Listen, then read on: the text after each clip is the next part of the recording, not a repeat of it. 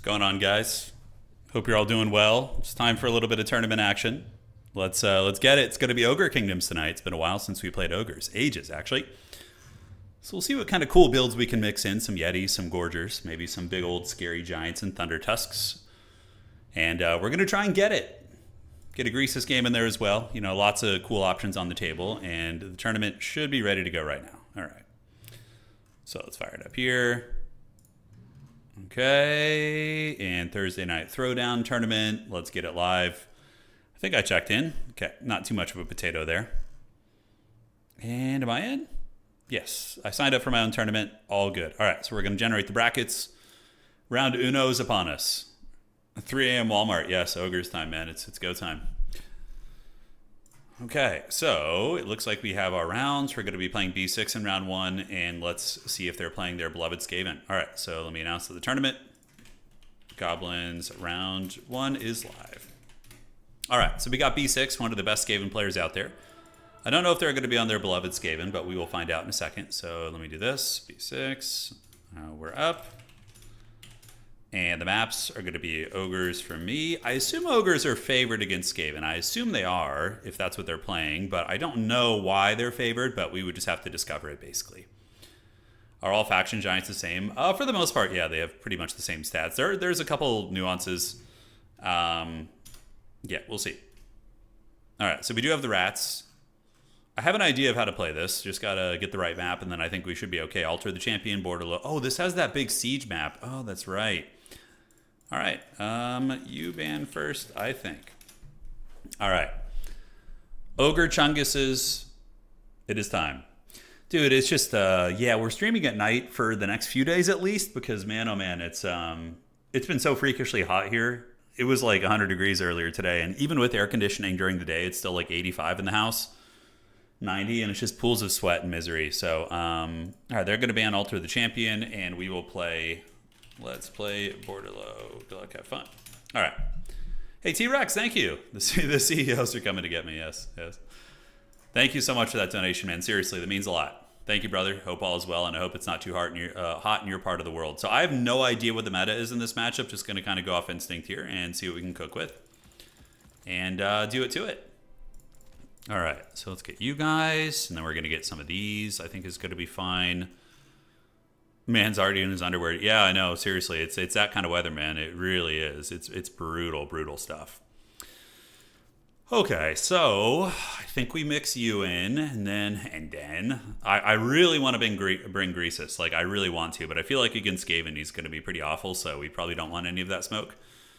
All right, so let's do this, and we're just going to get that. Great. And getting the old build cooking. Okay, and yes. Yeah, but it's seriously been so hot here. It's been pretty devastating. Yeah. All right. It's like, it's spring, dude. You know? Like, what the hell is going on here? It's spring. Hey, T-Rex, thank you for being a member that long, man. The Australian 5 days of winter are only months away. The 5 days of winter, that's all you get. Oh, my goodness, man. That is something. Yeah, that is fun. All right, so Ogre Bull units. It could be like a Storm Vermin type thing. Against Storm Vermin, am I really that worried? I don't know if I am. I feel like Storm Vermin we can kind of deal with. Okay. And we want to get dual weapon bulls. I feel like they're probably some of the safer bets, just basic dual weapon bulls. As far as like the big expensive cav goes, I feel like they're a little bit easy to mitigate. So maybe we will lean away from that, and then you guys can go here and here. Okay, let's get you guys there. And one last forbidden tech piece in the build. Yeah, you're looking forward to watching the tourney. It's going to be fun, man. It's going to be fun. I got some foul schemes afoot. Burning Head, obviously, very good against Skaven, so I might want to consider bringing Burning Head. Gorgers are pretty bad here. Yeti's not going to be super great either, I don't think. And do we want to get like a Steven Seagal? In terms of dealing with like big stuff, I don't think we have too many issues with that, to be fair. Steven Seagal in this matchup probably just gets tar pitted by chaff units and has a bad time. I would assume that's going to be the case.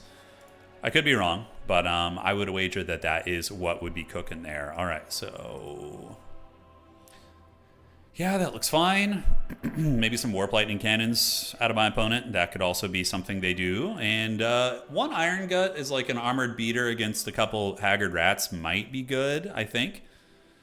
Might be decent. Okay. So those are going to be our Ogre units.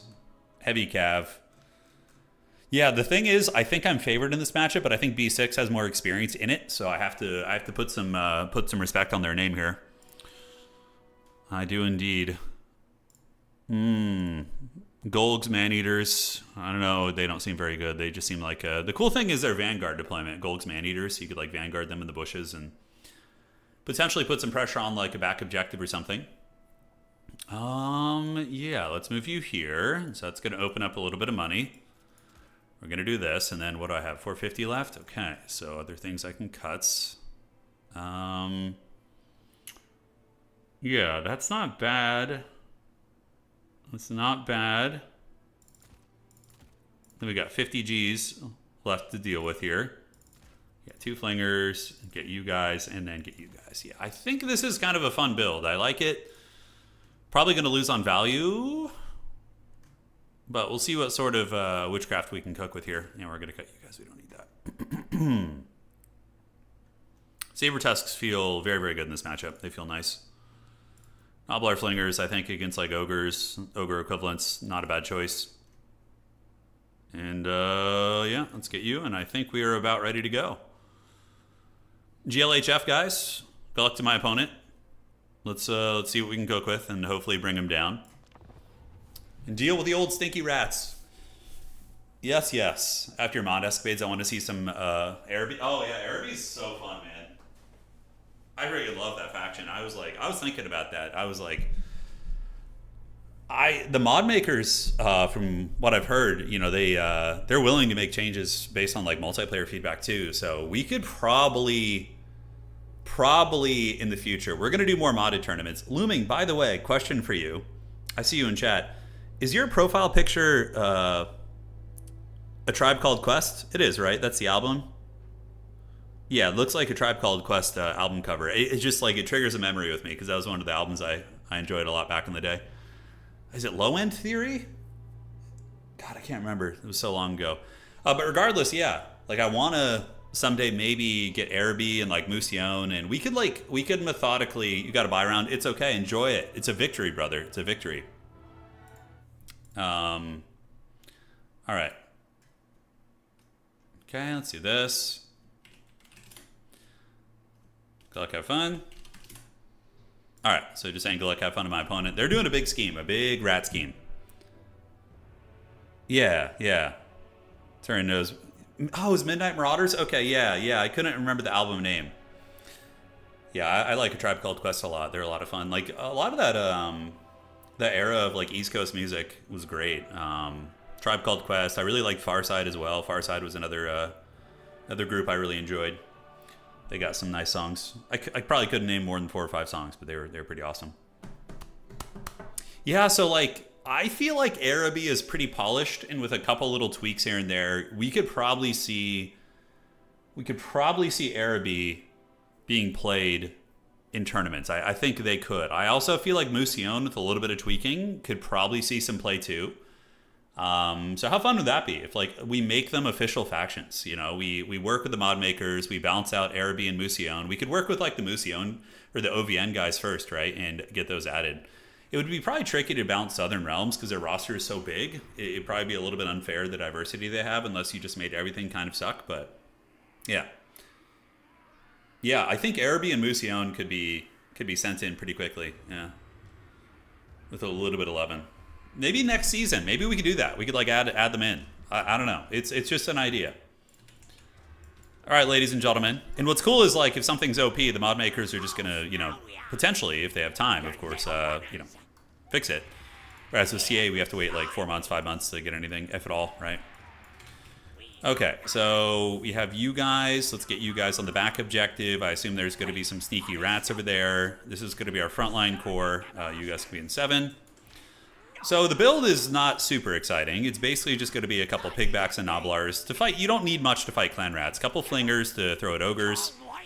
And that's going to be our mainline army. We have our Slaughtermaster. We have a Thunder Tusk as well, just to bully Skaven. And then we have a little bit of Vanguard action as well. All right, here we go. So we're going to get you guys here and you guys here. Great. All right, so we do get a Man-Eater just for fun. It's probably not a meta build against Skaven, but I'm hoping it'll work. What about mods like extended rosters that modify existing factions? Yeah, that's all right. I think it'd be more fun to just add some new factions, because that would be so fresh. Like, imagine if we got Musion and Araby added to the game. Like, competitive multiplayer, 2 new factions, right? Like, that would be...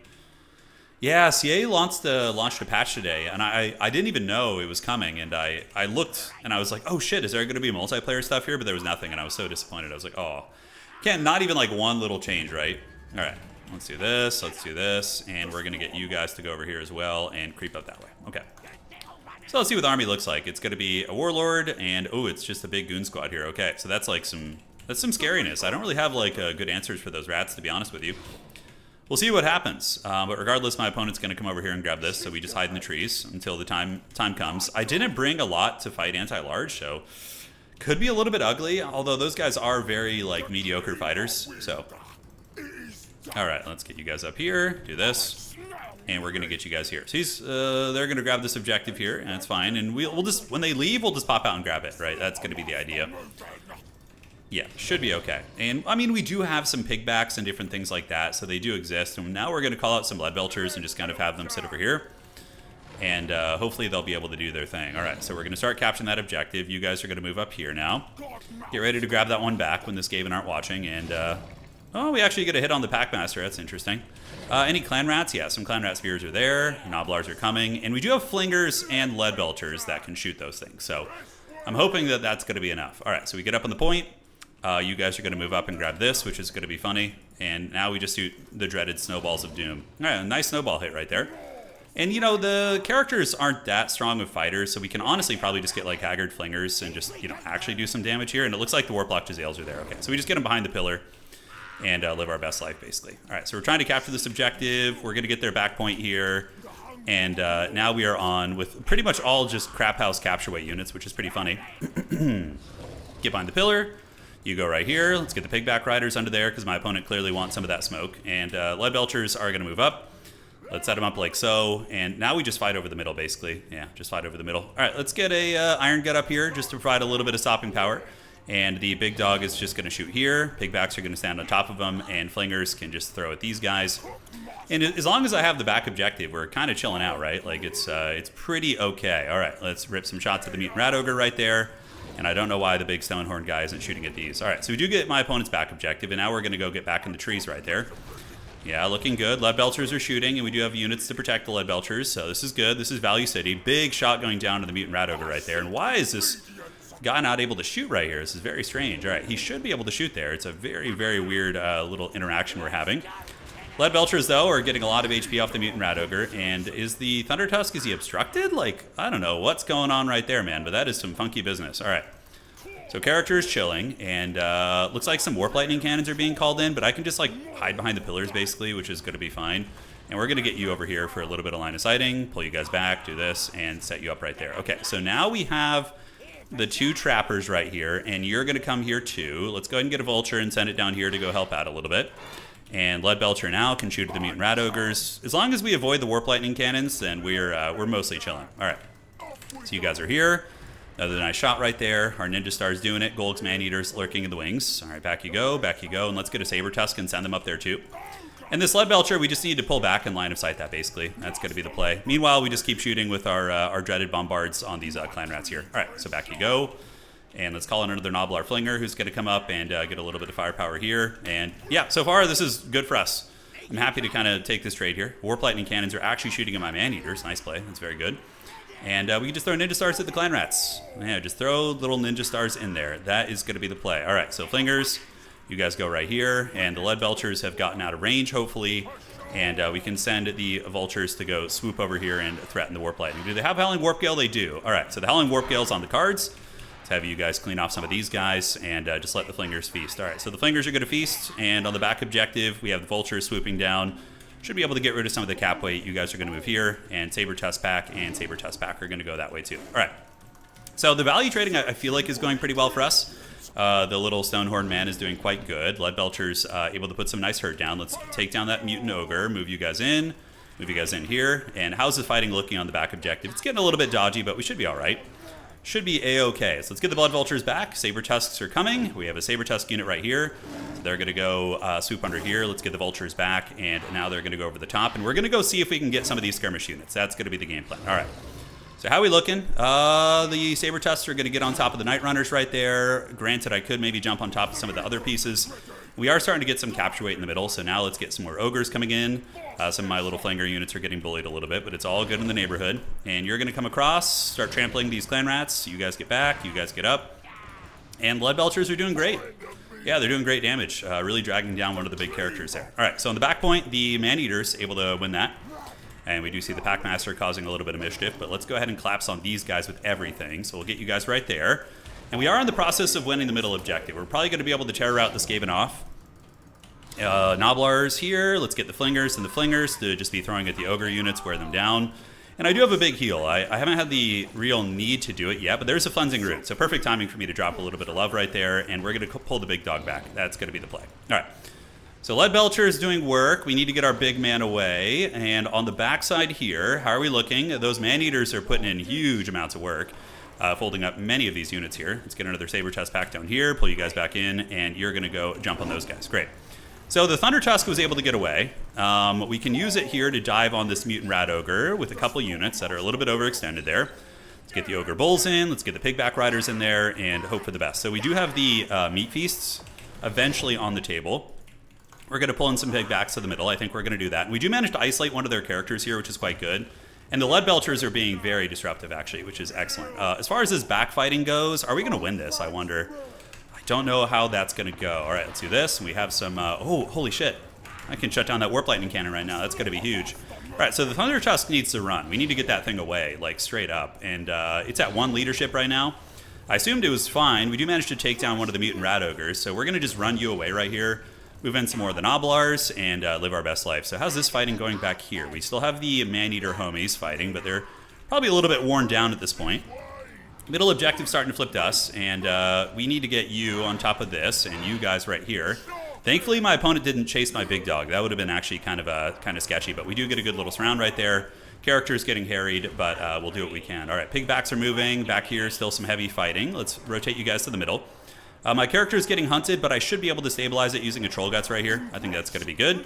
And the Thunder Tusk man is here. Let's just go ahead and do a little bit of shooting and call it another Leadbelcher, just to kind of sit in the back and blast away. All right, so the rat characters got surrounded. I do have Pigbacks. Let's get them right here. Little Flingers need to reform the ranks. And we now have my opponent triple capped, which is quite huge. What do we have in the back? Saber Tusk packs can come and nibble on Skaven Slave Slingers. We don't care about that too much.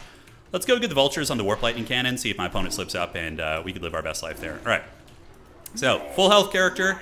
Thunder Tusk is just Netflix and chilling in the back and is going to be able to heal. We have those guys get run down.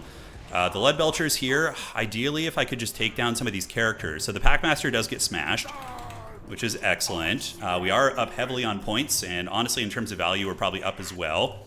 So we're going to get another Leadbelcher right here just to shoot, and the Vultures are going after that Warp Lightning Cannon. Meanwhile, I'm surprised at how well this is going. Those Man-Eater Chads are like just still fighting, man. They're still going hard. All right, let's get more Vultures over there to help out, see what they can do, and maybe we can hold this position. You guys go shoot there. A couple of the beasts have arrived, and a big old pit fight going down here. Iron Gut's obviously going to get blasted pretty badly, so not going to feel great. All right, let's go to the back point with these guys. We're going to pull the Leadbelchers back and back, and we're going to save up for another Troll Guts right now. Let's set up the Flingers. Let them just throw whatever they can hit. Some Mutant Rat Ogres. You go here. You go here. And we're going to want to get some Vultures around the side of the map. And I really need to be better about unsummons with Ogres, I feel. So we're going to go ahead and unsummon you guys. Get them out of here. Get some Vultures flying up the side of the map. And are we going to stabilize this? Okay. Saber Tusts have gotten there. If I could just get it to a triple cap situation, then we're in really, really good shape, right? Really good shape. So we're going to go ahead and do a huge heal on the Thunder Tusk. We're going to send him back here. And I need to potentially start considering the idea of reinforcing. We're just going to play to our strengths, right? So the Vultures have gotten that. We're going to have them descend right here. I'm going to save Meat Feast to heal up the big dog. Over here, we've absolutely steamrolled this Skaven on the back point, so that's quite good. Okay, looking good. And now what we want to consider doing is just like loosely reinforcing over here to make sure my opponent can't rotate and cap that. So that's going to be big. Lead Belchers are unleashing some good shooting. We do actually have a Mutant Rat Ogre here, and we can put a lot of hurt down into that bad boy. That's going to be nice. All right, so the Warlords are heading back here. We are routing a lot of the Skaven units. Let's get on those Night Runners right there. And, yeah, we just got to hold a little bit longer, and then we can win on one, right? So that's going to be the play. All right, so let's get you guys here. A couple Vultures waiting in the wings. So let's go get on the Natty Boobos if we can. That's going to be big if we can shut those guys down. Unsummoning you in a second. Let's unsummon you guys. And a big old nasty pit fight. All right, that's going to be Funzing Rune, which won't do that much damage against that position, but still is decent. And we can get the Thunder Tusk to start shooting his payloads at just whatever we can get, really. All right, so do we reclaim the middle with all these guys? I think we do, actually. I think we have the means to do it. So let's just get Lead Belchers and Lead Belchers. You guys are going to move up. Those are Stormvermin Halberds. Perfect target for us here. So we're going to start wasting them. Get you guys right here. And the Vultures will be sweeping across here in a second. I'm in the process of maybe losing this back objective. So we're going to need to run this big dog and just get him away. Yeah, we can just relocate to the middle here. Skaven character gets trapped. Those freaking Golgs Man-Eaters, by the way, have been fighting for like 10 years over here. It's absolutely insane. They've been putting in a ton of heavy lifting. So let's do this. Get another Ogre. Ogres have some of the most like gross capture weight in the game. So we're going to hope that we can get away with a little bit of that. All right, let's pull you in. And yeah, we are annihilating those Stormvermin. They are having a really, really bad time. So we just come in and terror route everything off the middle, I think. On the backside, those are Clan Rat Spears. So let's have you guys attack here and then get the Vultures to come clean here. You guys move up there. Move into the middle. My opponent is going to reclaim that. There's not really a whole lot I can do about that. Let's go get these Clan Rats offline and call in something close out of Vanguard here. Vultures come in, clean up these guys, and we do have that character here, so we probably want to go for it. Vultures can come across, get on those Night Runners, and let's just get that capture weight going while we use the Meat Feast to heal you up. So we're just going to Meat Feast him. Get him nice and topped off here. Unsummon you guys and unsummon you guys. Got to be really good about that. I don't know why the unsummoning doesn't always work. It's really janky. Sometimes it does, sometimes it doesn't. It's just however it feels in that moment, I guess. All right. So those guys get folded. The Lead Belcher shooting is back online. I have a lot of time to just value trade. And the Lead Belchers are going to be a problem for sure. They're going to be pretty freaking good. Let's get them in one control group 5 and just start shooting at the Ogres or anything with mass. Packmaster here is losing. No surprises. Let's get another Vulture coming out. They're just going to swoop up, and this one Vulture can now go get on the Teeth Breakers right there. See if we can just surge forward with all our bulls and shut that shit down. That's going to be pretty big. All right, Packmaster's broken. Great. So that is huge. Let's get you guys right here. Let's get one of the chaff units going after the Natty Boobos. We're going to retreat you back and get both Lead Belchers shooting at the Warlord right here. And we can also use a Dismember on him to slow him down, make him a bit of an easier target. And are we in any danger of losing our back objective? I don't believe so. I don't think so. Okay, so Saber Tusks and Noblars. It's all hands on deck here. And yeah, look at that trap right there. That was pretty clutch, right? That was good. That was real good and tasty. All right, so we're going to jump on you guys. And the Teeth Breakers are about to get killed in melee as well. Could be a little bit sketchy on this objective here, but we are getting a ton of cost-effective shooting. And let's get the Stonehorn in there and the Ogre character and live our best life. All right, so all you homies going to be on your way up. On your way up. Yes, yes, yes, yes. And let's do some mass unsummons on you guys. We have some Vultures here on the wings, which we can use to just fly across the battlefield, do a little bit of scouting. And how's the Thunder Tusk doing? Yeah, it's doing pretty damn good. A lot of his shooting assets are in danger. We need to probably loop you up and around. And you guys, we can shoot at what right now? Let's just get whatever we can. Let's just have them stop and just shoot and shoot. So whatever we can hit, we're gonna try and hit. All right, homie calls it a Warp Lightning Cannon. The Ogre should be able to go get that with their homies back here. So we're gonna go rip that down. I do win on just one objective, by the way, so that game plan is also in the books. If the value trading gets a little bit sketchy at any point, we can totally do that. Let's go boink this Skaven character. Saber Tusks are fighting away, and we are about to get that Warp Lightning Cannon. I don't think my opponent can really do anything to defend that at this point. All right, Nobblar Trappers, let's get them here. Pull you guys back to the point. Unsummon the Vultures. We need to get the big Thunder Tusk behind the pillar, and it looks like we are going to get the goodie jar. We're going to get in the cookie jar, for sure. Capturing this objective, though, is certainly not going to be guaranteed. The Lead Belchers should be hitting a fair amount of good targets here. I think we got this game in the bag. We're starting to pull ahead, and this is like a classic Ogre, like late game Ogres with that healing, and just like you don't like get to fully finish off the threats, you know? It's really rough. All right, let's go get these guys. And yeah, I just feel like they're good against Skaven, honestly. I don't know, though. I'm going to actually ask my opponent after the game. I feel like Ogres have like the tools to really bully Skaven, just like the mass and everything. It's like, it's hard for them to protect. But again, my opponent is a very good Skaven player, so could be wrong about that. All right, so Lead Belchers just keep belching lead. You guys get into the sharpshooters, and the fact that the Stonehorn is still alive is so freaking rough for my opponent. We're going to go ahead and get the 2 shots on the Packmaster. We're going to go ahead and dismember this Packmaster, slow him down, and then we're going to try and scurry away. And wow, we actually didn't get that Warp Lightning Cannon. They were able to protect that. It's impressive. All right, Vultures, let's just send them back here after the Natty Boobos, if we can. So we're going to go chase those guys down, just make it annoying for my opponent. And the Stonehorn, he still remains, dude. He still freaking remains. What a pain in the butt he is. Wowza. And he's got a lot of ammo, too, so we could just, like, use him to tear out some of these crap units on the wings, you know, et cetera, right? Anything in the trees I need to unsummon? Not really. You guys can go chase the Teethbreakers down. I do have some healing. The big Stonehorn dog is going to hopefully beat some Skaven slaves. And we are approaching a pretty good little points lead right here. Let's go get on the Slingers right there. Let's call you over to the middle. And yeah, I don't think there's too many avenues with which my opponent can come back. We just terror out all these gremlins, and there will come a time when we can probably even take this middle point here, you know? Probably so. All right, let's get those Ogres. Ogres are very, very good in this matchup, so we want to get them. Adibubos chase them down. Big dog's going to run away. Let's get you intercepting here. We can start shooting some shots there. You're going to fight here, and yeah, just call in whatever we can at this point. Just get some Ogres up. Yeah, just some bodies. Let the bodies hit the floor. All right. So fight the Pit Fighters. Stonehorn's shooting away. Saber Tusks are on and ready to party. We do manage to break those guys, which is excellent. And the back objective of my opponent is really, really open, actually. And we're about to get middle back, too. It's probably only a matter of time here. A lot of the weapons teams are getting folded, and the Lead Belchers are just such a freaking good unit. I don't know why they're so much better than, like, their equivalents on other factions, but damn, dude, Lead Belchers are just insanely good. I can't put my finger on it. I'm sure somebody who's, like, more scientific about the game could, but they just seem so cost-effective, man. All right, let's fight here. Take down the Warlord. We're going to use Massacre for the damage buff. It looks like he's just going to be running through. You guys shoot, and we're just going to go for the damage on the Skaven Lord. Take that bad boy down. If you were an ogre, what would your name be? I mean, there is an ogre in campaign whose name is Chungus. I always thought that was really funny that they did that. So, yeah, that's a winner. All right, Skaven Lord's down. Middle objective's going to flip to us. Ogre late game capture, pretty freaking insane. From here, they're pretty much out of gas. It's mainly a bunch of haggard rats, and I don't think they're going to have the steam. We have a nice little safe position there on the backside. And a Troll Guts, I don't even know what's worth healing right now. Probably nothing, actually. We just save it. All right, fight here, fight here.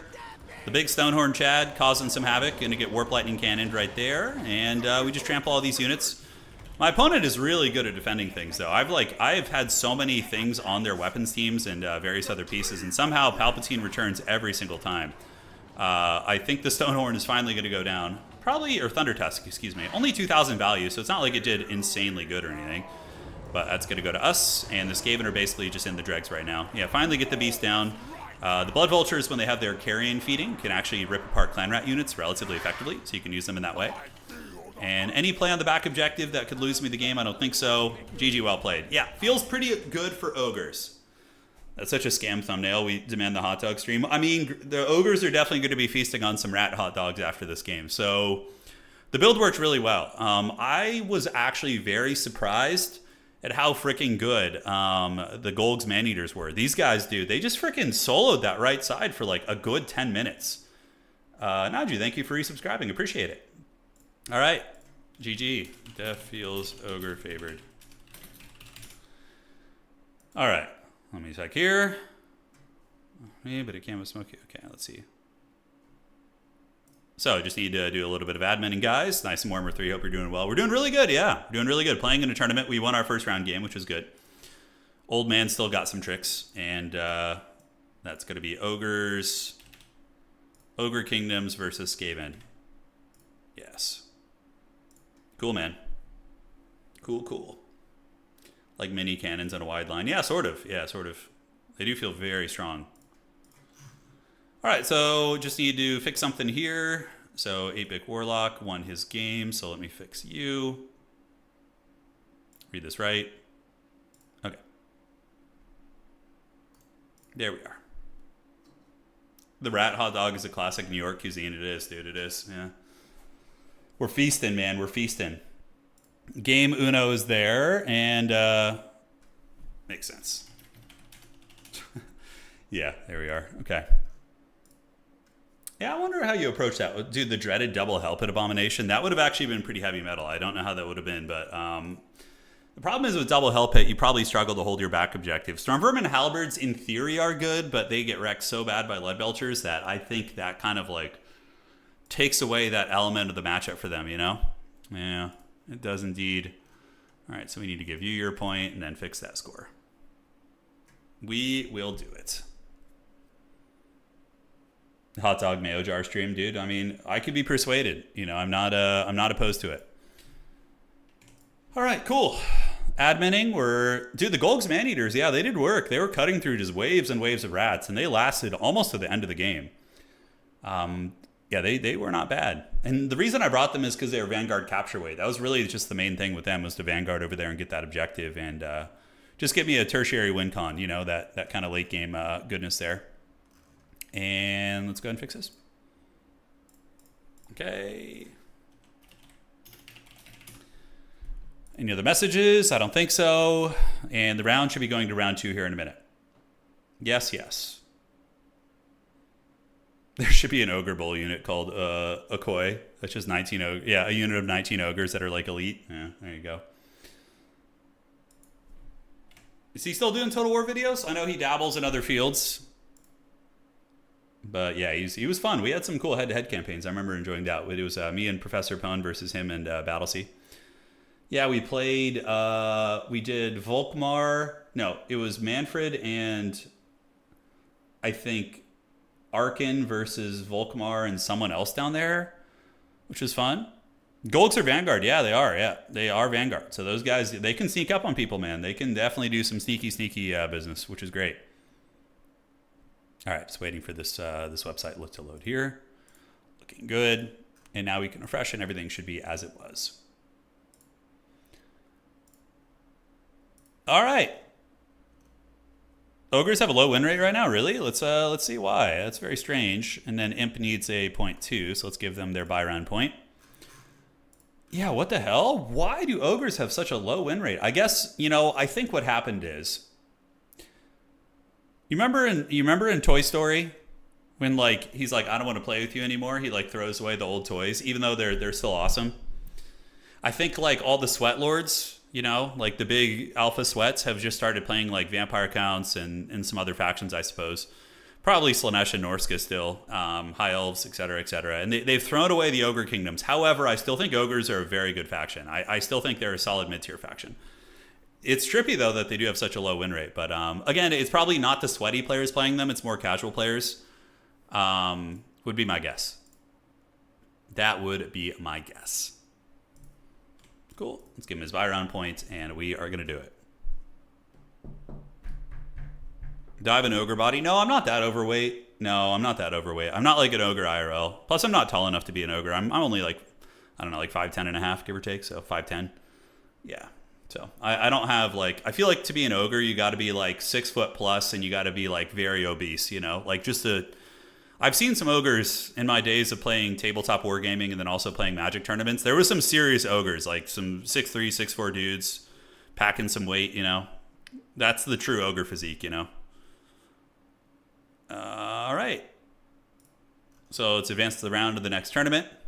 Yeah, Skaven picking it up a little bit this season. Skaven still feel very, very hard to play though. They're not just above the gnome line, yeah. Just barely, yeah, there you go.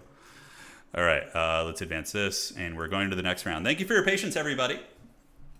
Fasten your seatbelts, get ready for some high-octane McDonald's action. And here we go. It's the next round. It begins now. Give it to me, precious. Come on. Give it to me, precious. You have to be as wide as you are tall to be an ogre. I think there's like... Not all ogres are obese, though. There's some, like, a lot of ogres seem to have, like, strongman builds, you know? Which is, I think, pretty apt. Like, when you look at, like, Eddie Hall and Brian Shaw and those guys could be, like, fit combat ogres, right? They have those, like, big muscular kind of... They don't have, like lean stomachs, but they have, like, the ogre build. Yeah, so something like that. Sure, King. Yes. Okay. Okay, so the map is up. And round 2 is live. And Mr. Hill is going to be our opponent. All right, so we won round 1 with the Chunguses. Is tonight the night to win another tournament? I don't know. Apparently ogres are not doing super well in the meta right now, but that seems seems to be not our problem here. We're gonna make it work. Mr. Hill, I think that's it. Yo yo.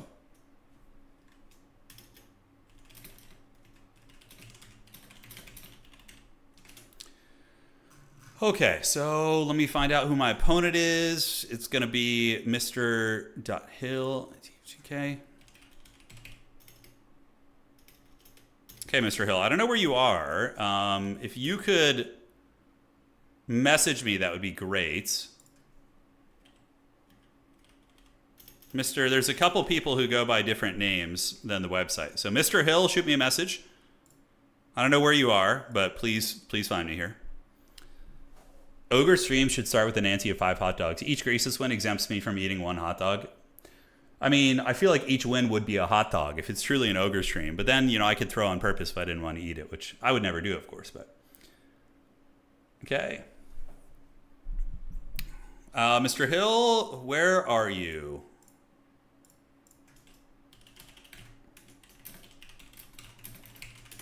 Okay, so we're going to find him here.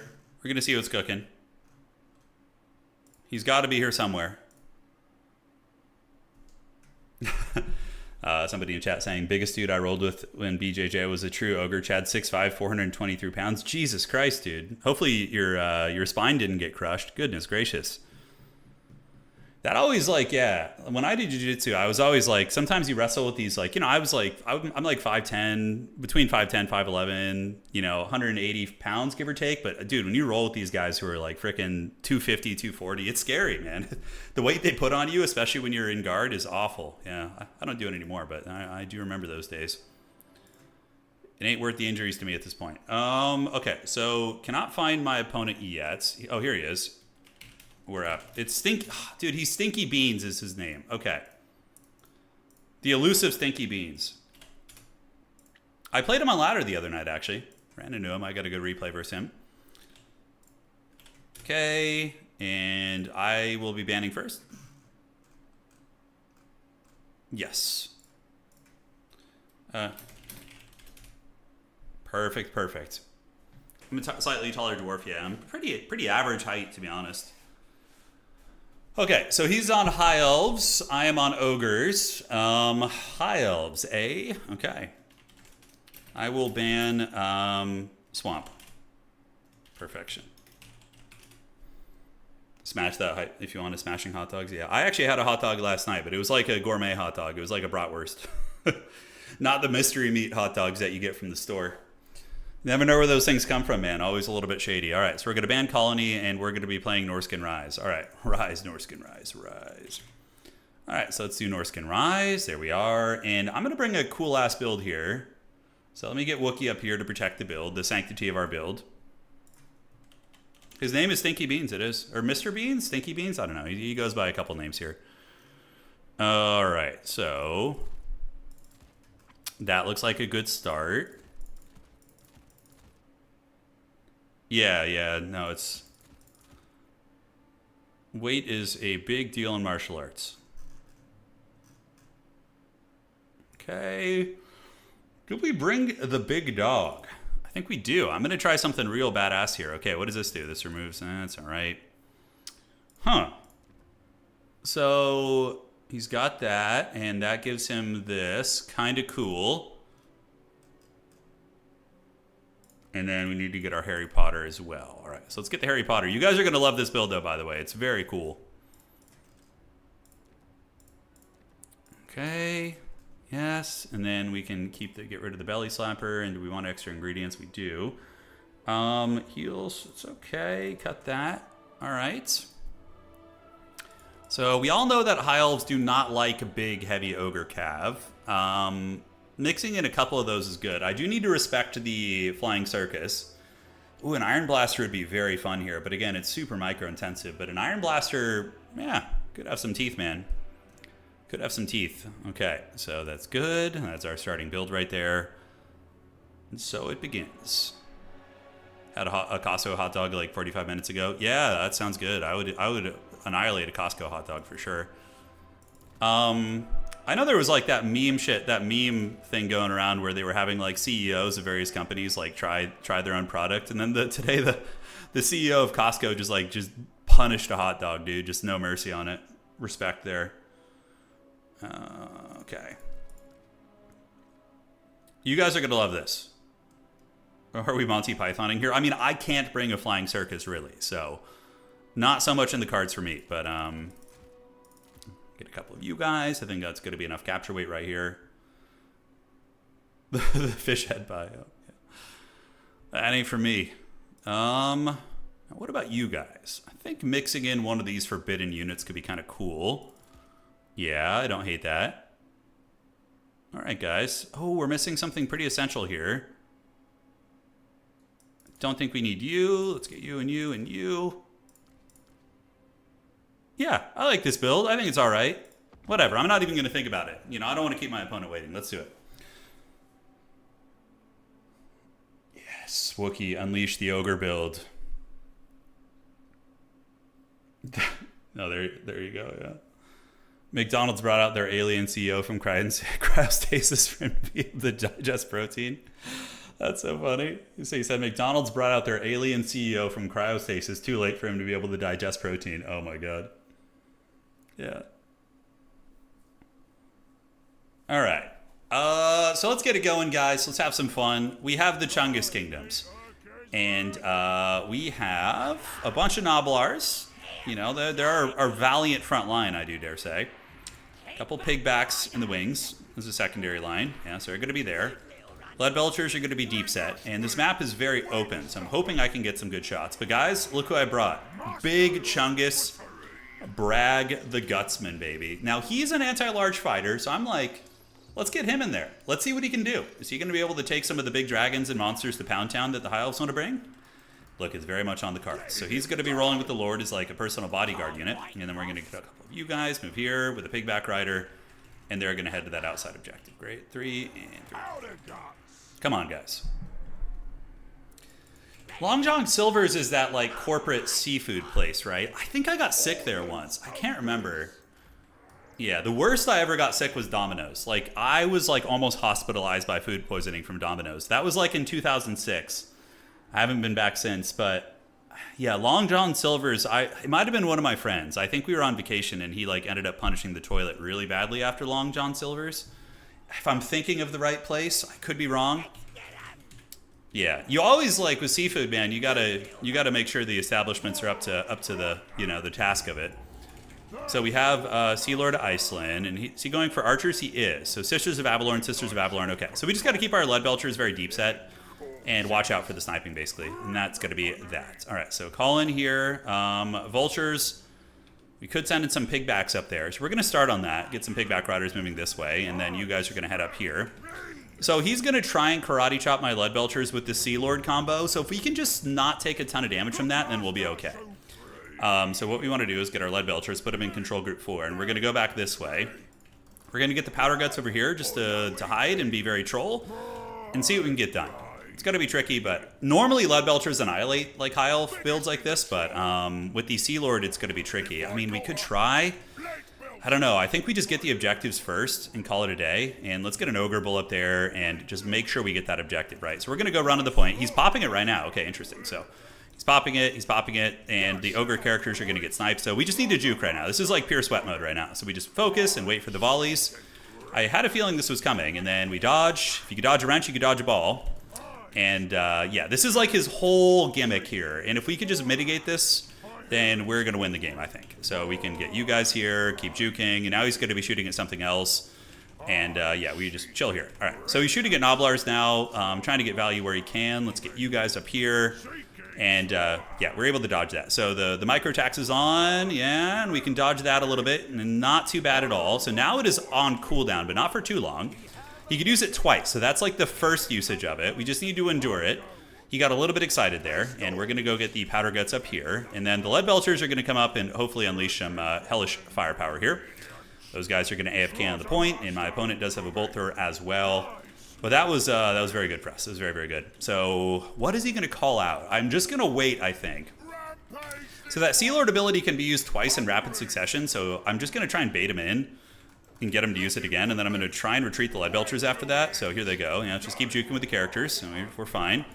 And the Lead Belchers are almost in range. Silver and Guard are a good target, honestly, so I'm pretty happy with that. All right, let's keep juking.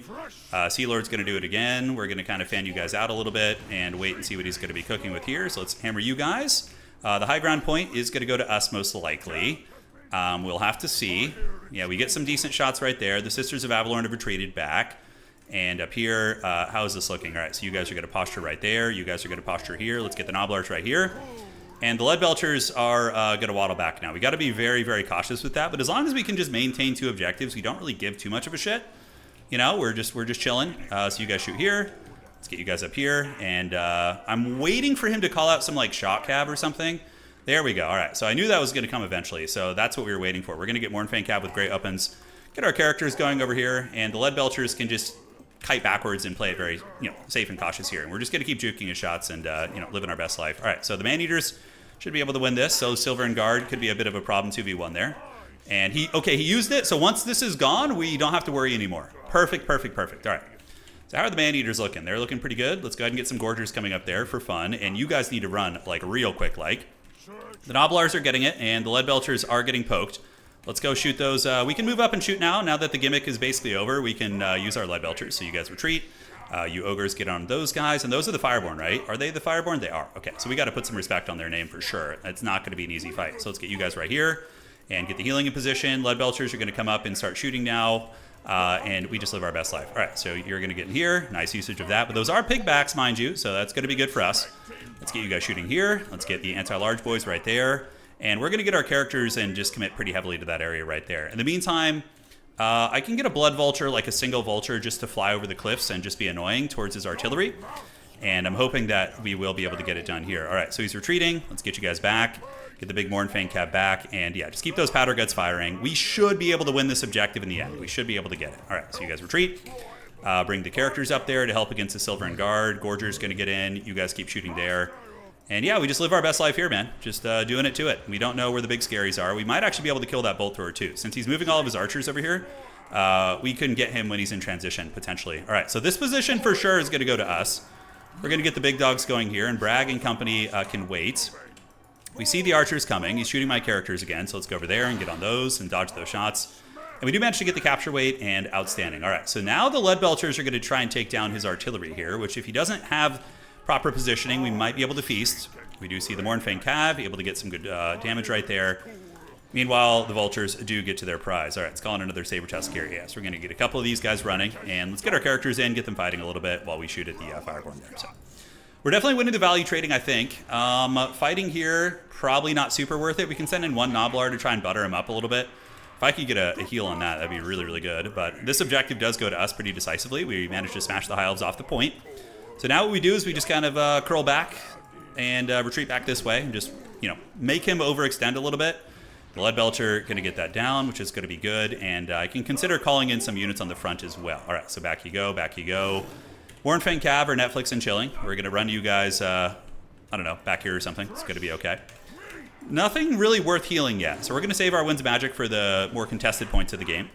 Let's get you guys in here. We're going to get you behind this and have them munch on some of the infantry right there.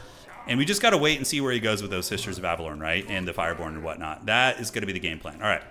So Lead Belchers took down the Bolt Thrower. I did lose one, so we need to unsummon these guys. You guys are going to retreat. And you guys come in and jump on the back of those Silverins, although probably not a good fight, honestly. Up here, looking pretty good. We're going to get some Gorgers to go sneak up on those Sisters and also take you and you. So that should be a pretty nice little fight. I don't know where the Fire Chads went. Looks like those are just Reavers. Okay, so Reavers are coming. We're going to get some Yetis out. Yetis are really good against Cav units. They trade super well. Let's get the Pigbacks of the way, get you guys here, and the Powder Guts can just stand to the ready. All right, so we are going to get on those Sisters of Avalorn. Pretty bad for him. The Fireborn are still lurking up here, and yeah, I know it might seem like I'm not doing a lot with my characters, but we are getting ready to get some big fat heals going, so that's going to be nice. All right, so Sisters of Avalorn got ambushed, completely punished. We're going to unsummon you guys and keep the Pigback Riders chasing the Fireborn. Really, really good value for us, though. Over here, we're good. He does get my Lead Belcher unit, which feels bad. Not a whole lot I can do about that, but it is what it is. As long as we win the high ground, we're A-okay. And we do manage to win this high ground. And now we can just collapse here. He doesn't have a lot that can really effectively deal with this. Now, these are what? Silver and Guard? Okay, so those are Silver and Guard. Blood Vultures, let's just get some across the board. The Yetis back here are going to feast really hard against the Reavers, so we're going to juke this way. And the Sisters, we do manage to ambush them. And we're going to use the Dismember on the Fireborn here. Just slow him down, be real nasty, and that's going to be Caradhran. So Caradhran we can fight 2v1. He does do fire damage, though, which is kind of frightening. So we're going to get you guys here to shoot him a little bit. I know the fire is going to mitigate my healing, but Bragg the Gutsman, I'm hoping he'll get the job done. We do manage to fold up those Sisters of Avalorn. And my character is running, but is getting hunted very, very heavily. So, oh my god, he's got like everything popped right now. Jeez Louise. Let's get in here and fight. Yeah, we got to fight with those ogres, run away, try and salvage that character. But getting the Sisters of Avalorn down is a pretty nice little pick for us. So let's turn around, engage the Fireborn, and Bragg the Gutsman can keep chasing Caradhran. Meanwhile, you guys can relocate to the middle, and that character can just play it safe. So we do get a big fight with the Fireborn, which we should win, by the way. We should be favored in that particular fight. The Yetis here doing great, so let's move up. And now what we can consider doing is doing a little bit of Leadbelcher action. So we're going to get them moving up here, get ready to shoot, and the Fireborn are going to get folded. I mean, I have a Gorger, Mournfang Cav, Blood Vultures, and Pigback Riders over there. So it's just a little bit too much for him to handle properly. All right, so let's get here, start shooting at these Sisters of Avalorn with the pistols, and Bragg the Gutsman is just going to be fighting Caradhran. The Epic Duel of Fates, which I actually don't know how that goes. I feel like Caradhran wins that fight, but Bragg maybe. We'll use the Great Gut Gouger. So maybe Homie will be able to whip out some magic. We'll find out today. Fireborn are getting harmonic convergence, so they're actually holding a little bit, which is pretty cool. Never got the unsummon off on you, so that feels bad. And my opponent is making a play for that objective, so I think we just ignore it and start playing this side, yeah. Play to our strengths here. All right, we need to get an Ogre Bull unit, so let's get him up. Bragg the Gutsman, Mortal Kombat here, man. He's not doing bad, not doing bad. Now, this fight, the Fireborn are still not breaking, which is a little bit problematic. So a bit of a turning of the tide for him a little bit. Bragg is still winning his fight. Let's lure you guys back. Leadbelchers can shoot at the Sisters of Avalorn here, so let's retreat. Get you Yetis up here, and you guys need to get unsummoned, yeah. Should have happened a long time ago. All right, let's have you guys go chase this. Bragg the Gutsman can continue hunting this character. Let's run. Let's get you guys to intercept him. Come back this way. And now the shooting from the Leadbelchers is paying dividends. Okay, the Fireborn got broken, so at the very least that did happen. Bragg the Gutsman, he's actually kind of bullying Caradhran a little bit, which I love to see. Get you guys up, get another Ogre Bull unit, move them up this way, and keep that SE fight going. All right. So far, so good. Leadbelchers are about to get swarmed, so unfortunate there. I don't really have a lot to protect them. Sea Lord Iceland, though, he's not who we want to be fighting. It's an absolute waste of time to be fighting the Sea Lord here. We don't want any of that, so we're going to go ahead and get a Saber Test pack. He's going to come across, hunt you guys down, and you guys just kind of pile back in there and keep fighting. All right, so how are we looking on the high ground? Mournfang Cav do come back, so we just need to unsummon them. Gorgers. We got to run. We don't want the Gorgers to just be tied up fighting some random shit. Bragg the Gutsman should be going after... Oh, he does have the Mark of Isaurian, actually. Ouch. So a little bit sketchy there. And I think this is actually worth the Troll Guts. We're going to try and keep those Leadbelchers alive. We're going to see if we can. All right, so Saber Test packs come up. Start ninjing some shit. Gorgers were able to get away. So let's go get in the Bolt Thrower crew right there. Big Dog's going to keep running from Caradhran. And Caradhran is... quite a menace. He is quite a menace. All right, so we did manage to heal these guys up. Bragg the Gutsman is going to come after you again. Let's get the Powder Guts to start shooting at him. If we're going to go for the kill on him, we need to make sure we can actually kill him. Granted, we are playing Ogre Kingdoms who don't really care about Mortis effects that much. So that is something to consider. Now, what is that going to be? That's going to be Reavers, which we should be... Ogre Bulls should be able to beat them. Powder Guts, go get on Caradhran. Let's go get the Big Dog on him as well. And this objective is in the process of flipping, and the Gorgers do get the Bolt Thrower crew offline, which is great stuff. All right. Let's unsummon some of you guys, and unsummon some of you guys. We're going to need fresh ones. I wish the unsummon button worked properly, CA, if you're watching, which I know you don't. Be cool if you guys could fix that, so it's not so janky. Are we going to flip this? If we do have Caradhran fully surrounded, and he's getting circle beaten pretty badly. I'm hoping that Bragg will be able to finish the job. Let's get you guys in. Should have called in the Mournfang Cav. That was a misclick there. Yeah, I just got excited, to be honest. All right, we'll get our character in there. Are we going to flip this objective? Find out today, ladies and gentlemen. Let's come back here. Meat Feast is on the table, so I can use that to keep my Lord online. You guys boink them right there. And I think I'm just going to get more super heavy Cav. That's going to be the plan. Yeah, Caradhran's getting low. Meat Feast is here. Gorgers are going to be helpful against the Silver Helms. Meat Feast, I'm just going to get it off cooldown, use it on my Lord, try and top him off. And let's call in some Mournfang Cav with Grey Opens, because he's going to be calling in mostly Cav units from here. So, yeah, that's going to be what's on the docket. All right, so we have the Remnants of the Fireborn coming. That could be a bit of a problem on the high ground. I'm hoping we're just going to win this big gross blob fight and, set up shop and be okay. Let's go get some Vultures up there to help. He's catching up on points a little bit, but I think, like, my characters will just get it done. Oh, that's right, Bragg the Gutsman, guys. I brought the execute ability, so he's actually going to be able to get a full execute here, depending on the circumstances. All right, so the bulls on parade fighting Narnia Lions. Let's get some Gorgers up there to help them. Pigback Riders, we can move you guys in the middle. And he should be able to just use his execute on Caradhran here. I don't know how it actually procs. I think he has to be a little bit lower for it to proc. But regardless, the shooting is back online. Let's get you here. And we have some big, heavy cav getting ready to party. All right, so my character's in a bit of danger. Caradhran is running with his Caradhran engine, which is no fun. Let's get another pigback on the way in. Mournfang cav might need to go to the high ground. Like, I can't afford to lose all this. Although, honestly, I might be okay. Maybe we can keep the Mournfang cav here. Maybe we can. All right, so back we go. Let's get you guys all set up. And the Powder Guts, they need to set up here. I think I need to keep them down here, guys. My character's getting harried and hunted. Those are Silver Helms. The Powder Guts can turn around and fight. And let's get you Lead Belchers to start shooting at the Oceanids. And we can also get the big dogs coming in here, the Mournfang with great weapons. Meanwhile, everybody else needs to move over this way. And we need to change our spawn location to be right here. Great. I think we'll be okay. Bragg the Gutsman's doing pretty all right. We got the Powder Gut shooting online. And I'm hoping we can just crump down these Oceanids. The game is getting really, really close, actually. But I think we win this high ground point pretty decisively here. And then we just kind of capture weight swarm. Is there any play over here? There is a little bit of play, actually. Yeah, so we do that. We call in some Pigbacks and Noblars and Saber Tusks. And then we just, make a play for that objective, too. I think we can afford to do that. All right, so you guys are in. We have a little bit of time before he catches me on points. Caradhran is in the mix. So we need to get Bragg the Gutsman on him. And I do have a Troll Guts, so we're going to do that on you guys. Heal you up. And then we're going to pop a Massacre here too. So that's going to be a huge damage buff to my army. They're going to do a shit ton of damage. And yeah, we should just be winning on every front. We should be winning on every front. Let's go get a Saber Tusk pack. They're going to come help chew up those Silver and Guard. And yeah, he has the Foreboding Executioner. So he executes units that are low. He might have gotten it off when I wasn't looking. It's a little bit hard to tell. But yeah, Pigbacks are on the way. Shooting is in full effect. And the Powder didn't actually save those guys. Yeah, it's unfortunate. Lead Belcher shooting, though, man, it is pretty serious stuff. So we're going to come down here, grab that.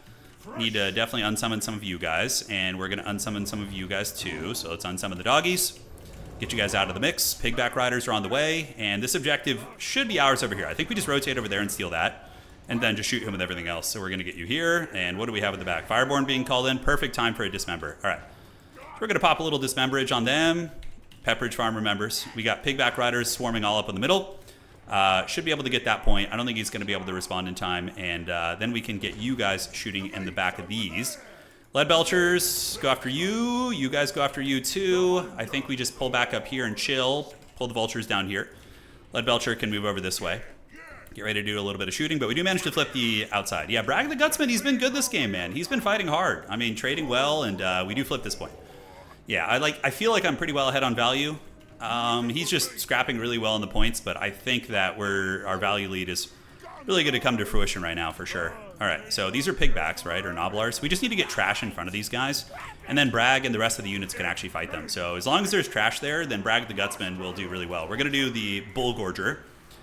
Pull you guys across. Middle objective we don't care about. We just need 2 to win, so that is going to be the play.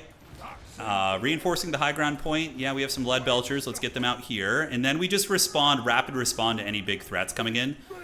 You guys go right here. We're going to need... Do we save up for a Mournfang Cav? I don't think we can. I think we got to call in some lines there. Yeah, and the Fireborn are getting the business. They're just too outnumbered. Bragg the Gutsman, the big dog is here. And we're going to save up for a meat feast for sure. But Fireborn are going to be wavering and getting ready to fold. Let's do this. I don't know what this Lead Belcher is doing here. You guys go chase that Henry Cavill, and you guys can just set up the shoot. And high ground point. Yeah, do we need another lion? I don't know why they're not running over there. Let's go get them over there. Great. And the Fireborn do get absolutely flattened. Yeah, they got flattened pretty good. I mean, that's a lot of stopping power right there, man. It's a hell of a lot. All right, so we steamroll them next. We're pretty close to winning on just 1 point here. We could most likely take the middle as well. Do we need to take the middle? Are we in danger of it? Double Lion-O is on its way up. These are going to be Illyrian Reavers. So what we're going to do is use the ability here. So we're going to get one of you guys here, one of you guys right here, and hopefully we can re-secure this. Actually, a little bit dodgy, I'm not going to lie. All right, let's roll to the middle. Bash these guys up. Lead Belchers can shoot them down. Are they going to be able to flip this? I don't have a whole lot here. So let's get you guys in, and we're going to go ahead and use the Dismember on these guys, or Massacre, to get the damage buff. So I'm hoping they'll be able to chew them up pretty quickly, and it looks like I do stabilize on capture weight. Okay, so that's good. Elsewhere, Leadbelcher can shoot at the Lord here, try and butter him up. And yeah, the Massacre ability is pretty good. It gives him big melee attack, big damage buff. You know, what's not to love. And the Vultures can go chase these guys off. And it looks like we did it. I just checked replay. OP Mortis Engine got... Oh, so you're saying that the Brag the Gutsman took him down. Okay, we can watch the replay back if we have time and actually see. He might have gotten the execution. Yeah, he might have actually gotten it, which would be pretty epic. Yeah, Brag the Gutsman, I think, actually may be okay in this matchup. He didn't feel terrible. Bolt Thrower's not going to do anything. He's just memeing at this point. Just having a little bit of fun. All right, guys. GG, well played. Very, very fun. Everyone's gangster until the meat feast arrives. That's right.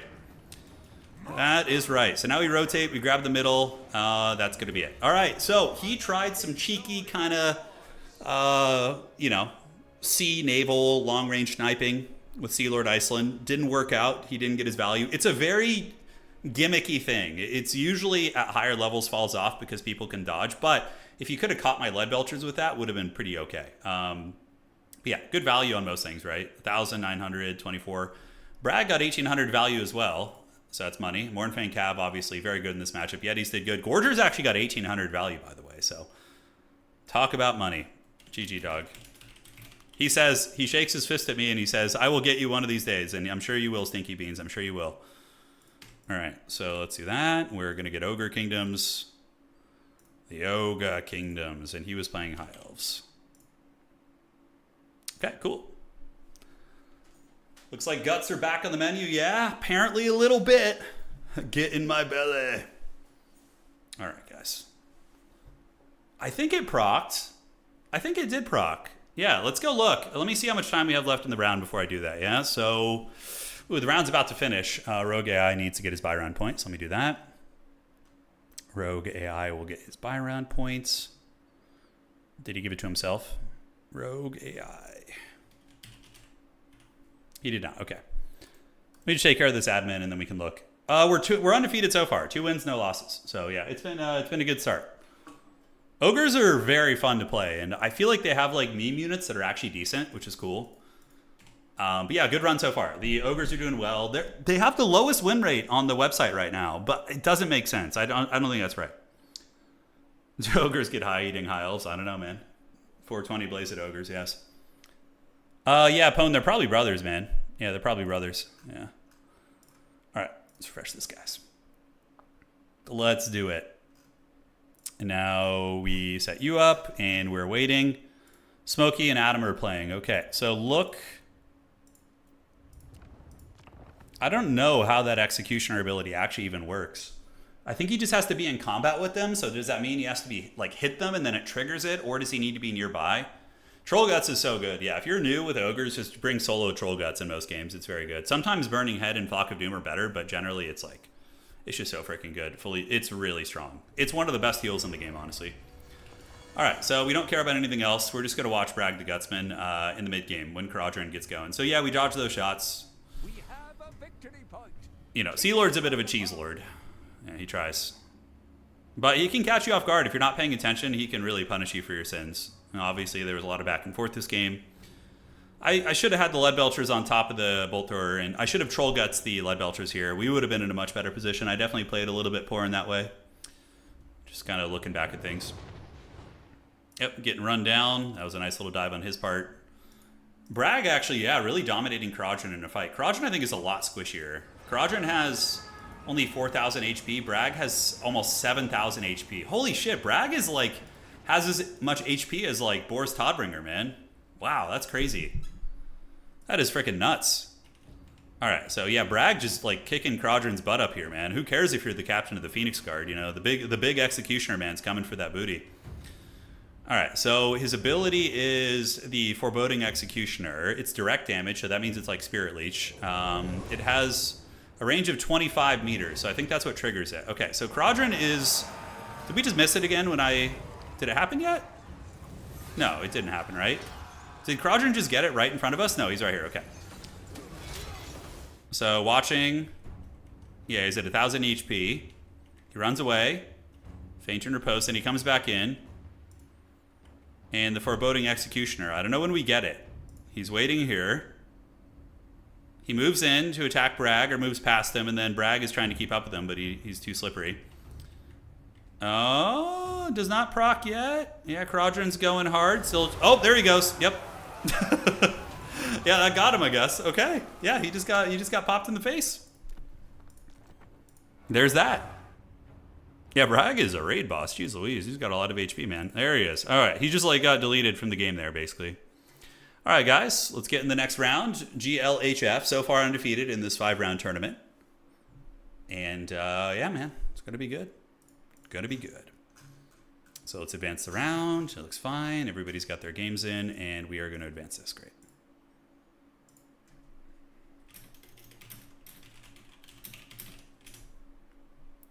The first time you popped it, no, that ability, Skrunk, is not the same thing. It's a different ability. That is his damage ability. His Executioner ability is a passive ability. Yeah.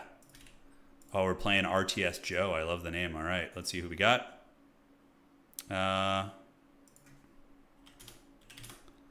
Perfect. And Goblin's going to be round 3. Look, have fun. All right, so round trace is up. Let's get our game going. Well, High Elves love to bring like big monsters, right? Like some sort of combat beasts. So having the Bragg the Gutsman felt pretty good because I had something that could answer them, right? Which was kind of cool. All right.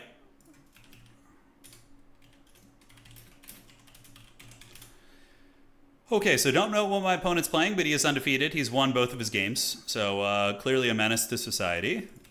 And who's going to be banning first? I will ban the first map. All right. Let's see what we got. Elite High Elf Champion is powerless before the big fat Chungus. Yeah, it's true, man. It's John RTS himself, yeah. That is right. Yes, Narver, it is. We already talked about mayonnaise dipping, yeah. We had our fun with that. Nice. Okay, so we're against Kislev. I will ban. How do we want to play this? We got some options here. I will ban Cave, and then my opponent's going to pick either Itza or Ragnarok Lair. Those are going to be the maps. All right, guys, I'm going to go grab some water. I'll be right back while my opponent bans.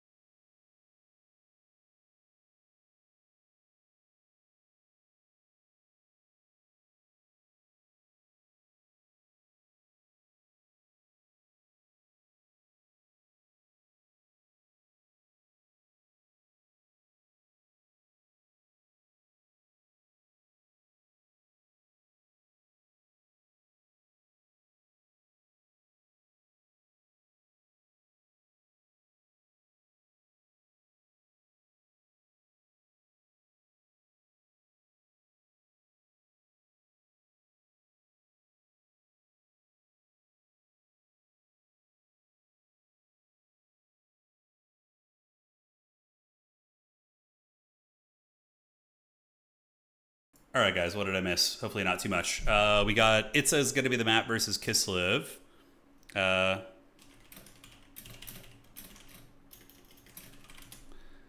Okay, and where are we? Kislev versus Ogres on Itza. It's a me Itza, so I have an idea of what I want to do here. Let's see if we can do it. All right, let's get the blocker up, summon Wookiee from the deeps, release the creature, release him. Yeah, there's some issues we can encounter here, but I think we're okay. I think we're okay. Oh, greasing time, dude. Is it greasing time? I don't know if it's greasing time. We're going to find out. We are going to find out. So that looks fine. That looks fine. Okay. Oh, man. I already regret so many elements of this build.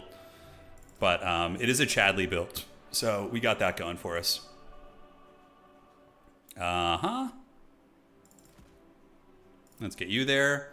Yeah, Wookiee definitely has ogre energy, but he also has, you know, people have said he's a like Skaven-like, so there's some Skaven energy to be had there as well. All right. Young Chewbacca, yeah. Young Chewbacca is here. There, oh man, if this was a bigger map, I could do some really, really fun ideas. Don't give me hope. You know you want, you guys know you want it. I know what you dirty dogs want. I know what you want. I know what lurks in the hearts of men. All right. You know what I actually feel like Wookiee looks like. He reminds me of is the what the hell? Salacious Crumb is his name. Yeah, you remember in frickin' what's it called? In Star Wars, that little like gremlin that sits with Jabba the Hutt. That to me is what he looks the most like. Yeah. All right. So this build is already just absolutely terrible, by the way. I already regret so many things about it, but we're going to see if we can make it work. Yeah. Okay. Salacious Crumb. Yeah. Let me get a picture of him. I think that's his name. Salacious.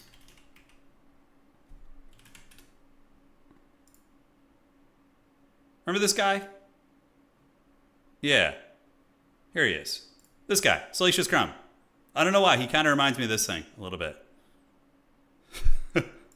Some creep. Yeah, the one that is like laughing there. Yeah, it was a great character. Yeah, good times. No, Thunder Tusks are limited to 1 in general. It's not even a player-made restriction. That's just something Creative Assembly did. So, yeah, they are limited to 1. It's the ears. Yeah, I think it's the ears. You're right. That is an apt point there. Okay, that looks good. Let's get you guys. I think we only need 1 of these probably. The ogres are coming to get ya. The Ogre Kingdoms. Doesn't he have a beak? Well, he does have a beak, yes, but it's still like, I would say, kind of close in terms of the look. Yeah. Okay, is that what we want? Is this unit good? I don't think this unit is super good. So we're going to switch that up. Okay, so then we have 200 left, and we got 450. I honestly feel like the Noblar Flingers could be good against Kislevs, because they're probably going to bring like a bunch of the friggin' halberds. You know? So just like a couple of shithouse flingers to throw at them. Maybe is alright. I don't know. Just having a bit of a fantasy about that here. And we're going to cut you and get these guys. Great. All right, now I've got my truly forbidden build, guys. There's no way we can lose this. There's no way. There's something about like mocking laughter that just is so funny to me, you know? Just like the Salacious Crumb, Palpatine laughing. That's like always been like a quintessential part of like just core humor for me, you know? Just haggard, trollish laughter. I don't know why. It's just so good. All right, guys. So we are on game 3. Wow, game 3 in around an hour. It's pretty good. We were talking Star Wars. Yeah, Ewok for sure. I mean, George Lucas, I think, was inspired by Wookiee's breed of dog for the Ewoks anyway, so that's probably a pretty apt little analogy right there. But regardless, let's get you guys set up. Set up here, set up here. So you guys are going to go, and let's get Salacious Crumb off the screen here. There you go. Thank you, Wookiee, for your good times. Okay, and back, and back. Guess who's back? All right, guys, I couldn't help myself. I have greases, so the grease inning is upon us. It begins now. I got double lead belcher, which are going to be here, ready to drop some shots. We have the badass gold span eaters, who are going to be trying to claim the high ground point here, with a couple of flingers in the back. I don't know. We'll see how quick the tournament goes. We can do modded battles. We can do siege battles. We can do all sorts of stuff at the end. You know, all sorts of stuff. Oh, I know, Pone. It would be hard to find that video, though. Yeah, it'd be hard. That was ancient history, man. Ancient history. All right, folks. Thank you for joining. Grease's Goldtooth is here. You heard him say his name before the blocker even came up. Yeah, I could regret this very badly. But Grease's is good against Monster Cheese. Like, very good against it. So I'm kind of hoping that that will be on the docket. So we're going to get you guys up. Put some firepower down here. And the rest of the army can kind of creep over this way. Great. So let's start shooting. Pull you guys back. And what does he have? He's got Gotrek. Holy shit. Okay, Gotrek is here. And do I want to send something to the outside there? I don't know if we do. Yep, good micro. He's able to move away, and it looks like he's got Gotrek, Felix, and a little something coming in over there. Well, we do see some Kosovo dervishes, so we're going to go ahead and send you guys over here, put you in control group 9, and call it a day. All right, so the Lead Belcher's able to keep him honest. We're going to go get this objective here, and Greasy is going to go get in the middle. Grease's Goldtooth is no joke, dude. I mean, he's a pretty scary fighter who's incredibly tanky, too, so that you got to watch out for it. So we can call it a Yeti, get a little Yeti action out of the board. And if we could just triple cap my opponent, I mean, that's pretty great. So we're just going to get these guys here. Lead Belcher is going to rotate and just follow him around. Meanwhile, the Flingers can come and fight those dervishes. And Greasus is going to be the bastion on the middle of the board, basically. So we'll see how it goes. So one Lead Belcher here, one back here. Yetis, I don't know if we need them over there. It looks like Akshinas are in the mix. So if they try and snipe Greasus, it's fine. Greasus is pretty tanky, if I'm not mistaken. The problem with him is he turns around very slowly. You can see here he just ate a lot of damage because he turns so freaking slow, which is very troll. But yeah, on the high ground, we're all right. Let's get the Lead Belchers to shoot right here. And we can call in some Powder Guts or something. So he does have the Akshinas, which are in ambush. So we just need to make sure they don't close the distance too hard on us. Flingers throw right here, Lead Belching right here. Let's go get one of you guys to move up there. Yetis can creep over this way. And the Lead Belchers are able to get some shots there, which is good. And Greasus can start heading over this direction too. So we're going to get a couple of you guys there. Both of my Lead Belchers are shooting happily. And we can get you guys on the objective there. Our dude here is chilling. And maybe we're going to be able to get our hands on this point. I don't know. But you can see his Akshin ambushers are having a pretty terrible time of it. So do we want to call in one more Lead Belcher? I think so. He's playing like a very skirmishy type game. So I'm happy to do that. We can get the Lead Belchers here to shoot Tsarina Katarine while Greasus is going to roll dirty and get some Yetis to come help him a little bit. So yeah, this situation here versus the Akshinas is very good. And these are mostly pigback riders, right? So they're going to be pretty good. And then we just kind of shoot and we call in Mornfang Cap to defend there, which is going to be the plan. All right. So he's got a insanely micro-intensive build, by the way. Insanely micro-intensive. We're going to pull one of you guys back, get you guys to come over here and shoot. The character probably needs to creep over this way. And the Lead Belchers should be up on the scene here rather soon. All right, so you guys keep gremlining this. That looks pretty good. We can just kind of kite his characters, to be honest with you. Probably sniping Felix is going to be the easiest. And the Yetis, I mean, does he have Heart of Winter? Is that what it's going to be? Is it a Heart of Winter build? No, it's Death Frost. Okay, so it's just a character sniping combo, basically. So you guys shoot here. We got you guys at the ready. And we're going to need to get some Mornfang Cav out. And or Saber Tusk packs might just be a cheaper, quicker option to deal with some of this. And we'll see. All right, so you guys are going to get afflicted by Death Frost. The Golg's Man-Eaters, they do not want any of that smoke, so we're just going to start shooting the Kislevites Warriors. Run away here. Yeah, we got to get back, I don't know how he slowed me down so much, but we're going to go ahead and get a Troll Guts on them and heal them up, get it on cooldown. One Lead Belcher unit about to get charged here, but they do have homies protecting them, so we're just going to pull you back, and we're going to shoot here, get the Dervishes to get munched on, and get another Saber Tusk out here to go munch on them as well. All right, so looking fine. Stay on guard duty. Get these Lead Belchers back, Flingers right there, and we just run, and we can surround these characters eventually and give them some business. So Greasy's going to move up. Let's get you guys right there, and Colin on this side is going to be what? Let's get some Vultures. They'll trade really well into the Kislev Halberds for sure. Back you go. Let's get you guys in the mix here, pull you guys back, and you guys can go right here. Lead Belchers can start shooting right here, and let's get you guys and you guys to come down and jump on those Akshinas. He's got like seriously vetted up Akshinas, which is pretty badass, actually. I don't hate it. All right, let's move in. Let's move in and fight. I want to test kind of our limits here a little bit, so I'm curious how this is going to go. Lead Belchers can shoot there. Yeah, the lead belching is pretty serious. So Greasus has like all sorts of buffs and stuff, so let's get the Vultures behind. And we're going to go ahead and pop Everyone Has Their Price. So we're going to go after the Tsarina. We're going to do Cash Cascade here. And that's going to give us basically just steroids while we rear charge into the Halberds there, and those guys are going to get broken up. All right, so looking good. Let's get some of you guys right here. Lead Belchers can go right there. And I think we just dominate this fight, right? Like, even though he does have Gotrek in here, Greasy should be pretty mean. And we have, like, all those big combat characters. This is a bit of a gambit. It's a bit of a gambit for us. But the rest of his army is getting flattened pretty badly by all these lead belchers, like really, really bad. Bogglars of the Mad March, we can move them up. And we do see things in the woods coming out. Not things in the woods, but the big one, the big dog.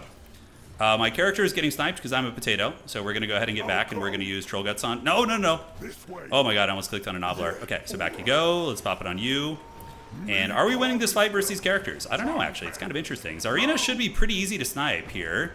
Our character is getting away. One lead belcher unit does kind of get hit a little bit. But overall, we do manage to catch these guys.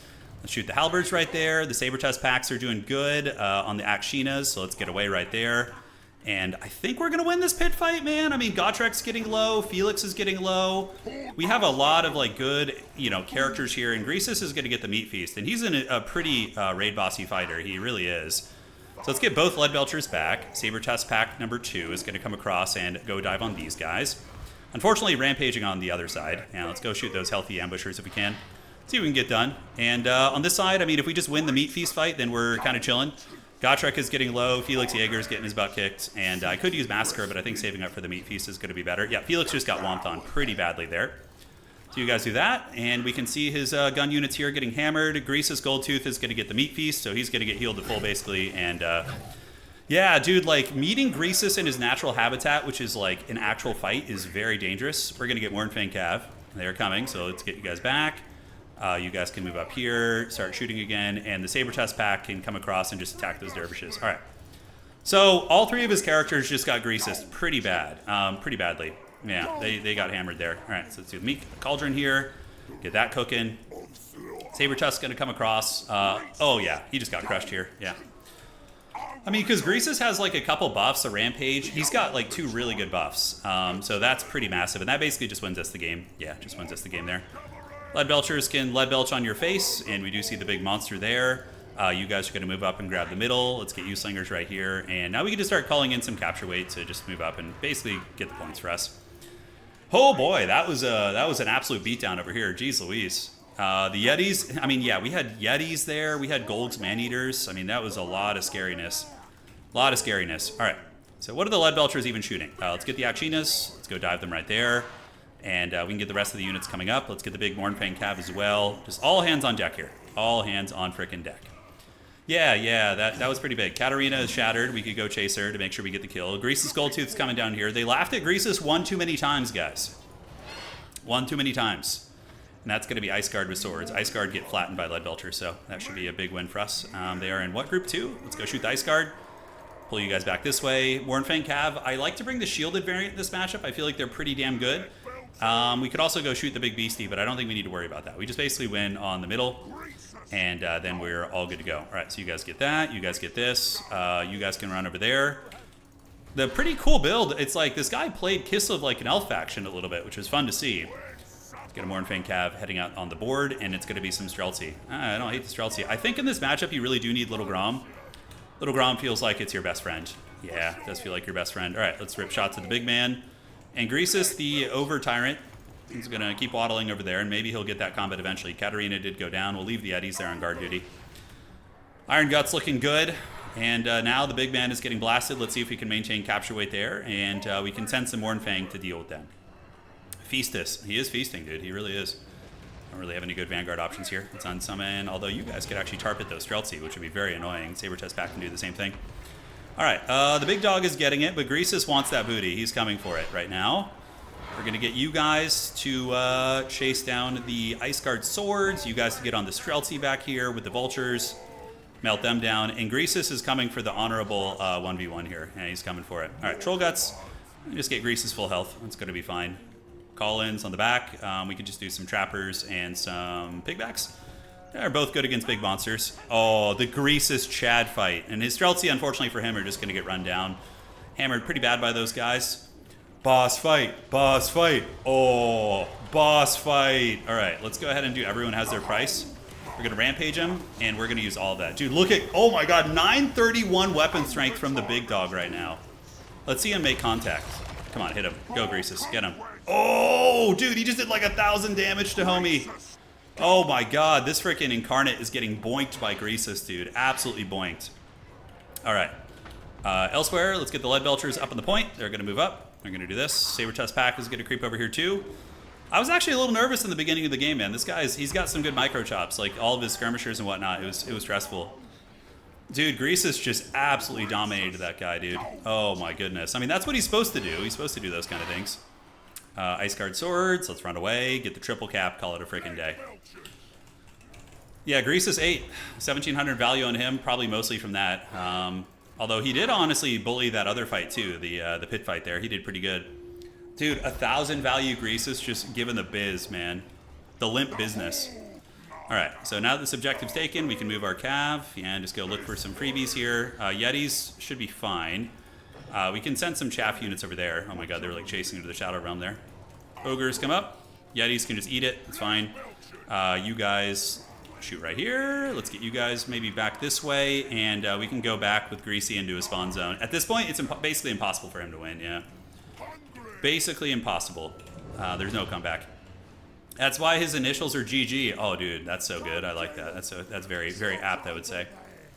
All right, so chase these guys off. We're going to go get those Streltsy back there with Greasus and the Cash Cascade. There was a tournament like 4 months ago. I remember I was really impressed with somebody's Ogre play.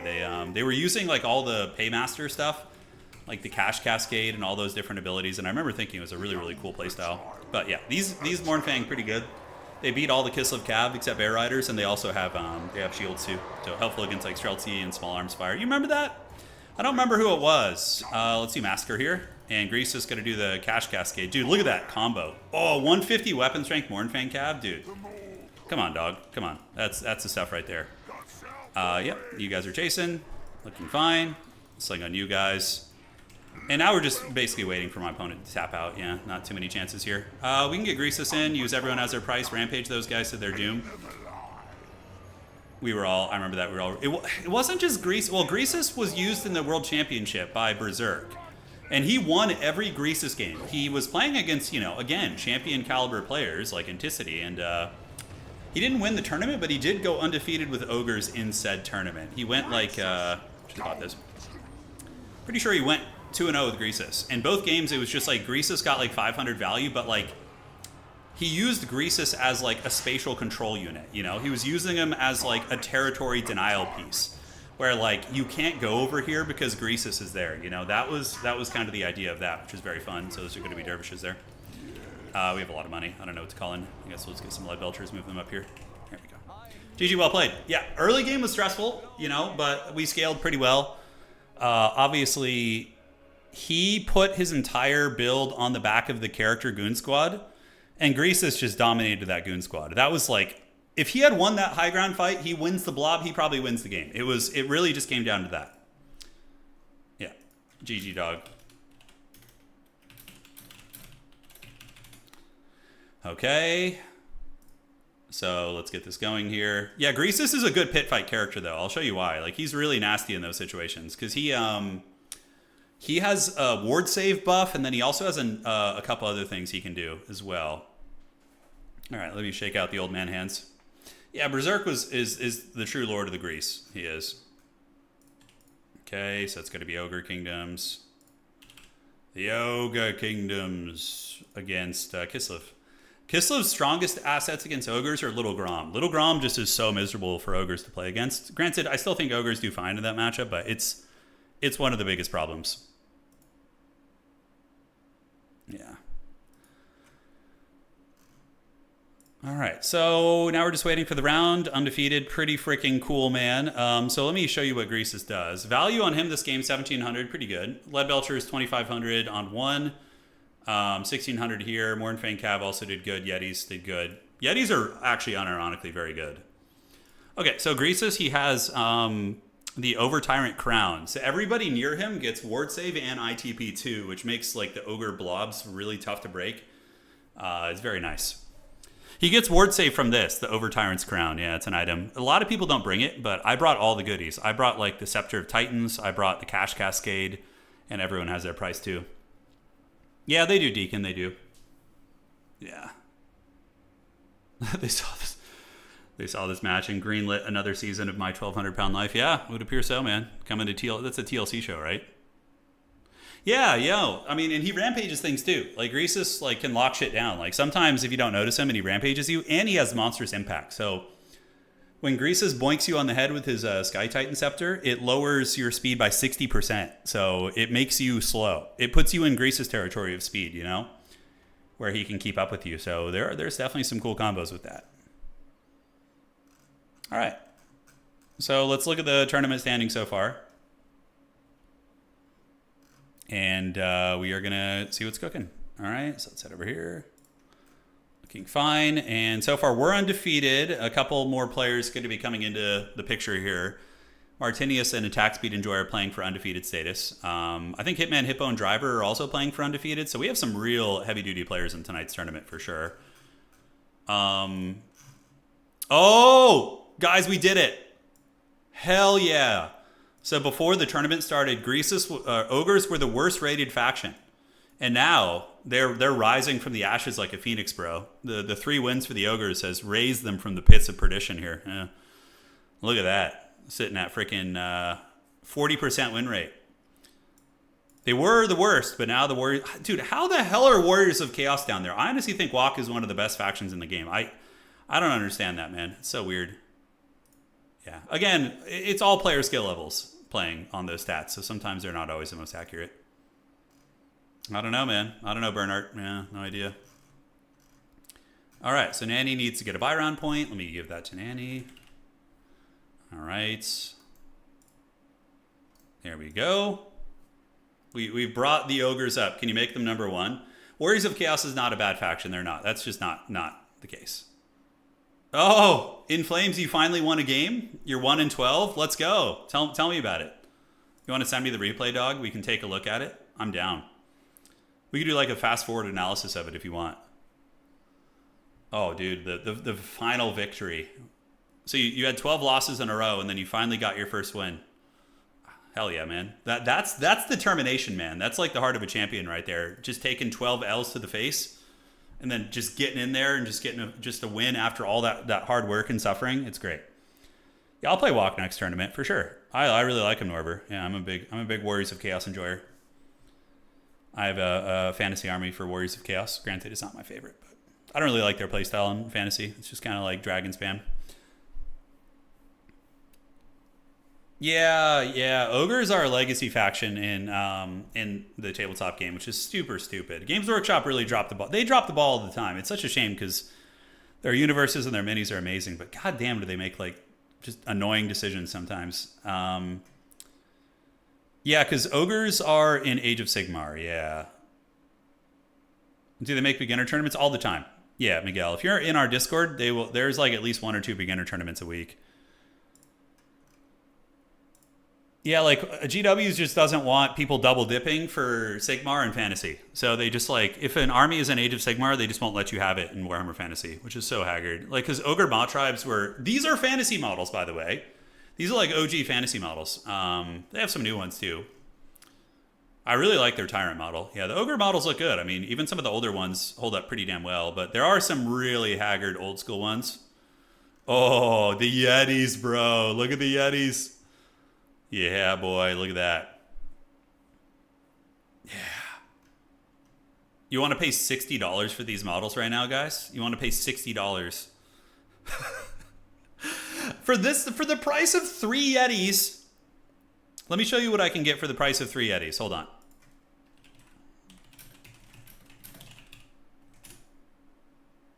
All right, hold on. I'm trying to find this real quick.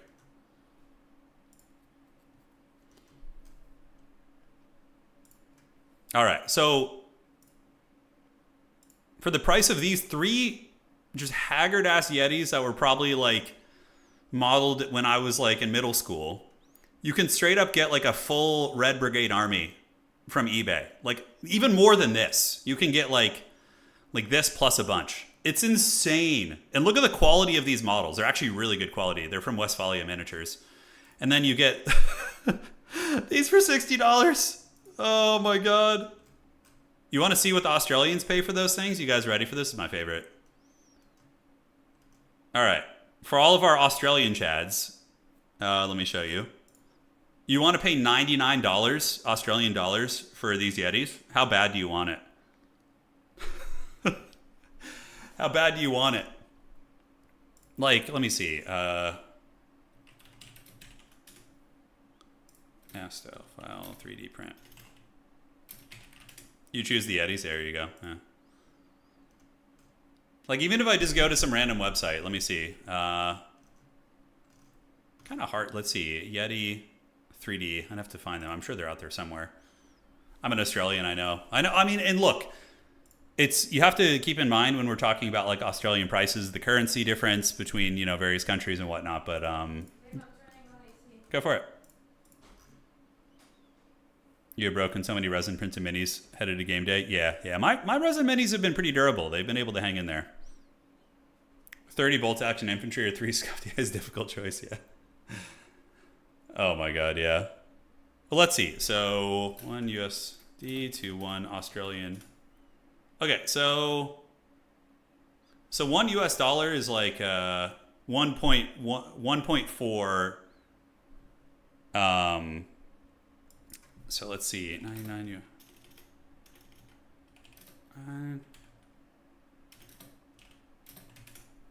so yeah, even with the price of adjustment, 99 Australian dollars, which is what those Yetis were selling for, is 70 US dollars. And I think they were what, 60 or $59. So the Australians are still paying a premium, even if you know, scale it accordingly. So yeah. Let's see here. Okay. You're saying Trench Crusade has a lot of political issues. What are even the political issues? Is it because they're depicting, you know, actual religions and whatnot? Has that been something that's people have had problems with? I mean, obviously there's going to be, you know, players attracted to certain games that might be problematic, but yeah, I haven't heard about too many of the issues myself. But yeah, I can see that like being something that like depicting real world religions, even if it is like an alternate universe, I can see that like having trouble really breaching mainstream. But again, depends. Buy 3 Yetis or buy Total War Warhammer 3? Oh my god, I know. It's insane. Download the maps. I'll show you in just a second. Okay, are we ready for the next round? So if you go to the workshop, so you go to the Steam workshop, and let's do this. Yeah. Let me show you here. Okay, so go to Steam and go to the workshop. And then when you're in the workshop, type in Total Tavern right here. And it's this map pack right here. So you just click this, and then you just click subscribe, and then like restart your game and make sure you launch in your mod manager thing. And it's pretty straightforward, but all the maps are going to be here. So only thing we really use is this for tournaments. That's it. Yeah. Okay. Perfect. Yeah, like I think my favorite tabletop game right now is Trench Crusade. I love it. It's so fun. The rules are amazing. The alternating activations are money. The setting is really like, you know, it's super grimdark, even to the point of being edgy at times. But like, it's so cool looking when me and my buddy, we meet up and play on Tuesday nights. We set up a big table. We have like a network of trenches, and then you have like these kind of these cool Middle Ages mixed with World War I technology troops like fighting fat demons in the trenches. It's like the flavor is so good, and the frickin' progression system for Trench Crusade is amazing. Like, so last night we played a battle, and at the end of the battle, I rolled really poorly on not last night but 2 nights ago, I think. I rolled really poorly on my injury table, and he actually managed to capture one of my troops. So he captured one of my soldiers, and then we enter into a barter where I can pay money from my stockpile to actually ransom my soldier back. And it's like, you get situations like that all the time. Characters level up. It's really good, honestly. I love it. I love the game. It's super fun. Yeah, Lucas, we'll do something for sure. We'll do something. But yeah, it's a great game, honestly. And it's so cheap to get into, right? Like a lot of my friends, you know, are having kids, you know, are financially strapped, you know, it's hard out there. And Trench Crusade is like $50 to get an army, and any of our homies can play. And the games are only like an hour and a half long. It's so good. Yeah. Yeah, no, Mozark, you need good terrain for sure. Yeah, you need very heavy terrain for Trench Crusade. Yeah, if you're just playing without terrain, it's going to be lame. The whole point is you're fighting in trenches and like ruined buildings and things like that, so. That would be like playing 40k against like a guard or a Tau player just with no terrain. You would just not have fun at all. The game, you would think the game is terrible. Yeah. All right. Let's see that. Okay. And we're waiting for Solmir and Zeblon to finish their game. Solmir, let me know when done. Thank you. All right, so just waiting for the homies to finish their game. And let's go there. Yes, yes. So Zeblon and Solmir, these two homies, and then everybody else should be wrapping up here. Let's see what the current standings look like for the tournament. Oh, Beyond All Reason. Yeah, we might play that later tonight. I've been hitting Diablo 2 very hard. I've been playing that off stream quite a bit. It's very fun. So Martinius, Hitman Hippo, myself, and the winner of Solmir and Zeblon are going to be going here. The StarCraft tabletop game I will get into eventually. Yeah, I will get into eventually. Do you do voice acting? No, I've never done voice acting. I would love to do it. Yeah, if you guys have any Haggard projects and you just, you know, shit, I would do it almost, you know, depending on the project, I'd do it for free. But yeah, it'd be fun, man. I've always thought that'd be fun. I hate listening to my own voice, but yeah, it'd be fun. Is the Red Brigade evil? No, they're not. The Red Brigade is a good guy faction in Trench Crusade. They're part of New Antioch. They're basically like the Slayer cults for the universe.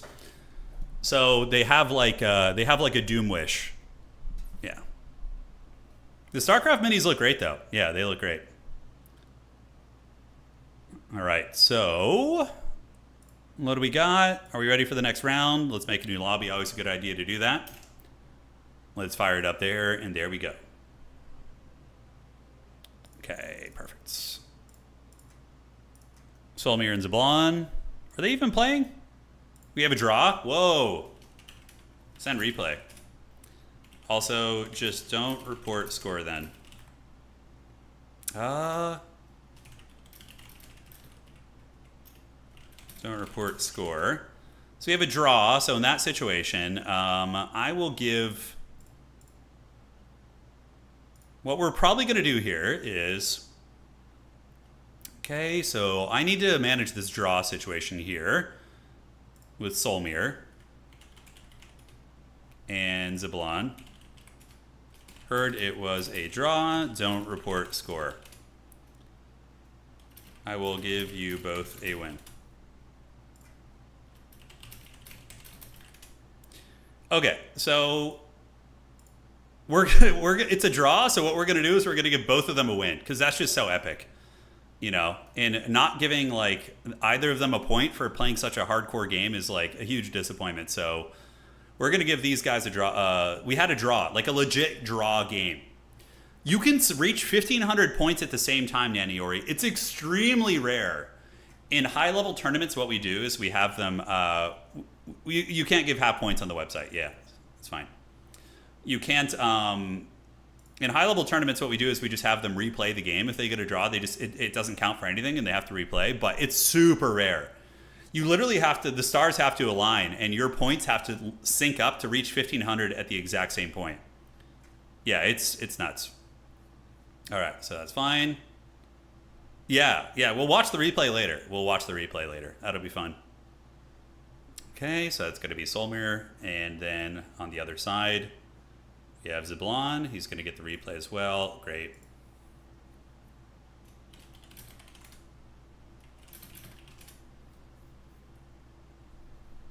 When is the new site coming? I don't know, B6. It'll come out before the next major game, for sure. So before we get 40K or Dow 4, probably, we're going to have it ready. I'll cast the game on the channel, yeah, I will. I think draws are super fun and very unique. I'll mix it into the rotation, yeah. Okay, cool. So homies have gotten their scores. They're both happy with the result. I was like, you guys are both getting a win. They're both stoked. They're like, hell yeah. I mean, a draw is very Chad, so... I think they deserve it. Okay, cool. So let's do that. We're going to refresh the website there. And let's advance on. It'd be funny if it makes them play each other in the next round, by the way, which honestly would be fine. It'd be like a rematch show. Advancing the Swiss. GLHF. And, oh, I'm playing the draw guy. That's fun. All right. Goblins. Round 4. Good luck, have fun. So we're playing one of the Chads who got a draw. Dude, what are the odds we get another draw here, dude? Maybe that's his whole strategy. He just stonewalls you. We're up. Next round is live, everybody. Go get your opponents. I don't know what he's playing. He's going to be banning first. Okay. You ban first. Ogres for me. All right, guys. So it begins, the greatest battle of our time. I want to find a way to use gold tonight. He's pretty fun. But I think even the Paymaster could be cool, like a mobile Greasus. He's got Gold Glorious Gold, which is a passive buff, and then he's got the Headhunt and Cash Cascade. Pretty decent little character, I think. A double knockout in fighting, yeah. I've seen a couple of those. I've seen a couple of those in my day. The friendship fatalities, oh yeah. All right, so homie's here. We're gonna go ahead and drop you. So let's do this. That's gonna be you getting dropped there. Great.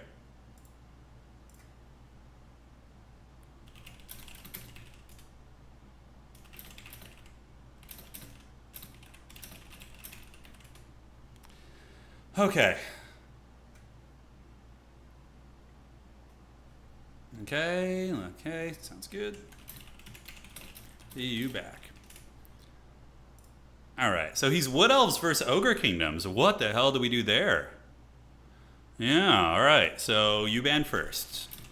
Ogres versus Wood Elves. A little bit nervous about this, actually. I think I have some ideas about the matchup. Yeah, Wood Elves are one of the strongest factions in the game, for sure. Very annoying to play against. Greasus is not going to be playable here, sadly.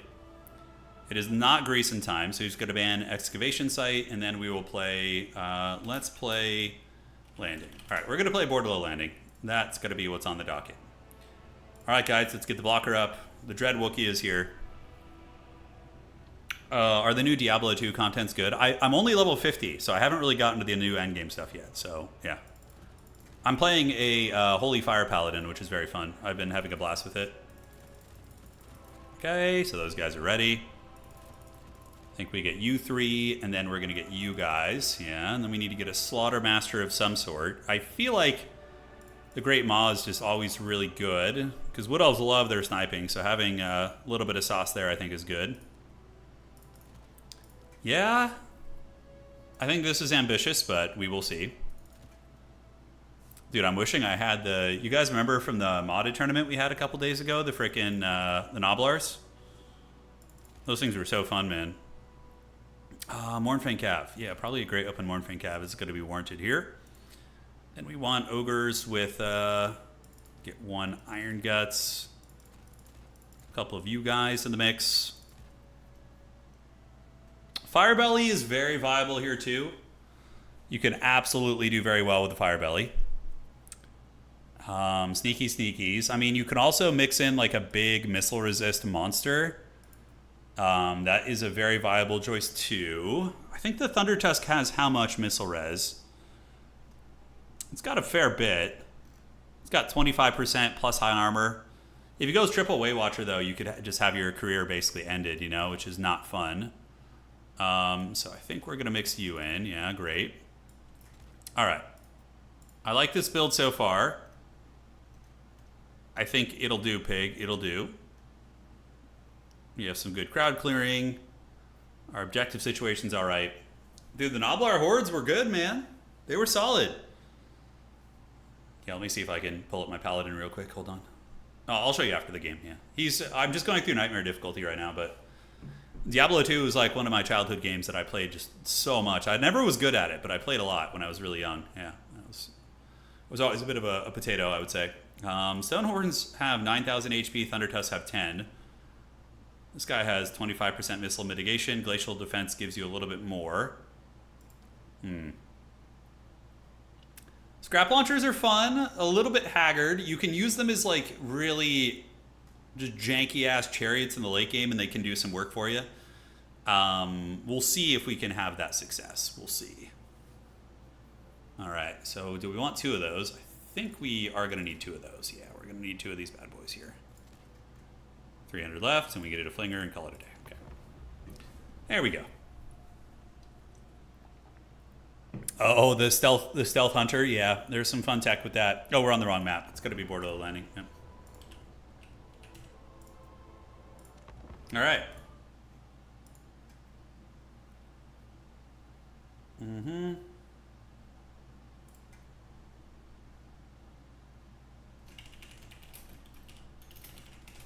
I do.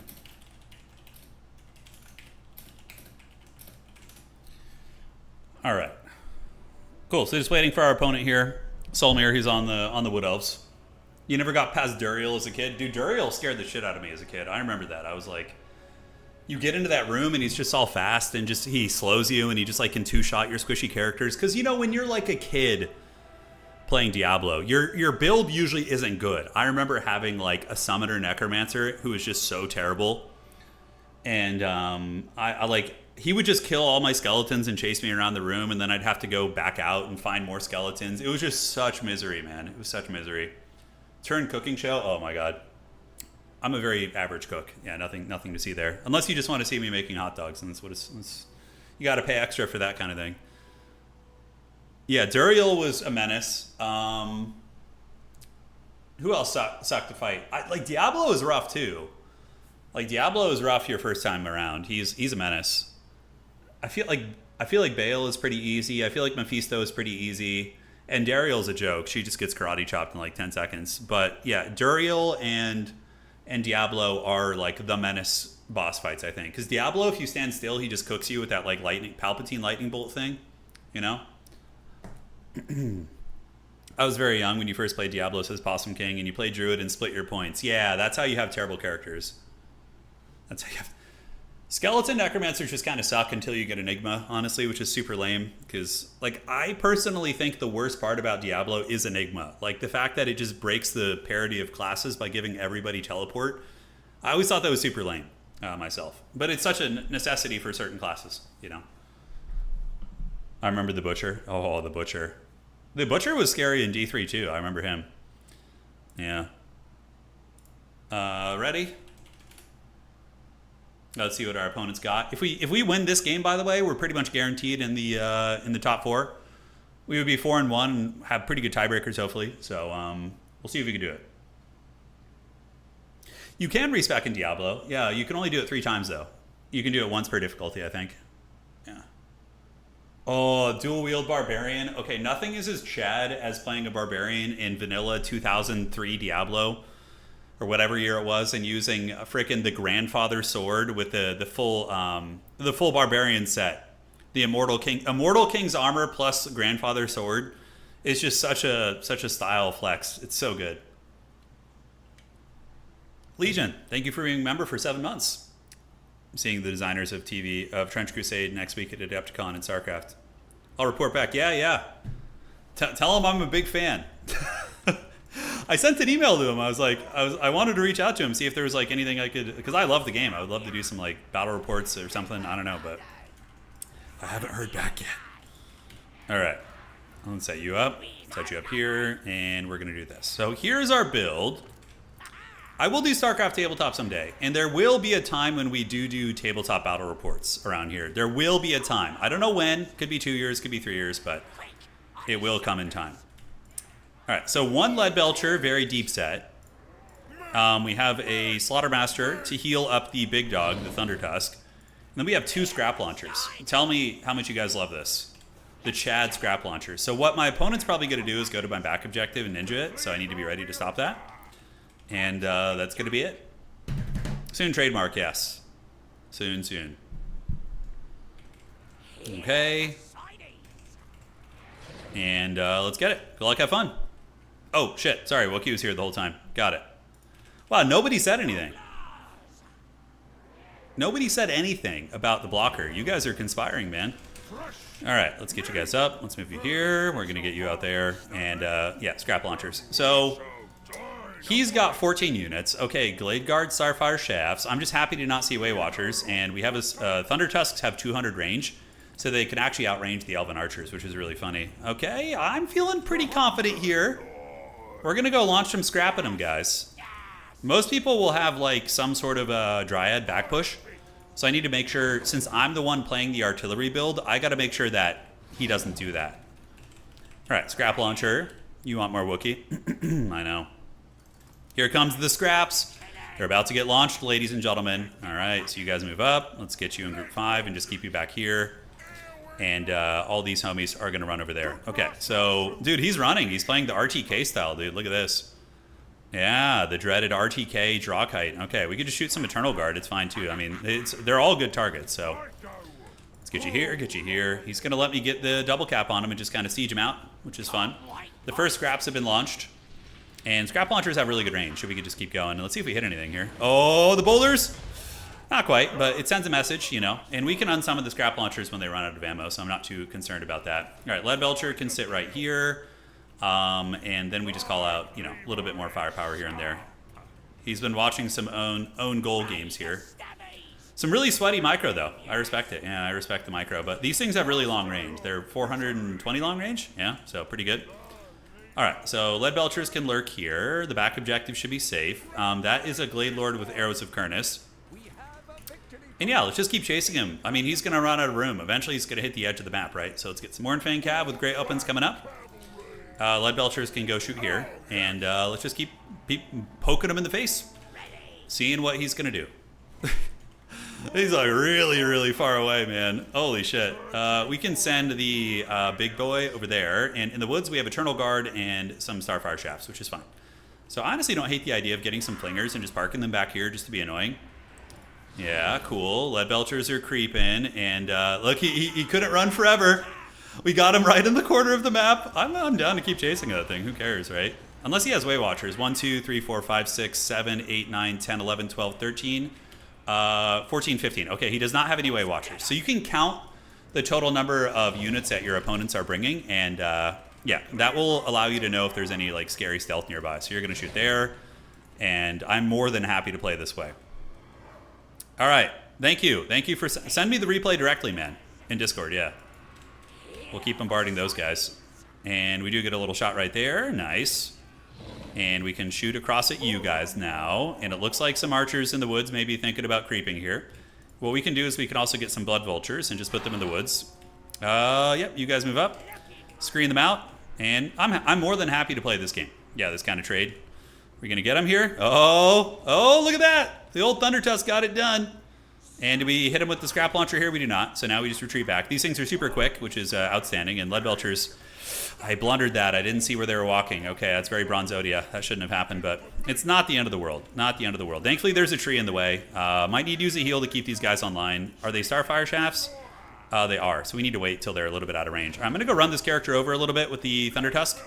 You guys are going to retreat back, and in the woods, we just kind of keep tabs on things, And, oh, the big daddy Thunder Tusk is in there causing a lot of havoc. And we get the Wild Hunters of Kurnus, so we need to get our Mornfang Cav up. Get those guys over here, get the Collins ready, and we're going to get you guys to go right here. Meanwhile, the Thunder Tusk doesn't really care too much. Just kind of chilling out. We're going to shoot some of the archers right there, and you guys can go ahead and just kind of wait in the wings. Okay. So Big Pimpin' Thunder Tusk is doing his job, just mitigating around the trees and having some fun. And now we just run away with him because we have a metric shit ton of healing, and our scrap launchers can get in effect. Let's get you here and here. We're going to get another Mornfang Cav out, and we just need to watch the big boys, basically. He actually did a surprising amount of damage to this big dog, though. I'm surprised. That was good. All right, so back we go. Value trading is even-ish. Oh, my God, the scrap launchers there did some serious damage. Okay, that's pretty sweet. So let's set you up. We're going to go shoot these guys. The back objective should be pretty safe for us. And are we still on fire? We are. We need to wait till the fire is off before we start doing our thing here. All right, so Lead Belchers. Let's shoot these guys here. And get you back. We got to make sure this frickin' thing doesn't break, by the way. And I think I might need to just heal it, which as much as I hate doing that, I think we're going to need to do that. So we're going to get you back. The Mornfang Cav in the wings. Let's get you up and get you up to fight. And the Lead Belchers are hopefully going to be belching some lead. So we'll get you here, get you right here on these guys. And the big dog is healing. So we're just going to be using him more so as like an artillery piece here in a second. All right, so vultures around the outside. And the other vultures here can go jump on top of these dudes. Although I think we have some good opportunities right there. Yeah, looking nice. Lead Belchers need to retreat. Scrap Launcher finished the job on those guys. So now the Mornfang Cav are getting pushed pretty good. I don't like it. Let's start shooting these Starfire Shafts. Retreat the Lead Belchers back. And he is going for a full court press. So I think our best bet is just to go get those archers for free right there. And keep our artillery online. And then we're just going to get a Fat Troll Guts on you, which it looks like I didn't use it. So that's good. Let's get the vulture to come across, hunt these guys down. Hopefully we can punish them for a little bit of overextension here. We'll see how that goes. And we're going to call out some ogres, move those guys up, and the scrap launchers need to just retreat. And we just kind of focus on value trading here, really. That is going to be what we're cooking with. All right, so vultures, rear charge you. And he does have his big, scary, ghostly cav right there. Thunder Tusk, that heal, did it just do, like, nothing? Man, the fire really mitigating the effectiveness of that, didn't it? The Wood Elves are coming, man. They're coming for blood. All right, let's get one of you back. So now what we're in is a value trading situation. We just need to use our artillery, use our range, and focus down a lot of his archers and see what kind of a goodness we can get there. And Lead Belchers are back online, which is great. So let's start shooting at these Eternal Guard and the Cav. Do we clean those guys up? We do. Let's just sweep up this position to the woods and get a freebie right there. And hopefully that will be a nice win for us. All right, so back we go. Thunder Tusk is going to turn on again and start shooting here. And the Mornfang Cav need to retreat. Lead Belcher shoot there. And then on the deep, let's get another Lead Belcher here. So we have a bit of a points lead on our opponent here, so we can play very cautiously. The Mornfang Cav here are going to need some milk, so let's go ahead and dismember these guys. So we're going to dismember them, and then we're going to get the 2 Noblar units to come across and intercept. And then we can fight them in the woods here, which I think is going to be fine. Let's pop the big business here. Get you guys rotating, and you flingers can throw here. You guys go right there. And the Lead Belchers are belching some lead. That is for sure. All right, so we're going to do another Troll Guts on the big man. Keep him alive. Meanwhile, in the woods, we do have the Mornfang Cav fighting a good fight, but it is a little bit messy. He does have the mobile advantage, so he's able to get that going, which is scary. Chaff and Chaff, so let's get the Chaff units moving up. His archers are retreating. There is going to come a time when he's going to run out of ammo, right? So that's going to be nice for us. Ogres here fighting some Glade Riders. We're going to need some speedy boys here. So let's call you out, and Saber Tusk packs head on over that way. Okay, so the Lead Belchers starting to trade pretty well. So let's get you and just start hammering these archers. And you guys can waddle up the field.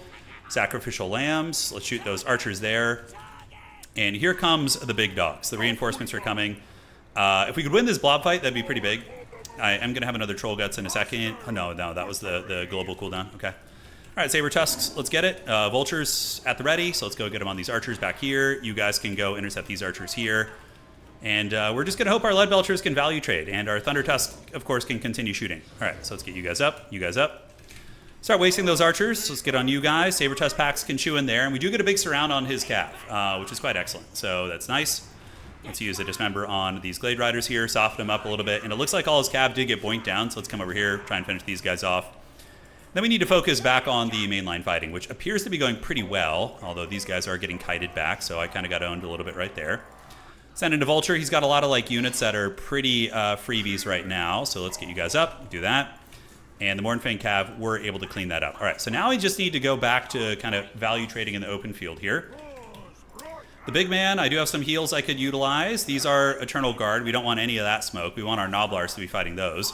So let's retreat you guys away. And do we have anything fast and furious that can come out and help? Not so much. Let's get you guys here. Get you guys here. Lead Belchers trying their best. And a couple archers in the back we can maybe run down there. Should be nice. Okay, so you guys come over here. And we just need to make sure we can hold on to our back point. That's going to be very, very important here, guys. It's going to be very important. We do have a big Death Star, though, so that's pretty good. All right, let's get you guys in there. Pigback Riders can go here, and the Mornfang Cav, they stand to the ready. Meanwhile, you guys go run down those archers in the woods. All right. Troll Guts. So let's get a Troll Guts on the Mornfang Cav. Saber Tusk can charge you guys in the back. And, yeah, we can keep archering here.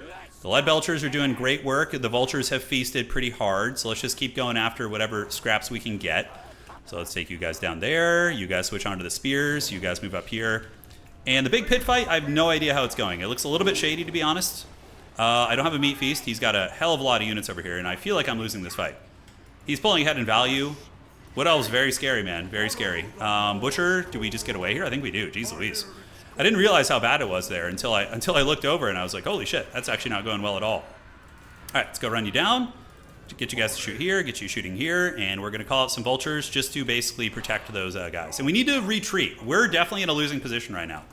Like hardcore. I didn't think they would win so decisively on this side, but, you know, they did. They certainly did. So one here, one here. We have the dudes doing their thing here. Let's get you guys right there. I think I got to save up for the meat feast ability. The scrap launchers have done okay for me. Let's rip some shots onto those guys. And the Vultures will be descending, and I will have a heal in about 10 seconds. Okay. So what can we possibly call out that's going to be good? I mean, we don't really have a lot. Like, most of our stuff kind of got bullied a little bit, guys. All right, let's get you in. The vultures on the backside can keep fighting the good fight. I do have the big dog, but he's ahead of me on points pretty well right now. This is like a very, very dodgy position to be in. Maybe we can rat something over here. I don't know. Let's get these dryads away. And it looks like he does have some sort of an eagle or something coming over here. Okay. So those guys move in. We do have the Thunder Tusk. Maybe the Thunder Tusk can break open like a big fight somewhere. I don't know. You guys go right there. Start shooting the Wild Riders. And we're going to just take a big fight here and see if we can get lucky and get away with it. Let's get you guys charging into the Wild Riders. You guys go right here. And yeah, that's going to be some nice Lead Belcher fire. But like I am just down on like every front right now, guys. Like every front basically. All right, we're going to meat feast you. And then that's going to heal him up. And he, oh god, he had something back here. I didn't see that. Yeah, feels bad. All right, so Noblars will try and peel those guys off. Probably not going to go super well. His caster is low. Some of the Lead Belchers are doing all right. Let's get Vultures wherever we can, but I think we just lost this game. Yeah, the build wasn't the right build. We paid the price for it. Yeah, so Big Dog is trying to get some routes. Let's keep running through all these guys. These Lead Belchers here have a couple of Noblars helping them out. We can pull you guys back and try and do this. Pravenoth Rama there, definitely good. I don't know what kind of archer fire he has to support. But the Mornfang Cav have finally returned, so let's get them back. Let's get them back here. And you guys come and clear this out. And he is going after the big Thunder Tusk. Pravenoth Rama is going to be gone in a couple seconds, and it is gone now. Let's go again to the archers, call in Saber Tusk packs, and have them try and chew these guys up. We'll see what we can get done. All right, Thunder Tusk is going. On the backside, I basically have nothing. Is there any way I can rat this game back? Like, the value is probably not super far apart. But he has me triple capped, so that is the problem. You know, he's got the battlefield control. That is 100% the case. All right, let's shoot you guys. He's able to break me right there. I feel like the scrap launchers were a bit haggard. Probably needed a little bit more to actually like fight in the front. More Noblars too, I feel like. All right, let's go get that character. Mornfang Cav can come try and get you. Blood Vultures I should have been using into the spears a little bit more. I think that would have been a good call. And where can we possibly get objectives now? I mean, man, oh man. Greasus would have been good. I don't know about that. That's a bit of wishful thinking for sure. Greasus and good usually don't go in the same sentence. But, I mean, he was good earlier, to be fair. So you got to give our boy some props. All right, let's get you there. Get you guys going straight across. And we're going to get you guys to go fight them. All right. All hands on deck, guys. All hands on deck. But I think we are done. Yeah, I need some Camel Dizales from Araby. That's right. That would be very, very good. Yeah, I mean, I don't think we're even going to be able to get a single point back. I think we're just cooked. Lead Belcher shooting. There's a reason why Wood Elves are an S tier faction. They're just so incredibly strong. If you don't bring, like, the perfect build against them, I feel like you're going to run into issues. Although, yeah, maybe just more Lead Belchers. Like, indexing into Lead Belcher spam. So if we play them again in the semis or the finals, I think we'll be... You think the Thunder Tusk was the weak point? Yeah, it did absorb a lot of damage, though. It took it like a champ, that's for sure. Troll Guts, we could just do it on... I don't know. No one really needs it right now. GG, well played. Yeah, no point in dragging it on. We were close on value with healing. We were close, but we just couldn't play the points. GG, dog. Well played. Report your win. Okay. Perfection. So, yeah, maybe the Thunder Tusk was the weak point. It did do 1,600 value. The Scrap Launchers, we might have gone a little bit too hard in the paint, like doing Lead Belchers and Scrap Launchers. Maybe we should have just indexed into, like, one type of unit here. Yeah, I think you just go Belcher spam. I think just Belcher. Like, cut this guy, cut the Scrap Launchers, and go hard into the Lead Belchers. Because the Scrap Launchers, even though they do good value, they give up a lot. What's up, Upside? How you doing, man? All right. Yeah, overall fun game. Classic Wood Elf, just kind of wide archer, and just followed up by really cost-effective units, right? That's kind of their jam. Okay, so we are 3-1 in the tournament. We are do or die on our next game. If we win our next game, then we have a good chance of making the semifinals. But we got to win our next game. The burning really hurt the Thunder Tusk. Yeah, Thunder Tusk still did okay, though, all things considered. It didn't do badly. My tiebreaker score not super strong. We may still not make top 4, even if we get 4 wins. Yeah. You know, I think Araby is favored against Norse Dwarves. If we're talking like the modded tournaments, I played a couple of games. Norse Dwarves don't have any good artillery. They don't have cannons. They don't have gyrocopters. So the Norse Dwarves get picked apart by like long range, like Hawkland type shooting. Like I think the Empire would trash can the Norse Dwarves. But yeah, in terms of like the modded factions fighting each other, yeah, it's, you know, it's something. All right, so let's get Ponti a buy round point here. Norse dwarves are insanely good in melee, but their shooting is a bit short range, so they can suffer. They can suffer. Elite Shape, thank you for resubscribing, man. Appreciate you. And how are we looking? We have a couple games still to go. Oh shit, I didn't even know Outer Region was in this tournament. What the hell? Wait, what? Waywatcher spam is good too. He could have done that as well. Like Glade Guard spam, Waywatcher spam, it's all viable. You know, it's all viable. Yeah, I kind of want to... I want to do a battle... It's a bit what? It's short. I want to have a faction war, but include all the modded tournaments as well, or modded factions. I think that'd be really interesting. So we have like a massive faction war, right? And we include all the modded factions. By the way, while I have you guys here, what were some of the modded factions you guys were talking about that I didn't have in the tournament? We have the Hung, right? Yeah, so the Hung is a faction that we could add. And then I think we had, is it Chaos Ogres? Was that like an actual faction or... Yeah, let's see. Creation of the old ones meant to withstand the corruption.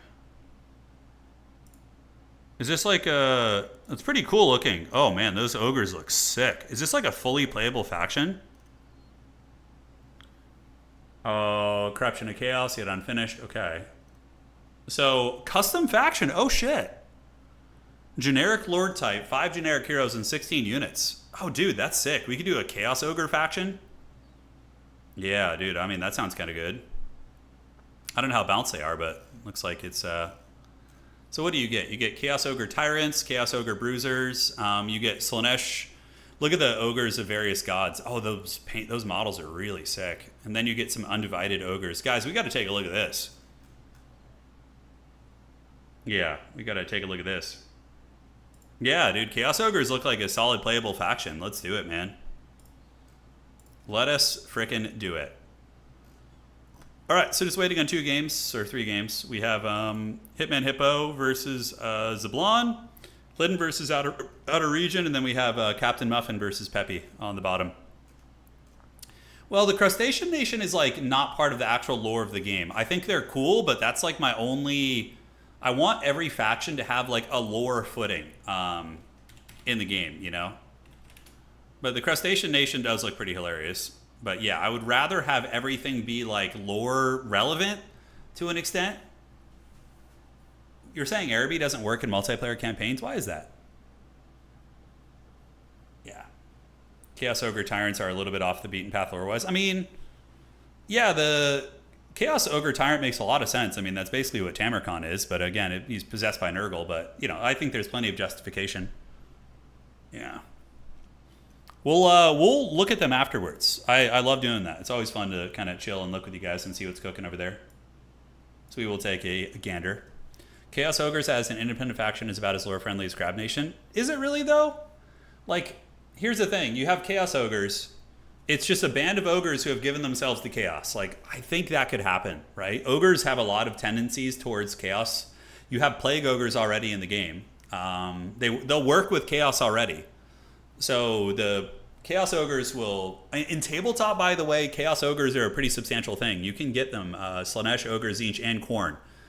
I think that makes a lot of sense. Just like a warband of Chaos Ogres, like, yeah, I think that makes sense.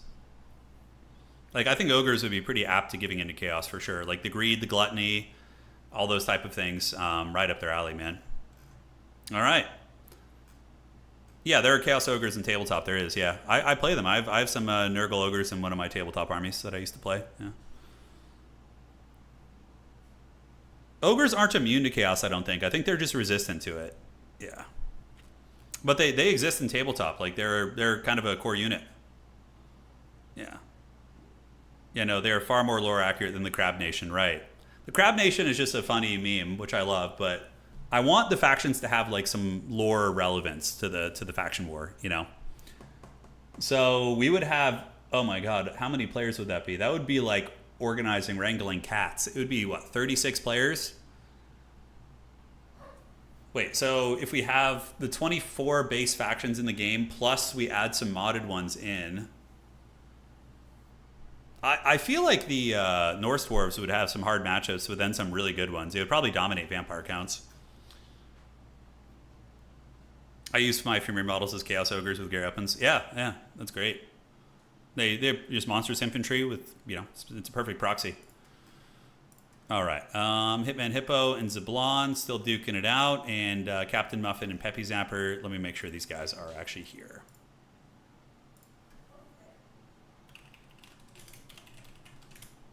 Okay, so what is it going to be? Let me know when done. And then on the other side, what do we have cooking? We have Hitman Hippo. All right, let me see when he's done. Hitman Hippo.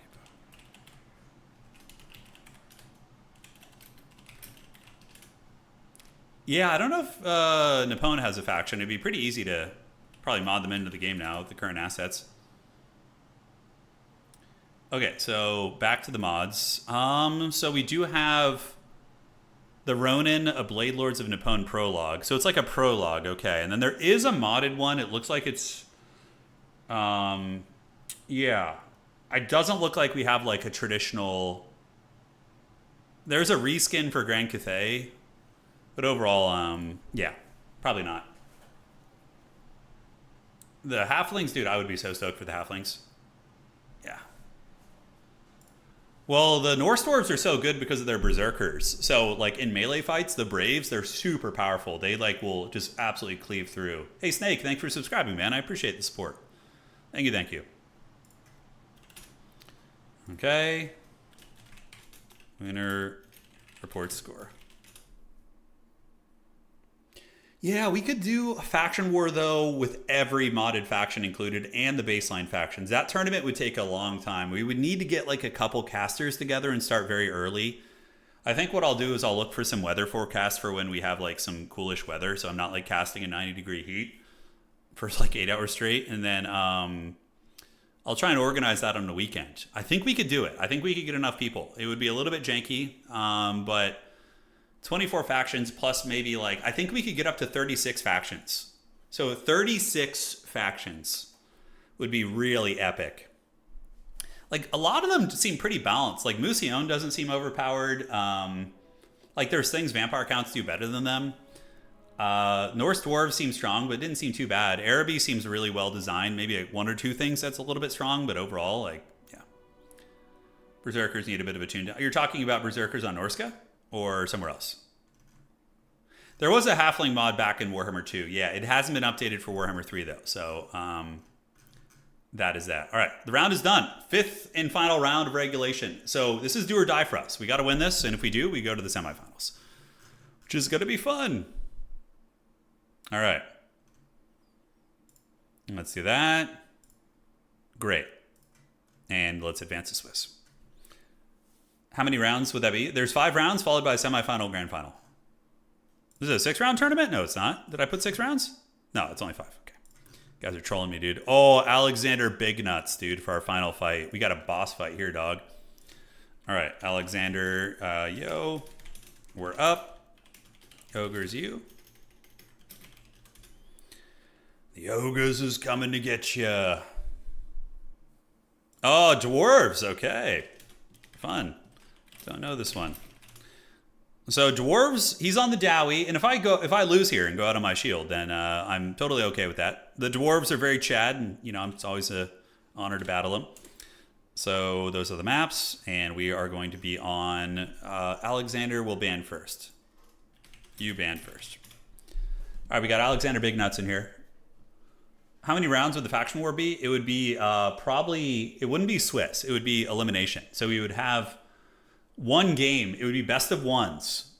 It'd be a lot. Yeah, Nuts is on dwarves. I'm probably cooked. He's like a dwarf main, and I'm just like raw dog and like figuring this out here. I don't know. I don't know Ogres well enough to probably beat his dwarves, but I'm gonna try. We're just raw dogging it here, seeing what we could do. Okay, Pit of the Everchosen, Norscan Rise. Sure. So Alexander says that he's going to sleep. Yeah, no. So we're going to play. He's offering me the win because he needs to go to sleep after this game. But if I lose to him, I'm just going to... No, I'm not going to take a free win. So if I lose to him, then what we're going to do is I'm just going to get the loss, and he'll be dropped from the tournament after, you know, if that's necessary. So he's banning Norskin Rise. Pit of the Everchosen would be really funny. Yeah, Changer's Madhouse. Let's play Madhouse. I don't feel like playing like a super close quarters map here, so we're going to do this.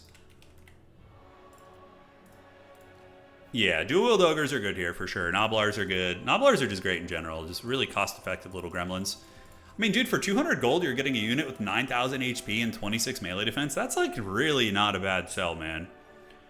It really ain't too bad. Just don't lose. That's right.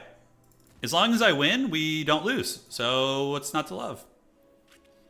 What's not to love, ladies and gentlemen? He better not throw. Yeah, no. I think he'll play to win.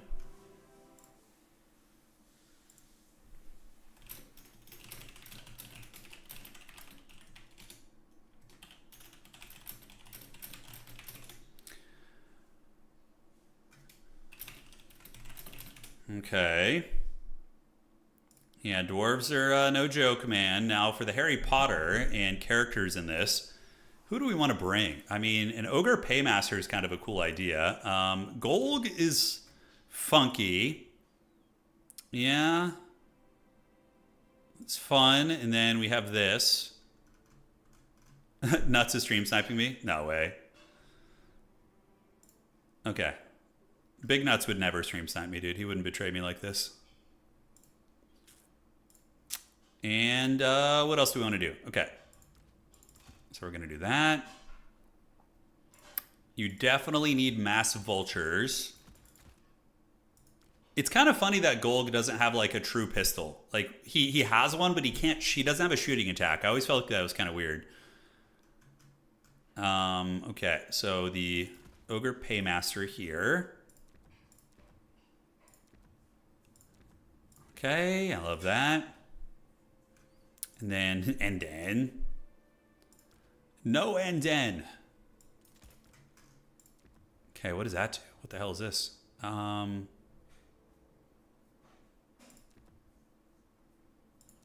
Is that a 2 times the usage thing? Okay.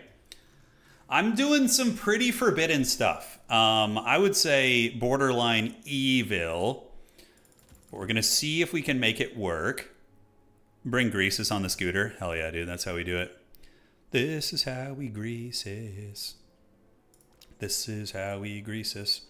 Okay, so he's going to have that. I think we do 2 of those, and then we need to get our Harry Potter in the books. Let's get a butcher out here. Yeah, I think this is a cool time to like innovate, try some new stuff, like builds you guys maybe haven't seen. So let's try that. And then we can also do that. Okay, and then troll gun. I think those 2 is probably fine. I think that's overkill. Extra ingredients, all right. And pirate ogres, yeah, they're not bad. No, I'm not memeing. I don't perceive this as a meme. It could come out to be a meme build, but no, I think this could be very fun. Yeah, he's gonna have like cannons and shit, so it's gonna be pretty painful shooting, obviously. Can't really mitigate that super well. Okay, let's get you guys in the mix. And then Ogre Bulls with dual weapons are always very good in this matchup. Those guys are quite expensive. Okay. Gonna need to be dealing with the Dreaded Slayers. And then we can get to... You guys don't know how badly I want to get a freaking Iron Blaster, but it's just gonna get ranged down by cannons so freaking hard. You know, it's gonna have a terrible time. All right, that's a build right there. That's a build. They laughed at it, you know. They laughed at the build, but I think it's gonna feast here a little bit. Ooh boy, what about these guys? Yeah, they lower some stats. They certainly do. The ogres are coming to get him. That's the game plan. Slayers are going to be everywhere. Shutting down his artillery is going to be, you know, next to impossible, basically. It's going to be very, very difficult. Okay, so I think that's fine. Let's get one of you guys. The Ninja Ogre is a pretty... Yeah, Steven Seagal is not a joke. He can be a menace. The Eshin Maneater, yeah. He is a lot of fun. Okay, I got a 0 spend on my main build, so pretty much GG. He might as well just leave now. And then we need probably you guys, and maybe a little flinger action could be cute. Nah, I don't think so. All right, guys. Yeah, this is a very wild build, but, you know, that's what's fun about these streams in general, right? Is we're discovering weird shit together. Either fails or works.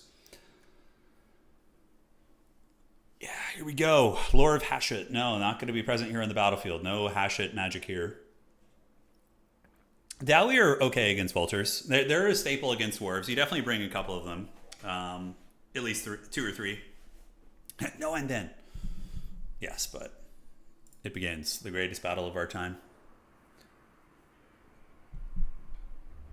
Dude, you know, oh man, I'm so excited for us to get like some new Total War games too. Just to really dive into the nitty gritty of things. So check this shit out. We have Noblars here who are going to get our home objective. And then we have a massive Vanguard operation. We have a Paymaster who's here. He's going to be rolling with a Bruiser. When was the last time you guys have seen a Bruiser, by the way? So the Bruiser is an anti-infantry beater. So I'm going to try and use those guys to roll together. We have a Butcher of the Great Maw who's going to be chilling here too. And Steven Seagal is going to be on Vanguard deployment to go cause some havoc with some of the Trappers. So they're going to go over here. And then we have the Scrap Launchers of Doom. 2 Scrap Launchers. So it's kind of a build that's like designed to try and pull the dwarves apart, really. And we want to get some Gorgers over here as well. So Gorgers are very fun. I'm a big Gorger enjoyer. We can maybe put them over here just for the memes. 3 and then 4. And maybe 5 and 4 here. Okay. You guys like this build? I think it's pretty cool. It's got a little bit of everything, you know? Get you guys right up on that. All right, so we're going to move up here. You guys are going to wait back there. And he looks like, what are those, Hewers? Oh, shit, he's going Goblin Hewers against us? Oh, wow, okay. So let's get our characters moving up, and we need to get our artillery to start shooting at you guys. So he is actually all in on the Goblin Hewers here. Steven Seagal is going to go run in, blasting charge you guys, and we do have El Gorger who's going to just wait in the wings. So mark for eating is going to be, is it a targeted thing? I can't remember. I think it is. Yeah, we could mark them for eating. But immediately we're going to start getting shot by Malachi and some evil, nasty DPS there. So let's get you guys, pull back a little bit, just be a bit of a trash goblin. And our character core is going to go up to the middle. Yeah, we got to watch out for those Goblin Hewers. Oh, look! He spawned something right into the Gorgers who are camping his spawn. I didn't even mean to do that. That's so funny. Holy shit. All right, call in for us. We're going to get Lead Belchers. So they're going to come up and start shooting. And our characters stand to the ready. And let's go ahead and get Steven Seagal in. We got to watch out for the Hewers, man. The Hewers are going to be really frightening. This build is a little scary, guys. It's making me a little bit nervous. All right, so Lead Belchers are coming, and we do have the 2 Scrap Launchers still launching scrap. What do we want to shoot at? Yeah, so the Gorgers are feasting. We're going to run away with them. And we're going to send Steven Seagal in here to go do this, and then you guys can come across and go after this. Just keep our characters together in a bit of a Death Star. Yeah. It's going to be something. All right, so you guys have done this. Let's get our Gorgers running away here. Now what we can do is we can get some Blood Vultures to come down the side of the map. And yeah, we just got to scurry right now if we can. All right, so we're going to mark these guys for eaten, make it nice and good for the boys. Lead Belcher is just going to start unleashing on them. And we can start shooting right there. And he's probably going to come from my back point eventually, but we're marking them for eaten, boys. Gyrocopters are out. We do see the Hewers here. So let's get Double Vulture and send them over this way. Keep these Gorgers alive if at all possible, but we have a pretty cool little character Death Star, man. And we can do the Cash Cascade, make it rain. Yeah, and get some nice damage buffs, right? Cool. So we're going to do this, we're going to do this. And the Belchers are going to belch some lead. Let's actually just shoot the Hewers. I think that's going to be pretty good. So now we need to run. We're about to have a really bad time here, so let's go get on the Gyrocopter there. Let's pull you guys down and under. We're going to get some of you guys on that. And we need to run away. Yeah, we need to get the hell out of there, and we're going to go ahead and heal up the Lord, because he's getting Hewered by the Goblin Hewer, like really, really badly. All right. So, Trappers, yeah, let's retreat back. Did all my characters live? It looks like it, so that's pretty massive.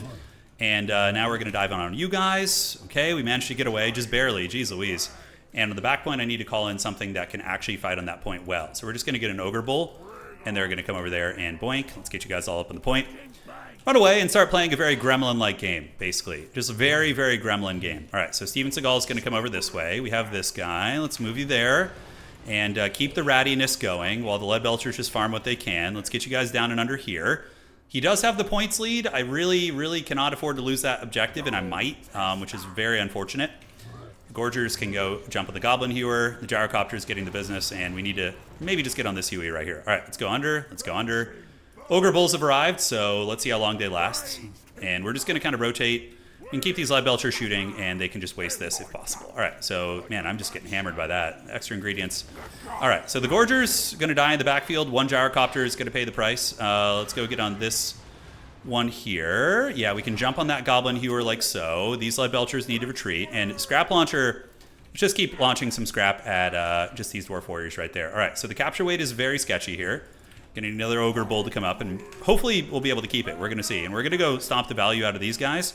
These Lead Belchers going to pull back, shoot right there. And we still have some Gorgers. Did we get his Gyrocopter offline? A little bit hard to tell. All right, so we probably need to go play the point a little bit, to be honest. So we're going to put Steven Seagal in the control group with these guys now. So let's group them together. Great, so let's get all these boys right there. Malachi's trundling around, causing a little bit of mischief. He's actually doing a little something here. Let's get you back. We can use Troll Guts on you, and the Scrap Launchers are going to use all their ammo possible here. All right, so we do see a cannon. Very lucky that I had some Vultures waiting nearby. And on the back point, do I manage to hold it? The Bulls do arrive, but not quick enough, sadly. So, yeah, feels bad, man. Feels bad, so sad. Maybe we get his cannon offline for free, though. That would be pretty huge. All right, so you guys are going to get the point. You guys get this. You tie him down. Lead Belchers just keep shooting this.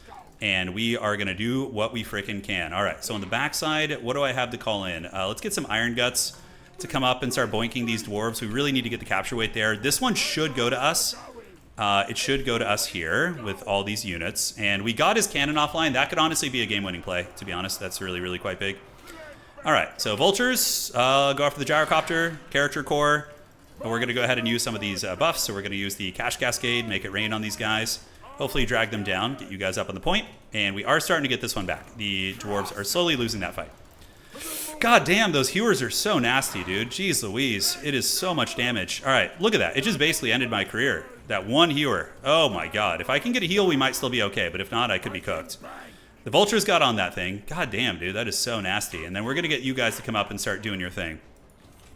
I think the Hewer threat is mostly dealt with. I can get Meat Feast on this man and heal him up. And that's going to mitigate that. We are going to get our home objective back as well. Good thing Meat Feast is so freaking good. And you guys go here. You guys get on this Hewer. That Lord is going to come back most likely. Do I have any Vultures or anything that can save him? He's trying to chase it. I'm going to call in a Lead Belcher here to shoot down the Gyrocopter, and that should save homie. All right, so that's really good. Let's go get on the Hewer, make sure that thing is offline. We have healing, and we're going to go ahead and heal up the Lord. So we're just going to drop a Meat Feast on him, and he's going to lose his big Sky Hammer. Malachi's getting run over, and on this side, how are we looking? Yeah, we are slowly just crumping all those Dwarves. Come on, get him back. I need that Lord to rally. I need him. That's going to be pretty big. All right, so that Hewer's offline. There's another Hewer coming in right here, so let's go get this. Malachi is getting run over there. And we do rally our Lord. Huge, huge stuff. That's massive. All right, so he's coming back. So then my Goon Squad is fully operational. And we just maintain the double cap here, and I think we're cooking. All right, so Scrappers throw at the Gyro Bomber. Malachi is getting run over by the two Troll units here. And the Gyro Bomber here is going to get taken offline. Let's go shoot at the other one and work our boys back in. All right, I got to pay really close attention to those freaking Hewers, man. They just do so much damage. All right. Over here, let's get the Iron Guts heading to the middle. You guys go jump on those bad boys, and we're going to have another heal in a second with Lead Belcher support and Vulture support too. Let's get the Vultures coming down, and we have Slayers coming in. So we can just start shooting them with the Scrap Launchers. Oh my god, oh my god, oh my god. No, no, no, no. I didn't notice those things got back online. It's so weird, the line of sight on them. It like looks like they're not online. Like you click on them. All right, Potion of Toughness on you. We're going to lose maybe the... What the hell is this? Like, I'm clicking on it, but he's, like, running over here? See this shit? I can't click on it. Oh, my God. What the hell is this? It's, like, attacking this model here? Look, look. It's, like, bugging. Oh, that's such bullshit. Oh, my God. I got to just move on top of it, I guess. That's, like, straight buggy right there, guys. That's straight buggy. That bug might cost me the game. Yeah, that's really, really whack if that's the case. All right, let's go get the Gyro Bomber. We're going to run our characters away. And there's, like, one Slayer in the corner of the map who's, like, bugging out that entire operation. Yeah, it's very weird. All right, so we're going to get you over there. And those characters just got dunked on because of that, basically. That's some bullshit right there. That's some bullshit. All right, well, let's see if we can still win. It's going to be much harder. We just lost a character that we didn't need to lose. I can't click on that unit. I can't click on it. Look at this shit. It's like aggroing to like a Slayer over here. Like, how is he shooting when the crew is not even, like, on it? Like, where is the crew? Okay, there we go. Hopefully that's able to get on it here. We're going to shoot at you guys. Have the Gorgers do a little bit of split pushing. The big dogs, let's roll to the middle with everything. Try and do what we can. And finally, the vultures jump on it. Okay, that's some serious jank, though. Holy shit. All right. My characters, I still have the Bruiser, and we have the Butcher, who's going to go ahead and heal him up. We're going to go beat down Malachi right here. Should be able to reclaim the middle, I think. And the Blood Vultures did manage to get that hewer down. Yeah, Nurgle bugs are interfering again. I know, no kidding, dude. It's just some serious jank. We're going to need Trappers, too. So we're going to need Trappers to come up, and maybe just Saber Tusk will be fine, just to get there and try and rip up the Slayers with numbers. Yeah, we'll see. All right, so we're going to go kill Malachi here. He should go down. Let's go get the capture weight right there. Do we have a Blood Vulture at the ready? We do not at this point. The Blood Vulture should get that down. The characters are getting a little bit low, but I think we can come in and get them. Let's come over here. The big dog is going in, so we're going to go ahead and do the Headhunter, mark him, and hopefully we can finish the job. So Fistful of Laurels, yeah, we should get Malachi here. The Lead Belchers are back online, so let's start shooting them. And the Slayers, let's get them in combat with these guys. Yeah, let's just fight, and Saber Tusk packs can go here, and here, and here, and you guys go chew on them. All right. In the meantime, you guys get on these. I don't know if I'm getting hewered again. It's a little bit hard to tell. We almost have Malachi down, which is pretty massive. These guys need to run away. Keep hunting here, and Meat Feast isn't going to matter, but the Bruiser is still going to be on the cards, for sure. Slayers, I think, will lose this fight, just due to sheer numbers. Let's get some more Saber Tests coming out. Oh, it's such a shame. I would have had that Steven Seagal still, but I think we're okay. The Gorgers need to head back to the middle. We need to get you guys to come help out here. If we can take down Malachi, it's not a huge win, but it's still a win. You know, it's something. And Lead Belcher here. Let's go get you right there. And we could just methodically start removing his characters, right? I think that's going to be fine. All right, so on this point, the Slayers are getting chewed up. Let's go chew up on you guys. Our character here, he's got 1,000 HP. We could try and run him away. We're going to see what happens with that. And we need to go get the Bruiser to go bully this Master Engineer. And we can use the Cash Cascade on these guys to do that. And then the Meat Feast we can use on you. And then he could just Troll Guts himself when the time comes. All right, so that position is overrun. Slayers need to run here. Yeah, let's get the doggies there, get you guys here, and get everybody moving up to that point. Get a Gorger coming here. He's just going to reinforce there. And Malachi is in the trash can, but so too is my Lord. But Ogres are pretty decent leadership faction. So let's get you guys up on the point. I do still win on the 2, so we need that. He's coming for the ninja there, but I'll have Gorgers waiting for him. Bruiser doing great, by the way. He's been a big bully this game. A big old bully. So we see Hewers coming out. Vultures can go chase you. The Bruiser is low, but he's still hanging in there. We're going to Troll Guts this guy, try and keep him alive. And then get on that dude right there. So that objective does go to us. And what we need to do is get the chaff units to walk up and go after that hewer. That is what needs to happen. All right, so let's just keep going after this guy. Vultures are up in the sky doing what they can. We're going to go intercept you. And we just got to hold this for a long time, basically. It's not going to be easy, that's for sure. We can send a scrap launcher over there. He does have cannons online. I'm not too concerned about cannons. Let's send the Ogre Bulls over to that objective, see what they can do. And we do need to keep some of you guys online here. Let's get some of these little gremlins, come out here. And do we have any Saber Test packs? We do, thankfully. Okay, so those guys come here. You guys get back on the point. You guys go up there, yeah, and you can throw your Ninja Stars of Doom at them. As far as the fighting of the middle goes, how are we looking? I think I got to keep you online here. Keep the Bruiser in there fighting, get the Saber Test packs in there fighting, and get the Vultures to go chase down that frickin' Gyrocopter if we can. All right. So that objective is in the brink of getting ninja there, which is huge. We have the win on just 2 here, as long as I don't fumble this objective back here. I think the Gorgers will handle it. We need to get the Trappers over to that point probably to make sure we don't lose that. Looks okay, though. Saber Tusk pack, just keep going after the Goblin Hewers. Over here, we just kind of chill out on the point. Saber Tusk here are going strong, and our Bruiser guy is still good. Yeah, he's still good. We can use the Fistful of Laurels here, which is going to buff everybody up super hard. Gyro Bombers thankfully aren't that good against us, so not too concerned about it. But he might actually stop us from getting that. Let's run away here. We only need to hold the 2 points. That's it. Just those 2 points. All right, so now what we need to stop the Slayer spam is just a lot of chaff spam. Yeah, just get them up to the middle and just, you know, so we have things to occupy the Slayers in combat. All right, Vultures are up on the job. We're going to get on the Goblin Hewer right here. Hopefully rip them up. Let's get the Saber Test back after the cannon. And the 2 characters, I'm hoping they're going to be able to carry the day. I'm really, really hoping they will be able to. All right, so you guys go there. And you chaff units head over this way. All right, I might resummon my Lord just for Noblar leadership at this point. Seems like it could be a good call. Go get that cannon offline. Keep chasing you down. Are we in any danger in the middle? We need to get that Master Engineer. So we're going to do more ingredients. Like a Papa John's commercial or something. All right. These guys come over here. Yeah, we need all hands on deck there. He does come summon out the Grim Delver, so we just ignore them basically. Dude, if we had lost to that freaking that jank, dude, I would have been so sad, bro. The freaking the janky ass untargetable freaking unit there. Oh my god, I would have been so salty. All right, let's get on the Hewer. Attack it with the vultures. You guys get up with the point. And yes, capture weight's coming. Capture weight's coming. Capture weight's coming. I think what we do is we resummon the Lord to get the leadership on our Noblars, which is going to be quite big. And Gorger Man probably needs to stay over here. We can get you guys here. Yeah, all hands on deck. So we need to get all hands on deck on this objective. You guys get there. We are getting hit pretty hard by the frickin' business there. Let's get one of you guys across. Bruiser Man's going to make a run for it. And we can do Massacre now. It's going to make even our trash units pretty good fighters. All right. So we're on top of the Hewer. We see Slayers coming across. He's going to try something on my back point, I would imagine. I do still win, like I said, on just the one here, but it's a very sketchy game versus Dwarves. You never freaking know. All right. Move up. And, yep, the Dwarf Warriors are getting it. The Scrapper's still going strong. I can call up some Ogre Bulls, which we can send between the 2 points, just to make sure. And the Paymaster is on his way back, so he's going to make it rain on the homies. There's Cash Cascade. Scrap Launcher's still here. I think I have enough stopping power that we're good. We have his Goblin Hewer trapped up.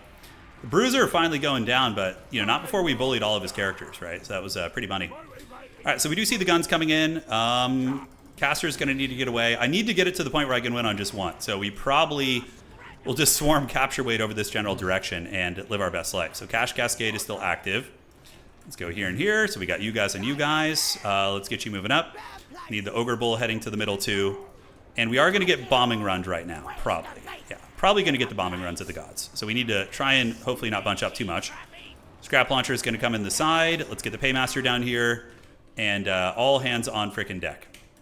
I'm like fairly certain I win on just the one. I could be wrong. Yeah, Gorger's going. Saber Tusks, is that going to be my answer to get here quickly? I don't really have anything else that can get there super fast, so I think so. Paymaster Man, he's boinking away. And do we have any way of getting the cannon? Anything like rallied over here? Doesn't look like it. All right, so we need to get around the back on you. Go get on those gun units right there. There's a nice bombardment from him, but the Ogre Bulls and Vultures definitely just to keep this guys honest. All right, let's go get on the Grim Delvers. Oh, this is going to be a long hold, guys. This is going to be a long-ass hold right here. It's not going to be fun. All right, let's keep fighting there. Yeah, we got Saber Tusk packs coming across. You guys are going to keep saturating through. Just all hands on deck, guys. All hands on deck. My Lord in a very, very precarious position. So Noblars can fight the Slayers, and you guys can get in and fight the Slayers too. It sucks to have to start fighting Slayers in these conditions, but it is what it is. All right, let's get around the outside. I'll get you guys there, and you guys need to come over here and get to the middle too. All hands on deck. All right, so there you go. Let's get you on the Grim Delvers. Shut that shit down. And are we going to win it? Ooh, man, okay, I don't know. It's kind of shady, McGrady. All right, let's get a Bull unit coming over here. Does he have any reinforcements coming in? He does. Let's go ahead and dismember them. Do we have an opportunity on his back point, maybe? Vultures do get in and get a nice little engagement, but I get routed off this point super, super hard. Ooh, boy. I mean, yeah, it's a shame. I think that Haggard bug cost us the game. It was that close where if I had that extra character, I think we're okay. But it's all good. Total War's got a lot of such jank, you know? It's got a lot of such jank. It's just part of the game. All right, so I could make a play on the back point. I mean, I have something here, and we have a little bit of cap weight coming across. The Bulls... I mean, I can stop the onslaught here. He does manage to flip that objective. Yeah. And over there, I guess I could just call in a... Saber Tusks actually aren't Vanguard, which is pretty funny. So you got to call them out of the main base. Yeah, it's starting to go. It's something, but I don't think it's going to happen quick enough, guys. Yeah, we just fall back to this point, fall back to the point right there. And we just find a way to try and hold this one. Go, my minions, go. Saber Tusk pack is trying its best. Blood Belchers are coming up, but he wins on just the 2-1 right now. Yeah. So we've lost. Damn, dude, that sucks so bad that we couldn't click on that unit. Think it cost us. We can make it rain one last time on the homies, so we're going to do that. And that objective, of course, will go to us, but it's going to be too late. GG, good game. He played a very good game. He did. It's unfortunate it came down to that haggardness, but yeah, it is what it is, boys. We tried our best. So overall, I think the build was fine. I think it was fine, but he also didn't bring a normal build. He didn't bring, like, cannons. Like, I was very nervous about the cannons. like just blasting me off the table. I think I would have just died if he had just brought cannons. But this build, I think, was a little bit more manageable for us than like a double cannon build. But yeah, GG, well played. We killed Malachi. We took down the engineers. All is good in the neighborhood. GG, dog. Yeah, okay.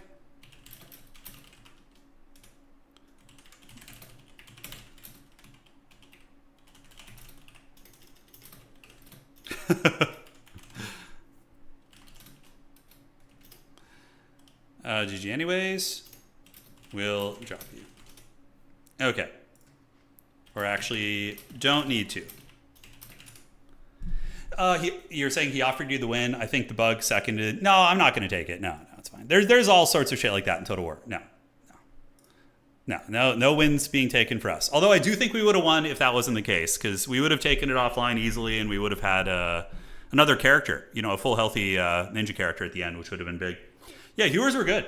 Yeah, it farmed a lot. I mean, my lord almost got killed very early on by the hewer. So, okay. And let's do that. And see what's cooking. Let's see what's going here. And go from there. The Bruiser was good. Honestly, I really like the Hero Core. The Bruiser, 1200. The Paymaster, not so good. But Steven Seagal probably got some good value too. Although he kind of got cheesed early on. Oh, only 125. Geez Louise. The build was kind of like a rotation build, though, where you bounce back and forth between a couple points. So, yeah, it was good. And the icon in the middle. They wouldn't run towards it. Pretty haggard. Okay, good game. Fun stuff. Good suffering. Did that shut us out of top 4 is the question. We still might not have made top 4 regardless. Let's see. So Alexander is not going to play. So let me just report this. And there we go. Okay, perfect. Where's that? That's going to be here and here. It's going to be Dwarves versus Ogres. And Ogres here. Okay. Perfect. All right, let's see what the top 4 looks like. Our factions are coming into fruition. Really fun game of Ogres tonight. We had a good time playing them. I think they're a good faction still. I feel like if you really min-max Ogres, they could be a solid upper mid-tier faction. We got one game going. And would we have made top 4? We would not have made top 4 anyways. No. So, doesn't matter at all anyways, actually. So, if you take a look at the tiebreakers, Solmir is undefeated. That's the player we lost to in the previous round. Then Martinius, Attack Speed, and Zablon. And they all have 15 tiebreaker score, and I only have 14. So, even if I had won, I would have been down here with Outer Region and these guys, and we wouldn't have made it. We do have Ponty and Peppy are here. So, there they are. Cool. And when those guys are done, we should be advancing to the top 4. It could affect tiebreakers because if Outer Region or Hitman Hippo played either of those players, they could get a buy round point, which would put them, not buy round, but a tiebreaker point to put them up. So we'll see what happens. What's going on, Ultimate Dad? You want the brackets? Here you go. You take a look at the brackets there. Yeah. There's the brackets for the tournaments. I don't know what grid means. Hope you're doing well, dude. I tuned into your Warcraft stream the other night. I was there for a minute. Reminiscing on the days of old. Unlimited hewer power. Hewers did some work, man. They sure did. They sure did.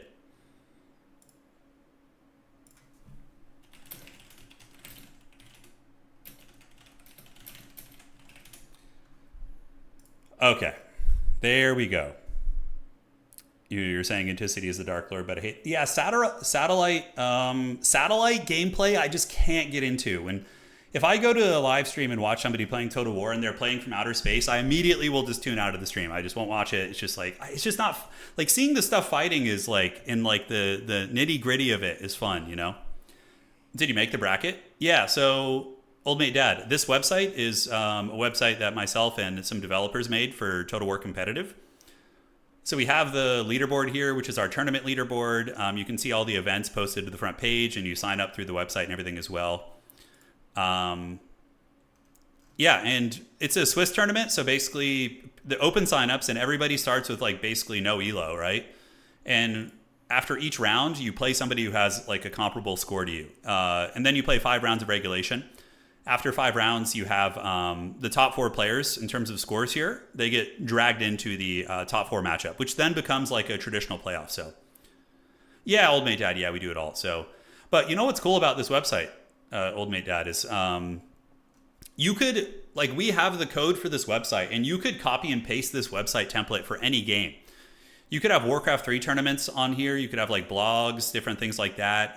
It would keep a leaderboard, which you can also split into different seasons if you want to. So like in the future, when we go to do other games, like let's say Dawn of War 4 or Total War Warhammer 40K, we're going to be able to copy and paste this website code and make unique websites for all the different games that we run tournaments for. So yeah, it's gonna be great. It's gonna be great. But yeah, I mean, it's a lot of fun, man. It's a lot of fun. All right, let's see what we got. Well played. And here we go. Okay. Let's do that. And is Ponty and Peppy done? We message Ponty. Ponty is always a late night player, man. He's grinding in the hours. He's in Poland, so for him it's like freaking middle of the morning. That's going to be, let me know when done. Yeah, we did do it for Age of Empires 4, but I don't enjoy casting or really... Like, Age of Empires 1v1 was fun for a long time, but I don't know, it doesn't tickle my pickle anymore, so that's why we don't do it, yeah. How much did that name cost? It was cheap, yeah, it was untaken, basically. Yeah. I'm excited, though. It's going to be very fun once we get 40K and some other games. Yeah, I'm pumped for it, man.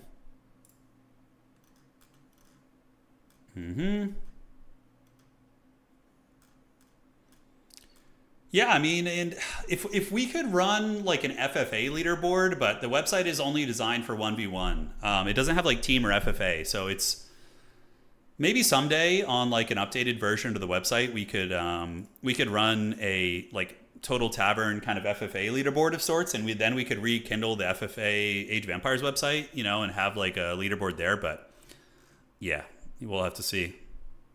All right, guys, just waiting on Ponty and Peppy to finish their game. AoE 4 is a great game. I just, I played a lot of hours. I managed to get Conqueror in it. Just kind of had my fun. And my one thing about Age of Empires 4 is like I really like aesthetic, and like the art style of Age of Empires is fine, but it's not like something that keeps me coming back to see the spectacle as much, you know? Although, man, I still do love doing like those FFA games every now and then. Those are super fun.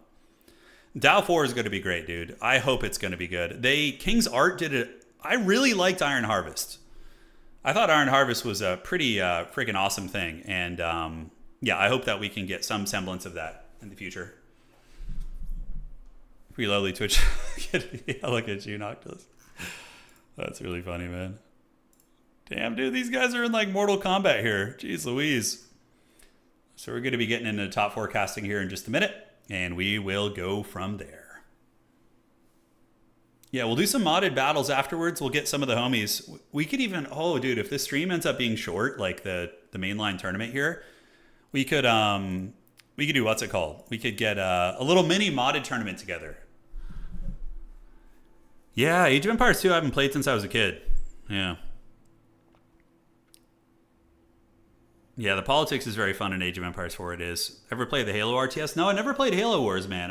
One of my pals, he's really into it, but I never got into that. Is Halo Wars RTS, is it good? I mean, I would imagine you have the Covenant and the humans, but only two factions, right? Or do they have the Flood? Is like the Flood a playable faction? Because yeah, or maybe there's like sub factions. Never did that. Okay, so Ponty's still going. They started, right?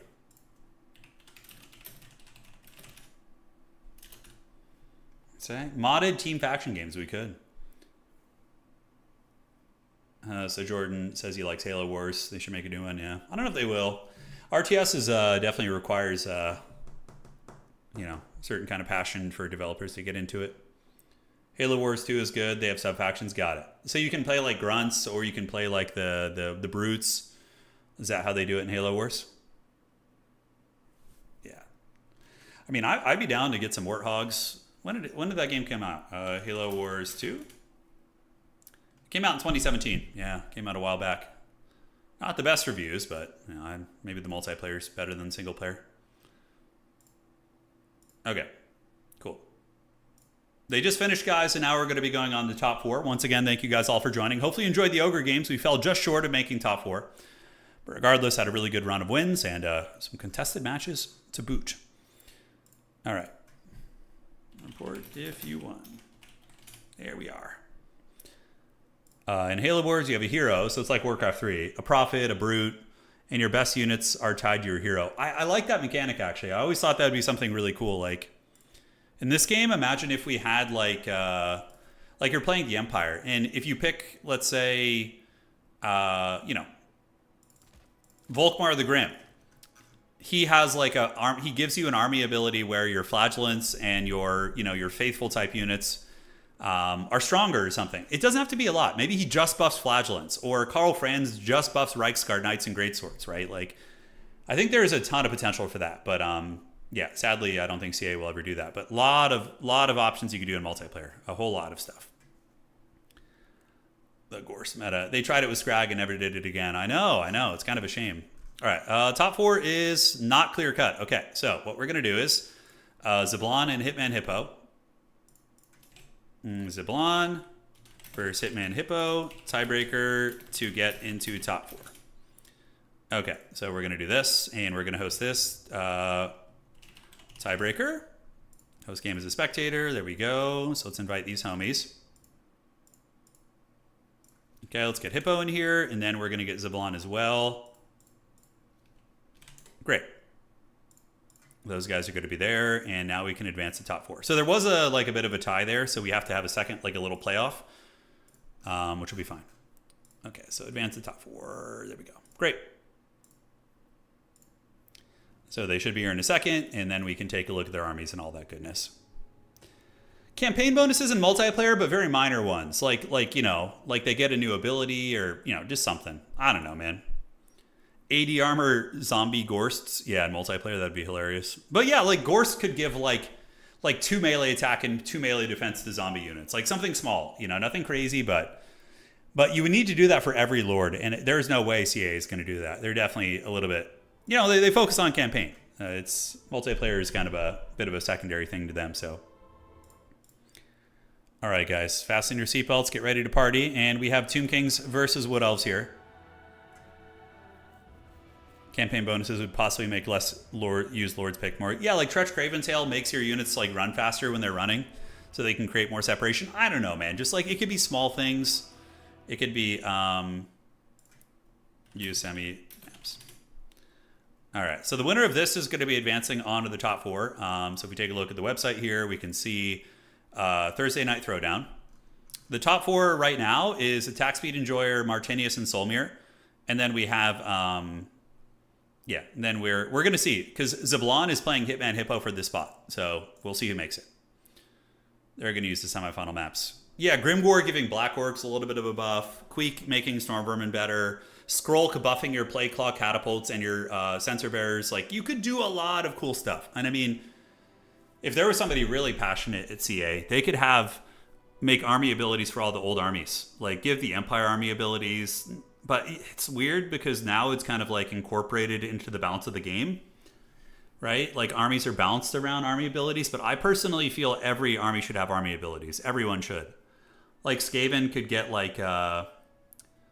giving Skaven 1 charge of the Menace Below would be fine. Like imagine if Skaven could have a one-time use of the Menace Below where they could summon a rat somewhere. It'd be super cool. I mean, there's lots of neat stuff. All right. Tomb Kings versus Wood Elves. This is a fun matchup, actually. I would say Wood Elf favored, but not unwinnable for Tomb Kings. I don't like the army abilities. Meaty says you don't like the... Yeah, I like the army abilities. I think it's really fun, but I think everybody should have them. I remember I was once talking to... I can't remember who it was. It was years ago. Somebody from CA, and I was like, why can we get army abilities for everybody? It's kind of imbalanced in a way that some get it and some don't. But they were saying that it's balanced in such a way that they planned for it when balancing the army, but I really don't think that's the case. I think it was just an exciting thing they did for campaign, and yeah, the implications of multiplayer weren't really thought through. Thankfully, though, we've kind of had enough balancing patches that the army abilities, like factions, aren't even the most broken anymore, but it would be cool. Yeah, it'd be cool if everybody got them. Yeah. Like, dude, sitting there and thinking of army abilities. Yeah, Skaven get a small nuke. Maybe Skaven get like a Sword of Khorne, like an Ikit Claw nuke or something, you know? We could probably someday do that, like through mods, like add army abilities, but I don't know. We'll see. I think all the factions should have them, though, to be fair. All right, one sec, guys. Let's do that. And Uno Momento, almost ready. All right. Sorry, guys, just doing a little bit of adminning here. There we go. All good in the neighborhood. I think that's working. Cool. Yeah, we're all set. Yeah, I can think of some really fun ones, though, man. Like, Tomb Kings have a Nushapti summon. I mean, that's kind of a template, right? And even if it's just one army ability. Yeah, just one. I don't know. It's such a cool, unique flavor, you know, to have that. Skaven get a small nuke, but you have to target your own unit. Yeah. Like, you can only nuke, like, next to your own unit, like the collateral damage. What could we give, like, Empire? Like, you could give it Empire army-wide hold the line ability where, like, your entire, like, battlefield gets, like, 6 leadership for, like, a couple seconds. I don't know. The real problem is deciding how much each faction would charge their army ability. You can keep it pretty simplistic. It can just be based on interaction, like killing units or, yeah, it's, like, most of them could just have the basic rank and file, like, hey, I kill a unit, it builds my army ability. But for some factions that are very unique, like, Dwarves could be, like, as they take more damage, they get army abilities because it's kind of like a tanky, resilient thing. The Dwarf should get an army ability where their Goblin Hewers are untargetable. Hell yeah, dude. I loved that so much last game. No, not Warp Bomb from campaign, like a toned down version of it that is like similar to like the Sword of Khorne, you know? You can make army abilities cost gold and give players the option. Yeah, I mean, that would be super cool. Yeah, they pay like part of their army cost for that. I think that would be radical, man. Be super, super neat. Okay, Tomb Kings versus Wood Elves, though, here in the semifinals, the finals of the semi. Sort of. It's actually more a round of 8. It's a tiebreaker match, and I need to know what the map's going to be. Map. Hippo versus Zabalon. I don't know if I know this player, Dim. Yeah, I think I've seen him around. Cool that he's contending for top 4 here. Who else could we give? Like, Vampire Coast could have some, like, cannon call-ins. That would be super cool if they could have, like, some cannon call-ins like they have from campaign. Yeah, Wood Elves could have some really nasty ones. Oh, dude, imagine if Wood Elves could summon a Dryad unit from a tree. If there's, like, a tree on the map, they can summon Dryads, like a Dryad out of it. That would make it very map-dependent, but flavor-wise, very, very cool. Okay, so we're going to be on Celestial Lake. That's going to be the map. Classic brawler map, so they're probably both going to play aggressive armies. Khemerian War Sphinxes. Way Watchers still good on this map. You can get them in the trees and they can put some hurt down. So, yeah, Greenskins do have an army ability. They have Wog, you know, they have that. Yeah, just fun to fantasize about. It would be the problem with adding it at this point. I don't know if CA should do it at this point because the balance is like kind of at a decent spot. And if they gave everybody army abilities now, but like for future games, I think they should definitely keep that type of thing uniform. Now it would take a ton of balancing. Like if you gave the Empire or like Wood Elves 3 powerful army abilities, they would be disgustingly OP, you know? Yeah. Basically Treants from Warcraft 3. Yeah, that'd be cool. Yeah, the Dark Elves have an army ability of sorts. Yeah, Murderous Mastery, Murderous Prowess. Yeah, they do. Tomb Kings at the ready, ladies and gentlemen. Well, in campaign, they have unique Wogs. All the Wog abilities, or Wog ability, however the hell you say that, they all do different things for the various Greenskin Lords. They do. Yeah, it's fun. Dim versus Hitman Hippo. Rise, champions, rise. Let me see here. Who's ready?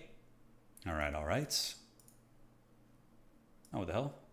Did I just accidentally... the stream's still on, right? Did I just close something? Hold on. Okay, 1 second, guys. Yeah, I'm sure 40K will have some sort of army ability stuff. Like, I would wager. I mean, they've been experimenting it. They did it for Warhammer 3, so they'll probably do it for that too. Yeah, I would wager. And honestly, I think for 40K, that could be like a cool way to handle like really crazy stuff like flyers and like, you know, if like, how are they going to balance like a gunship, right? Like that is like a million movement speed, right? They probably will do it as like army abilities or call-ins or things like that. So I don't think we need a community balance mod yet. Down the road maybe, but no, we don't need it right now. How dare you, Payson? You're just trolling me, dude. Thought we were friends, man. Just giving me all this grief. All right, so let's fire it up here. And we have Khalida. Ooh, that's fun. Khalida with a couple Bladesingers there. Or, yeah, Bladesingers. Pretty killy infantry for Tomb King, so usually don't have the best in the way of infantry units. But Hitman Hippo always brings some fun builds. Always been one of the more fun players to watch as far as high-level big dogs go. He is a major event winner. So Hitman Hippo has won one big major event. It was a long time ago, but he still got it. Still got those chops. All right, guys, let's break down the builds. So, ladies and gentlemen of the old world, over here on Hitman Hippo side, it is going to be Bladesingers. Now, this is so incredibly off-meta. They're really good at killing elite armored infantry, which the Tomb Kings don't have any of. But they still have really good just grinding potential, 48-48 on stats, good armor piercing, and they do have their dances, which they can use to become better against certain things. Zotes are here, so Zotes, I don't hate this synergy, because these Zotes come with a regrowth ability, so you can use that regrowth either on them, or on your elite Bladesingers, and then we do have Flesh to Stone. A dragon up in the sky is going to be Sisters of Twilight, very fun. And then we have more Bladesingers here, it looks like, or one unit of Deepwood Scouts. This is a wild off-meta build, and normally I would say this probably isn't a very strong build, but in the hands of somebody like Hitman Hippo, who probably has schemed it out, I suspect he's going to be able to make it work. For Dim on the other side, we do have Khalida. Khalida, a very good sniper character, and she's actually going to be on foot, and she's going to be using the Venom Staff, which is a sniping spell. We have a Necrotect with the Burning Vambraces to try and lower down the stats of whatever it's attacking. Melee Shopti, Spearman, and it looks like Tomb Guard. Okay, now that we see this army, we see Tomb Guard in the back here. Now, Tomb Guard, normally pretty stalwart against Wood Elves. Silver Shields, good combat stats, but like ironically here in this situation, the Bladesingers are going to make mincemeat of them in sustained fighting. So that is actually really funny. Could be relevant here. Ushapti moving up. Tomb King's going to be heading over towards Objective 1. So we see the Necrotect and the Lich Priest going to be partying like it's 1999 right here. His High Queen Khalida. On foot, she's a decent duelist, 65, 60, and does also, of course, have some okay weapon strength, and does have the duelist stat. I don't know if it actually does much, but it tries. The Sisters of Twilight trying to snipe the Lich Priest of Nehekara here, who's going to be using the Sandstorm. Very good against Wood Elves, and Usirian, so just pure damage spells. But Sisters are going to be sitting overhead and probably just sniping here and getting a good shot. Khalida using her Venom Staff and basically launching a whole bunch of Cobras up in the sky right there. And snakes on a dragon. Yes, the dragon does take a little bit of DPS. Over here on the wings, Deepwood Scouts coming up as well as Bladesingers. And we see some firepower coming in from the Hardwood and their Deepwood Scouts here. But yeah, Sisters of Twilight, there's no Shopti Grapos. There's nothing to really punish them. Maybe a bit of a mistake from Dim here. We're going to have to see if it ends up mattering here. All right, guys, the Lich Priest is going to have to go retire in the tree line. So basically what you want to do is you want to grab the Lich Priest here, you know, move him up into the trees like so, and hide him from those arrows if you can. All right, Darude Sandstorm activated, trigger the early 2000s, late 90s techno music, and there it goes. The Sandstorm is going to be damaging those somewhat expensive archers as the Ushaptis are being charged in, and the Skeleton Spearmen. And the Bone Daddies definitely have a build that is probably a little bit more headstrong on the objectives. Khalida getting another Snake Staff, it looks like, on the Sisters of Twilight, as on the backside, we do see Necropolis Knights with Halberds being called out right there. All right, guys, gathering up, Skeleton Spearmen and Tomb Guard are at the ready. Darude Sandstorm doing really good damage, actually. The Deepwood Scouts getting bullied really, really bad. But Sisters of Twilight, man, putting in a lot of heavy lifting, actually taking down the Harry Potter here for the Tomb King. So the Lich Priest of Nehekara potentially going to be taken offline. Crumbling, 10 leadership. Most likely going to be resummoned at some point, but that's a really nice pick. No more magic for the Tomb Kings is quite massive indeed. So Bladesingers are using the Shadow's Coil, which does lower their offensive output, but because their bonus versus infantry is so good, it's actually 12, which is very solid. It kind of makes up for the lower melee attack, and they will eventually just grind through here. Khalida with another Snake Launcher, getting a lot of damage in on the Sisters of Twilight, but there's a healing caster that's probably going to be able to help with that.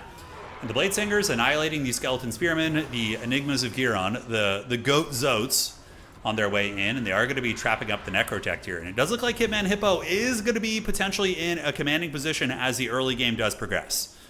The Bladesingers are trading 2v1 very well, maybe even going to beat 2 Tomb Guard units, which is like 1,500 gold worth of pieces. And now the Necropolis Knight Halberd's going to be trying to surge into the backfield. But the Enigmas of Giron, as well as the Sisters, maybe get it done. Although the Necrotect here, guys, with the Burning Vambraces, lowering the stats down to the Zotes, down to only 13 melee attack. That is really massive, actually. It's a very, very nice play by the Tomb Kings there. The rest of the Bone Daddies going to be chilling out. Ushoptis are a bit of a soft counter against Bladesingers, or maybe a hard counter of sorts. So they are piling in a lot of these boys doing it. And the Tomb Kings seem to be making a bit of a comeback here, as they do get some momentum. In this engagement here with the Burning Vambraces, lowering the stats of the Zotes is pretty huge. The Necropolis Knights, though, still taking a bit of a hammering from the Sisters of Twilight. Khalida getting punted away from the homies. And, man, the Tomb Kings probably really wishing they had some magic. I mean, right here, you could get a couple really big nukes on those guys. Zotes. I was thinking Zotes and nukes at the same time, but, yeah. Now, Bladesingers were doing great until the Ushopti Nation attacked, and they have arrived. They got their big cleaving, what are those weapons called, those Egyptian swords? I know the Ushopti is obviously the statue itself, and, God, what are they called? I was just watching a documentary. Oh, man. Okay, somebody's going to have to, Kopesh. Yeah, Kopeshes, that's perfect. Thank you. You saved us. So the thing for Hitman Hippo here is the value trading is kind of even, and both sides have a little bit of healing via Realm of Souls as well as Lore of Life. So being held back, though, when the Tomb Kings have the advantage on the objectives is dodgy, but the healing might be able to outscale here, guys. Thank you. Appreciate you all. Thank you. And the Flesh of Stone activated on the Enigmas of Giron, but Khalida and the Necrotect are getting some work down there, and you can see the Sisters of Twilight are getting prison shanked a little bit. There are some Skeleton Spearmen, and even though they do very diminutive damage, they still do have anti-large and can poke you down 1 damage at a time. Sister is going for the kill, and the Necrotect is pretty big. That could be a game-winning play. Cutting the head off the snake here, the Necrotect, the one that is doing the huge debuffs with that Burning Vambraces, would be very, very big.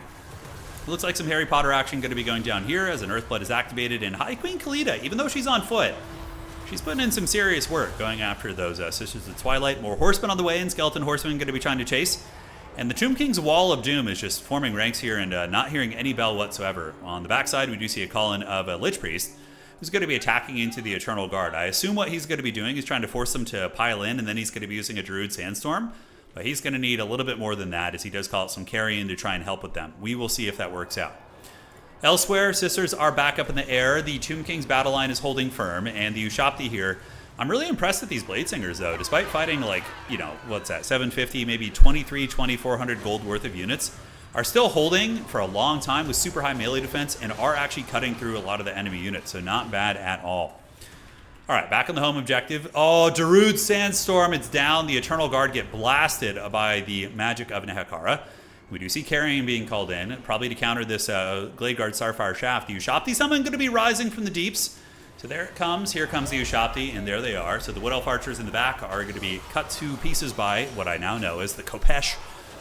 Anti-infantry bonus, very, very nice. So there they go. They're going to be getting chewed up, and elsewhere, Carrion going to be cruising across the battlefield, looking to try and finish the job there. And the Wood Elves still haven't gotten through the front line fully. They have collapsed this flank over on the eastern side.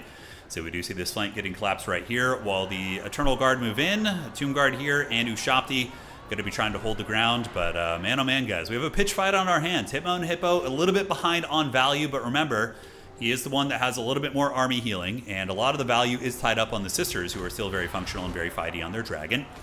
High Queen Khalida, though, she has heard no bell whatsoever. She does have My Will Be Done, so all nearby Tomb King's units are going to be getting a buff. And now she's going to be duking it out with the Zotes. Zotes are pretty terrible against infantry in my experience. They're very low melee attack, usually makes them a little bit subpar there. But Wood Elves are breaking through, slowly but surely. And the Eternal Guard and the Bladesingers just cleaving through lines of skeletons. We do see the Ushopti being worn down by the dragon. But a little bit of a backfield push here. Very nice from the Skeleton Horsemen. Was able to get some nice work done. Ushopti going to be heading to this point, but they are going to have the most wet noodle contest of all time. It's going to be the Firebark Elders battling against the Ushopti, which is going to be supremely haggard. I can't wait for it. All right, so those bad boys moving up. And over here on Objective Trace, we do have High Queen Khalida and the remnants of her Skeleton Legion, with mostly, I think, Skeletons and Ushopti. A couple of Tomb Guards still here, which of course give you full capture weight as well. But I do think the Tomb Kings are a little bit favored here. I mean, we do see Dim well ahead on value despite the healing. And that just unbreakable bulwark. And it's kind of fun because Tomb Kings are very similar to that in tabletop. They have a rule called the Nehekar and Phalanx, which basically makes it so their units, like, they won't give any ground even if they lose a fight. Now, normally in tabletop, when a unit loses a fight, it has to give ground or fall back in good order. But the Tomb Kings units, even if they're losing a fight, they just plant their feet in the ground and they don't give any ground, which is really, really nice. It's an amazing rule. Because what that can do is it can trap enemies in combat with them, so they can't push them away and go elsewhere. It's a very, very cool mechanic. But Sisters are trying, and are they going to get through? Necrotech is back in business, and I would imagine the Tomb Kings are going to need to call in some infantry because the Wood Elves are making progress. I see a lot of crumbling undead here, carrying and holding back what they can, but there is momentum coming via the Firebark Elders. Khalida and the Necrotech might be able to actually 2v1 this dragon. Khalida is still a great fighter, and the Necrotech does hit hard and does have that big debuff. But yeah, a lot of bony crumbling here, although Wood Elves kind of bare bones themselves. Although those Bladesingers have been fighting since the beginning of the game, and the Wildwood Rangers are, they're a hard-ish hitting unit. They have anti-infantry, so they will be able to cut through. And what's kind of cool about the Wildwood Rangers is they have good AP, so they can also punch through Shopti and help you in the armor-piercing department. Tomb Guard trying to hold here. Khalida duking it out with the Sisters of Twilight. Horsemen on their way in. One of the main strategies you do see from Tomb Kings in the very late game is that they... oh no, he forgot about his Lich Priest for like 2 or 3 minutes. All right, so this was in the bushes the entire time. The Lich Priest over here just kind of cackling here. Man, yeah, you got to get that Lich Priest over there. That could be the one that breaks the game open. We do see the Tomb Kings spend all their money, so now they call in Necropolis Knights with Halberds, which will be okay. They could probably push back these units, but man, these lines are getting flimsy. But look at this Khalida going Giga Chad, fighting from the ground, beating up the Sisters of Twilight. Wow, I didn't have that on my bingo card, as they just get absolutely handled right now. Running away, broken. Necrotech is chasing here. High Queen Khalida, just going to fight the main fight. That is massive. That's honestly a game-winning play right there. That's freaking huge. And now the Necropolis Knights and the Lich Priests are going to be able to chase these guys off, no problem. So the Sisters of Twilight are going to get their heal, but they're broken, which means if you just keep a unit chasing them, they're going to be gone. Okay, I don't know how that happened, but, it is what it is. Necropolis Knights, as well as the Lich Priests, going to be chasing off the Wood Elf Skirmishers, which are running away there. The heal does go down on the Sisters of Twilight, but they're going to be exiled by the Horsemen, as well as the Necrotech right there. And Khalida just fighting tooth and nail on this objective, and oh man, I did not expect her to win that fight. That was pretty big. Obviously, she had help. The Necrotech was debuffing the Sisters, so their stats were only 17 and 17, and that is a pretty big game changer.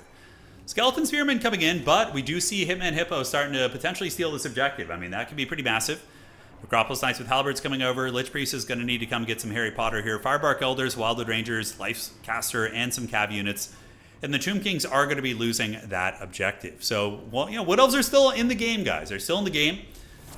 And it does look like the Sisters of Twilight going to be exiled off the map, which means that there is going to be a bit of a second win for the Tomb Kings here. Khalida a little bit surrounded. She doesn't have her big AoE poison explosion, but now move in the Necropolis Knights with Halberds and the Zotes. Even though they're great against these guys, they've been fighting for a long time and most likely are fatigued. Are going to be getting dragged down by these Necropolis Knights, and ladies and gentlemen, that is going to be the end of the road for that elite unit of Zotes. Druid Sandstorm activated is going to be a swing and a miss. He was trying to get those Glade Riders, but it didn't work out. Lots of skeletons coming in. And here's the thing, guys. The Tomb Kings have a long time to get this objective. They have a long time before, because they have an 1,100 points lead. They would lose on just the one objective, but it is going to buy them some time, as on the backside we see Skeleton Spearmen coming in. And a really good ninja attempt. Hitman Hippo, of course, is a champion level player. He has won a major event. So his instincts and his fundamentals of playing domination and bouncing between objectives is going to be very, very good. And he might actually ninja this point. If he ninjas this point, it's going to be a massive likelihood increase that he has, opportunity of winning this game. Usirian's on the Glade Riders there, and he is going to be losing these units. But looks like he is straight up going to steal this objective from the Tomb Kings. Khalida trying to fight. We do see Nekar Horsemen coming in, or Skeleton Horsemen. Bladesingers going to intercept them. Wildwood Rangers fighting a good fight here as well. Oh my god, the Tomb Kings held that objective. Wow. That's huge, dude. That is freaking huge and a half. And he was able to hold that. Skeletons are on their way in. Oh, don't move off the point. Stay on the point. Okay, he stayed on the point. Is going to be intercepting here. Eternal Guard are going to be coming to flip the capture weight, though. If the Eternal Guard get there for even a second, it's going to flip. And it flips, and the Wood Elves do end up getting that point. Very, very nice play. Now, on this side, we do see Khalida trying to work through these units. The Necrotech and the Skeleton Spearmen going to be hustling up on that objective right there. And this point should go back to the Tomb Kings most likely. A lot of Wood Elf units here did get bullied off. And basically what you do is you just blob up the Eternal Guard and you cast some Harry Potter and get rid of them. It's going to be very, very strong right there. So we'll see if that ends up playing out that way. High Queen Khalida going to be grinding with the Bladesingers, and we do see the Firebark Elders, doing what they do and being a very, very annoying roadblock. But Hitman Hippo is getting 3 victory tickets per second. And that will add up very, very quickly. So a couple units here. The Lich Priest needs to use some magic. The capture weight does favor Tomb Kings, but just barely. This is a bit of a mistake here, and this is the second time we've seen Dim do this game. These frickin' Dude's chasing off the horsemen, but he needs to get them back up on that objective like right now. If he forgets about those units, he's going to lose the game. He needs to get those Necropolis Knight Halberds, 1,400 gold unit in the mix. So Tomb King's making some ground here. Tomb Guard going to be fighting Firebark Elders. Firebark Elder is going to take 45 years to kill. These guys just have high melee defense, decent armor. They also have some Fizz Res. So Tomb Guard not going to be very effective against them. So he's going to need a little bit of milk to deal with those. Nice Chariot play right here. We do see the Necrotect using his anti-infantry and his debuff to make the Blade Singers a very crappy unit, comparatively speaking. So nice play from those bad boys. The back objective is in the process of flipping, and it's going to take some time. He did not forget about the Necropolis Knight Halberds. But we have an absolute nail-biter of a game on our hands. I still think if both players play equally well, let's say equal skill performance from both these homies, I think the Tomb Kings should be slightly favored to win. Hey, baby. Oh. Dziękuję bardzo. And yeah, I do think the Tomb Kings player would be favored to win this, because the Necropolis Knight should be able to come over and kill the Firebark Elders, and then Kalita and the Lich Priest and this Necrotech should be able to clear some ground here. But his lead is now gone, and I mean, Hitman Hippo might be able to just spam Light Horsemen up on this objective long enough to win the game, although we do see some melee Shopti coming in. Necropolis Knights are on their way over. They're going to be a big problem to deal with. Dryads have good capture weight. Tomb Kings are a little bit lacking in capture weight here, as Hippo calls in some Zotes really far away, which is probably a bit of a mistake. Probably should have called in the Zotes right over here, but we'll see if it ends up mattering. They are going to be coming across. So right now, yeah, points lead for our boy Hitman Hippo. Well, Kalita is going to be grinding, sitting at 3,100 foot Kalita. God damn, that is some value right there. Melee Shopti going to be really effective against these infantry as the Tomb Kings do start to flip it. That was a bit of a blunder there. Probably should have summoned the Skeleton Horseman Vanguard here for capture weight. So little mistakes being made by both players, but he does call out a couple of guys. They're very far away. If he had called them out nearby, he probably could have gotten them up on the point and maybe flipped this objective and just won the game. We'll see if it ends up coming back to bite him in the butt here. But Light Horseman coming in.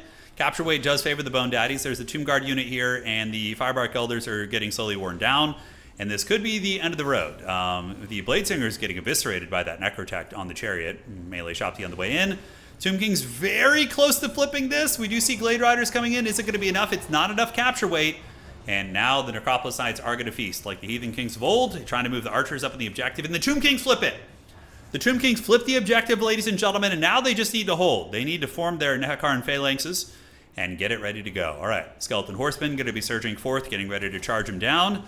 And guys, we got a knockdown drag-out battle on our hands. Skeleton Horseman grabbing this objective here while more Skeleton Horsemen move up.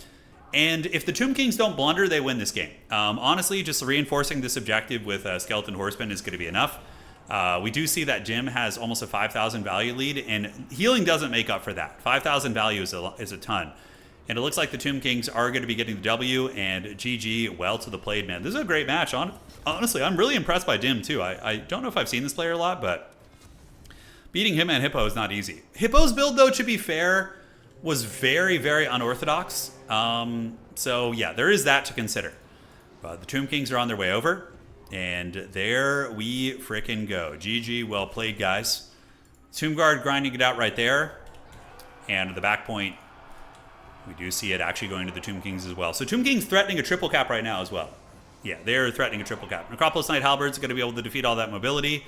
Objective 3 is going to be taken here as well. Hippo doesn't win on just one anyways, but yeah, still really driving it home.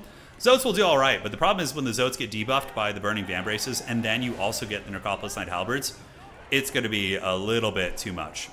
Yeah, we do see a Rat Ninja play coming in here, guys. I don't think that's going to matter, though. The victory tickets are going 3 now for the Tomb King, so they are going to be getting 3 of those. And GG, well played. GG, well played. All right. So, guys, fun game. Let's look around and see what we got here. No, it's a different person, Dark Horse. It's a different person. That's a different player that you're thinking of. Yeah, they both have that in their name, though. So Kalita, I mean, putting that game on her back, man, 3,300 value. Oh my God, Necrotech at 3K value. The Lich Priest did really good. Yeah, it was a clean game, dude. I mean, I do feel like Hippo's build was a bit of a meme build, but he still almost made it work because of how good he is. But yeah, GG, well played, guys. All right, so now we have our semifinals. It is clear cut. So semifinals, we're going to do Attack Speed Enjoyer versus Ziblon. And then we have Martinius versus Solmir, which that's the game we're going to cast. Although, that's Wood Elves. I think we have Wood Elves on both sides. Do we have 3 Wood Elves? What is Attack Speed Enjoyer playing? Okay, let's figure out what we want to cast. So, okay, I'm looking right now. Solmir's Wood Elves. Hitman Hippo's Wood Elves. Oh, yeah, Khorne. Okay, I'm down. We're going to watch Khorne versus Wood Elves. That'll be fun. All right. Attack Speed Enjoyer. Let me see this. Okay. Semis. Shit, wrong game. Okay. Okay, so we got Attack Speed Enjoyers on Khorne. That was a really epic game. It was great. And then he's going to be facing off against Zablon, who's on the Tomb Kings. So Khorne versus Tomb Kings. Okay. Well played to him, man. Well played to him. I think Martin and Soul played. Oh, did they play already? Oh, they did. Okay, that's fine. So yeah, that's cool. We'll just wait. Solmir can just wait. So we're going to do Zablon versus Attack Speed Enjoyer here. Yeah, Khorne's fun. Khorne's fun. Dude, we're going to scheme up the glorious modded faction war. That's going to be sweet, man. That's going to be sweet. I'll be back in just 1 second.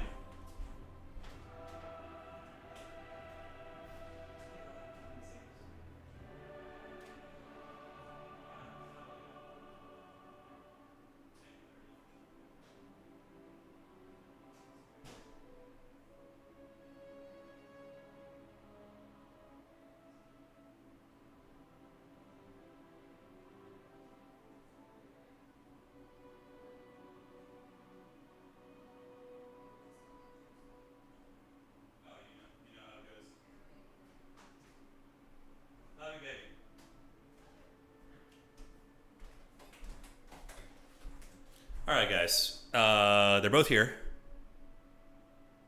Yeah, so what's new with you guys, man? What games you guys been playing? What are your squeezes right now? What are your main squeezes? Okay, let me know maps. Okay. Yeah, but definitely excited for this year. It's been a little bit of a dry spell with RTS, for sure. But getting us some glorious Dow 4, dude, that's going to be so fun. I'm so pumped for that. So Naniori's been playing Resident Evil, Sins of a Solar Empire 2. Yeah, that game I kind of am interested in. Sins of a Solar Empire 2, let's see. Okay, so let's do this. Sins of a Solar Empire. Is that... That's not Stellaris. It's a different game, right? Okay. We'll take a look at this together here. Overwatch, Space Marine 2, Resident Evil Requiem, yeah. You're about to be 35 in 5 days, so I'll be closer to 50. Join the club, General. Man, dude, the powerful 35 plus club, yes. This is like, it's like real-time strategy, right? Like the battles and stuff. Let me turn the game sound down here. Is there like base building and like how does it work? If you play a PvP game with your friend in this game, Sins of a Solar Empire, oh, it's actually kind of new too. It came out like, what, a year ago? 2 years ago? Yeah, it looks kind of cool. I mean, we might have to give this a try, guys. Battle for galactic dominance in this real-time 4x4 strategy game. Okay, so there's like grid-based, and then you fight on grids. Sins is kind of like Dune Spice Wars in space. Oh, that sounds super fun. There's orbital base building, different planet types, and other bonuses. It's probably way easier to learn compared to Stellaris, right? Like, it probably has more set factions, yeah, rather than like the insane customization. Agreed on the Dune comparison. Yeah, okay, I can see it. It looks pretty complicated though still. Is it fun to watch though? Yeah, that's the question. Like, is it actually fun to watch? I mean, it might be fun to play, but... Okay. He's going to let me know the maps when they get that done, and we'll go from there. And you build a capital ship that's kind of like Warcraft 3 hero. Okay. All right, guys. Well, thank you. A lot easier than Solaris. Understood, understood. All right, Tomb King's Khorne. It's a classic mashup. Big fat sword of Khornes. I mean, there's a lot of skulls for the Blood God. No blood, but plenty of skulls, which is good fun. And here we go. You're playing NBA Live on PS3. Oh, man. I haven't played a sports game probably since 2006. I used to, in high school, I played Madden. That was pretty much it. I've never played any other sports games. It was 2006. Sins is awesome. Okay, good to know. Good to frickin' know, man. All right, Dim on Tomb Kings, attack speed enjoyer, not on his beloved Wood Elves. We're going to be on the Imperial Ambush, which is a decent map for Shopti Great Bows, but still relatively close quarters. You do have a home objective, which is nice, so you can kind of sit back there and Netflix and chill on that. Yeah. NFL Blitz when sports games were actually games, yeah. Yeah, that was fun. I did enjoy the old Madden games back in the day. I remember just playing the OP Baltimore Ravens. Baltimore Ravens were super OP in the early, like 2005, when Ray Lewis was like the most broken character in the early Madden games. Him and like, you had like Terrell Suggs and Ed Reed, Jamal Lewis. Like I vividly remember that like early 2000s, core was just so powerful. You could truck stick, like Jamal Lewis was like super OP in that game too. Yeah. All right. Yeah, it's a metal match. It's a metal match. Khorne is one of the most heavy metal factions in the game. Tomb Kings have a little bit of metal. I mean, they have giant metal scorpions, basically. Yeah.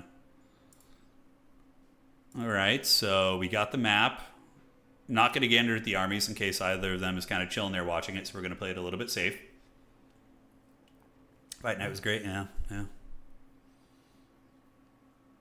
Okay, perfect. So yeah, we might try Sins of a Solar Empire. I think that could be pretty fun.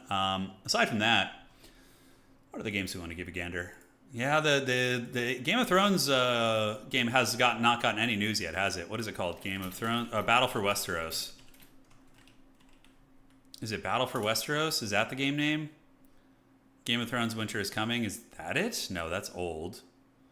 Battle for Westeros. Is it going to be on like a different launcher of some sort? It looks like it might. Okay. Battle for, yeah, here. War for Westeros. There we go. Okay. So this is the one I'm very pumped for. Apparently it's going to be like FFA focused, but still like have RTS elements. This is going to be Battle for Westeros here. I don't know if you guys have seen it, but yeah. RTS, but has like Total War, like grid-based kind of action for the Grand Campaign. I'm very excited for this. Planned release in 2026. So sometime once we get through this dry spell, I mean, that could be great fun. Oh, shit. It includes in-game chat. Man, okay. Look at that. In-game chat in 2026. Who would have thought? Yeah. No real news. No real news for this. Yeah, it's just kind of been in the shadows for a while. More blood for the blood gun. Yeah, well, who doesn't enjoy that? All right, I'm gonna ready up for the players. Olden Era is very fun. I really like Olden Era. Yeah, it's a great game. Did they have a release date for Olden Era yet? For Heroes of Might and Magic Olden Era? I don't think they have. Let me check their Discord and see if there's any news. No, I don't think so. I don't think there's any release date for that. I would imagine it'll be coming soonish. Yeah, that game was great though, man. I was having a lot of fun. We kind of just burnt through the demo and did everything, but when they get that fully going, we're going to do some tournaments and some fun stuff. In-game chat, I know. I think the in-game chat thing is... I think it only pertains to studios in the United Kingdoms because they have very strict laws there pertaining to chat moderation and language and things like that. So yeah, I don't think I've seen any Western studios like at least in the States. Like most of them will have open chat because I think in the kingdoms you have to like moderate your chat actively, and if you don't moderate your chat, you can get in trouble for it. I don't know specifically what it was. Total War Warhammer 3 Fantasy Football League? You mean like Blood Bowl or? Yeah. Yeah, Blood Bowl's fun. Crimson Freedom looks like StarCraft Dawn of War 1 mix. Yeah, I don't know. I think I might have seen a trailer for that one. Might have seen a little bit something. All right, guys. Khorne is ready. The Blood God throwing down the gauntlet. He's throwing down the dueling glove. Tomb Kings are building. Tomb Kings, you have a lot of ways to play this. So Sepulchral Stalkers, Tomb Guard Halberds, Tomb Guard are fine too. Shopti are great in this matchup. the Corngors can kind of take him up, do some work here. All right, so it's going to be, oh, Knights of the Brazen Throne. Oh, I love that so much. Holy shit, that's awesome. And then we do also have a couple of Fleshhounds versus the Sphinx of Usafir, the big Sphinx, the anti-large one. Khalida again, and a Death Wizard this time around. All right. Most likely going to be doing like Soul Blight and various debuff things. So I don't know if Blood Bowl 3 is still bad. I really was turned off to playing Blood Bowl 3 because of the Haggard launch. It was so bad. I started a league. I was very excited, but it just straight up didn't work. Like they were just like, oh, we're just not going to give you any coaching tools, so you just can't like have a proper league. But Manor Lords, is great fun. Yeah, I really like the demo. It's kind of cool. It's like one of those what the hell is that game? Pax Romana. What is like that franchise called? Pax Romana is like it's like part of a franchise of games. I played it. It was the Roman city builder game. It's like that, but with like better PvP, but less developed like city building basically. All right. Anno series. Thank you. All right, ladies and gentlemen, makes a lot of sense. Marauder spam, including the Marauders of Khorne with dual weapons. So there's going to be a shit ton of those guys, and they trade well into skeletons. What's not to love? And they're very tricky to get through. They have a fair amount of HP. Double Fleshhounds. Fleshhounds are really nice for the mobile game. You can see the Fleshhounds and their little their children here, the regular Warhounds. But yeah, good for contesting skeleton horsemen and Nehekar horsemen and things like that. So I don't hate it. Valkia is a really good anti-large character, and the Knights of the Brazen Throne are a very high-risk, high-reward unit. These guys can do a ton of heavy lifting if they just run through the infantry. Like, if they are just allowed to cleave through skeletons, they will annihilate, like, an infinite amount of skeleton warriors. But they can also be dragged down by Necropolis Knight Halberds, as well as other bigger threats. For the Bone Daddies, we do have a battle line of skeleton warriors. The big Sphinx of Usef here, which is the one that has anti-large, fire damage, and armor piercing. Lich Priest of Death with Purple Sun, Won't You Come? And it is going to be the High Queen Khalida as well, who's going to be rocking it on her cool man bear pig thing here, her serpent beast that she rides. Yeah, so basically you Shopti to fight the infantry, the big Sphinx to fight anything big, Khalida to assist and use her staff, and that is going to be all she wrote. So let us know your predictions, guys. Who are you rooting for here in this game? The boys are back in town. Advancing up are skeleton warriors, a whole bunch of these bad boys. Ushapti as well. This is a home objective map, so both players have an objective at home. You got one right here, and one right here that is contested. So this is very good for defensive counterpunching factions for sure, because you can hunker down on your home objective and slowly push out. Khalida did really good in the previous game. I mean, Khalida was carrying that game pretty damn hard, guys. Big Sphinx, High Queen Khalida are on the way in, while the Ushapti and the Skeleton Warriors are moving up and grooving up. All right, guys, Khalida creeping overhead. She's going to be doing a little bit of reconnaissance. Only brought Sleipnir, so no Demon Shield. Sleipnir is good against, like, Tomb Guard. You basically just want to save it for Tomb Guard or for some of the Horsemen, different things like that. Yeah, the Bone Daddy's going to be grabbing Objective 3. Attack Speed and Joy are going to be getting 1. And I don't know what is going on with these guys, the Knights of the Brazen Throne. Like, what? They're just in no man's land here, and he's kind of pulling a bit of an Anticity here. We can see him spawn camping his opponent. Oh my god, is he just going to spawn camp his opponent the whole game? Although there's a spawn point up here. Necrotect coming out with the Burning Vambraces, or Vambraces of the Sun. Very, very good item. And the Chaos Forces are going to get Objective 2 and Objective 1. And the Tomb Kings are just probably going to slow push up towards Objective 1 and keep their whole army together. If you have a Death Star, the way you would want to play this map is just play this. Like, ignore this objective until late game and just, play here. That's going to be the way that you want to do it. Yeah, I don't know what Attack Speed Enjoyer is doing with his Fleshhounds. He's getting real crunk and nasty here, man. He's encircling his opponent's spawn here, and Attack Speed Enjoyer currently saving. And this is the weirdest part of the game for me. I have no idea what he's doing. The Knights of the Brazen Throne are waiting on the periphery of the battlefield, and will, of course, be very good. But the Minotaurs are going to need to be summoned here. We do see Minotaurs with great weapons coming out, so they are the counter against the Ushapti. So these big Minotaurs are on the way out. And the Marauder Horsemen of Khorne will be surging forth to try and intercept those guys and keep them honest. So we'll see how it goes. All right. In the meantime, Valkia looks like she's attacking into some skeletons here or something. I don't know. Something or other was going on. A little bit hard to tell. And the Tomb Kings are going to be the ones who are going to be forced forward. In the back bushes, we do see the dreaded Knights of the Brazen Throne waiting. A little bit of a land battle box being made by Jim here. He's playing some land battle here in 2026. And, yep, he's going to have to push forward eventually, though. He can't win on just one objective. The victory tickets right now are going to be 2 for the forces of the Blood God, and for the Tomb Kings, it's going to be only 1. But look at attack speed enjoy, man. He's got some wild stuff, man. He's got 1 here. He's got 1 over here, too. He's got these, like, little pockets of ambushing forces. So it's kind of cool. It's something I like about Domination. It kind of encourages multi-pronged fights at times where there's, like, you know, flanking forces and, you know, fights taking part on different parts of the battlefield, whereas an old school land battle is typically all just in one area. But, yeah, something I've always enjoyed. Not for everybody, of course. Now, Khorne Horsemen are pretty badass. They have 44 melee attack, or weapon strength, excuse me, and 32 melee attack, so they're able to do some good damage against the skeletons here.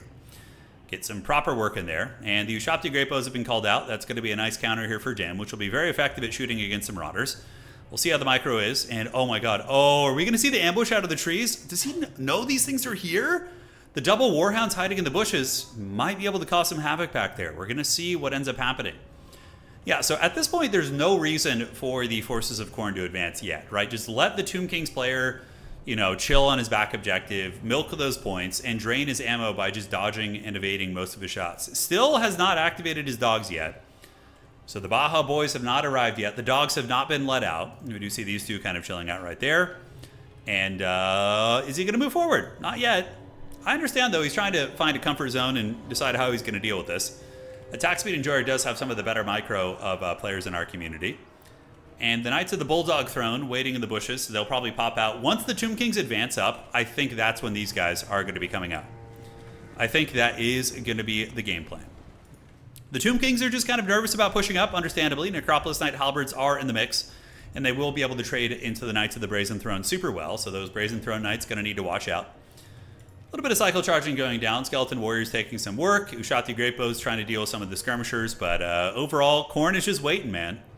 This is the most patient, bloodthirsty warband I've seen.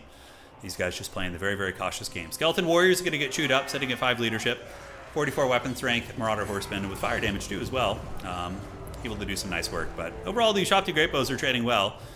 Victory tickets 400 against 228, so that is in the mix. While the Great Bows continue shooting down into the Marauder Horsemen. On the outside we do see the Hounds coming, getting ready to circle and do a little bit of pushing for the cushion. Marauders, Marauders, and Marauders. They could also do an envelop when the fighting happens that are up, so they can envelop there and try and surround that army. And what do we see here? Some horsemen in the bushes. Oh my god, I don't think they see these Brazen Throne Knights. That's so freaking funny. The Knights are hidden. If you mouse over the tooltip, they were hidden, not anymore. These guys discovered them. So the Skeleton Horsemen, I'm pretty sure, saw them. That's going to be a Doom and Darkness breaking that Marauder Horseman unit and a couple of skeletons chasing them down. Valkia the Bloody getting in combat, and even though she's not an anti-infantry character, she can still crumble a Skeleton Spearman unit, so she does get in there with some very cool looking attack animations. She's got some good ones. She's definitely got some good ones. She kind of flies up and does, oh, hello. I think she just picked up a skeleton and then lanced, oh, that was sick. She like picked up the skeleton on her spear and then lanced it into the ground. Very badass. All right, so the Bone Daddies are going to be sounding the Horn of War, guys. It is fully on right now, and Attack Speed Enjoyers are going to be surging forth. The Blood God sounding the Horn of Chaos, as everybody is going to be coming forward. Envelopment on all fronts is going to be the game plan. And the Brazen Throne Knights are on their way out now as well. So it should be a nice pitched fight. And the Tomb Kings have put their feet down to the objective, saying, come at me, bro, as the screaming hordes of barbarians. You have the downhill charge, looking cool. Those Skeleton Spearmen form their phalanx, but they're not going to win that fight. Big Sphinx just kind of waiting for something big to attack. Meanwhile, on the outside, Necropolis Knights with Halberds able to intercept the Hounds of the Flesh Hunt, so not bad at all. But give me the Brazen Throne Knights. I don't really care about a lot here. I just want to see what the Brazen Throne homies are going to be up to. Khorne getting its Minotaurs in the mix as well. The Minotaurs will do very well here, and they do get a downhill charge and actually engage the big Sphinx. Sphinx and Minotaurs fighting is a bit of an even contest between those two. Both are anti-large specialists, and it looks like the Tomb King's going to be using some Harry Potter over here. Purple Sun, won't you come? And even though Khorngors do have spell resist, it does so much damage. That was a beautiful Purple Sun there by the Bone Daddies, eviscerating several of those Khorne units. So whoever said don't bring magic against Khorne, you know, you eat your heart out there. That was pretty good. All right, so the Bulldog Cav in the back are retreating away. They do get intercepted by what appears to be Necropolis Knight Halberds.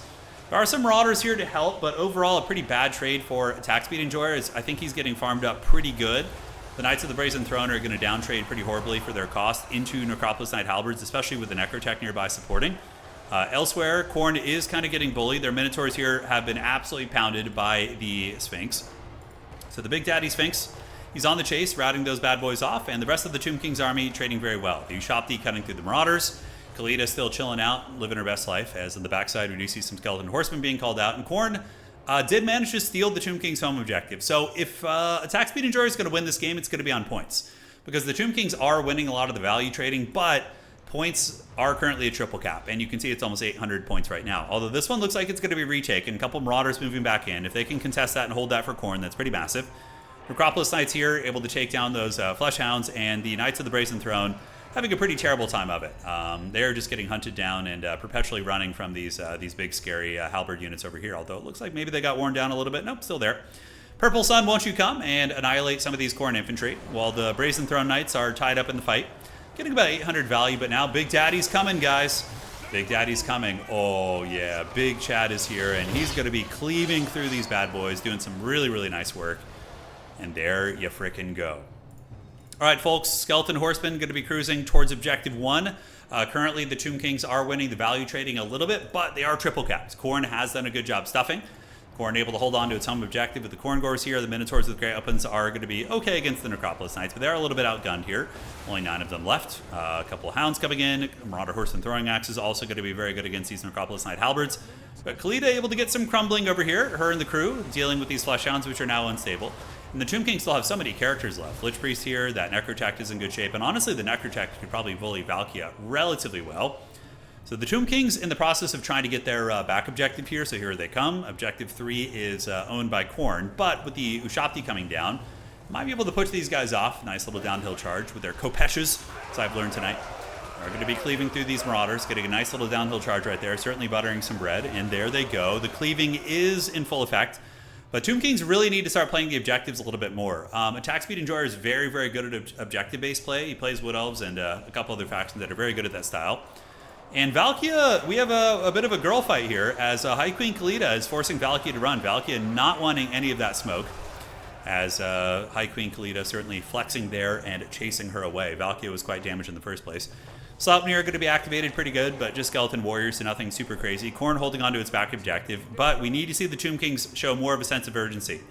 They got to be calling in some assets, like get all these guys back and reclaim your back objective. Get these Necropolis Knights over here, your big boy, because if you play this game with a home dog here, I mean, he might be able to weasel this game out. As it currently stands, I could see Khorne doing a Khorngor last stand. Start calling in Khorngors on the far side objective that isn't being contested, and play that way. But this objective is going to be coming into the clutches of the Tomb Kings here. Dim is going to get this one back. Ushopti are coming out, and yeah, like very dominant value trading fight for the Tomb Kings. But if they play lackluster on the objectives, it could matter. Sword of Khorne activated, tickles the pickle of those Skeleton Horsemen, but is mostly dodged. Necropolis Knight Halberds are now surging up to the high ground objective as well. And the home objective for the Tomb Kings does get taken, and now Dim needs to start partitioning forces and playing the objectives, man. He's got to show some urgency. It's like a lot of idle units here. Like, get those guys up on that freaking point. He's playing so well, aside from that. He's playing such a good game. All right, so now homie's going to go that way. He's going to get this. Ushopti are coming. He's going to need to partition his forces and send these guys over here and get that.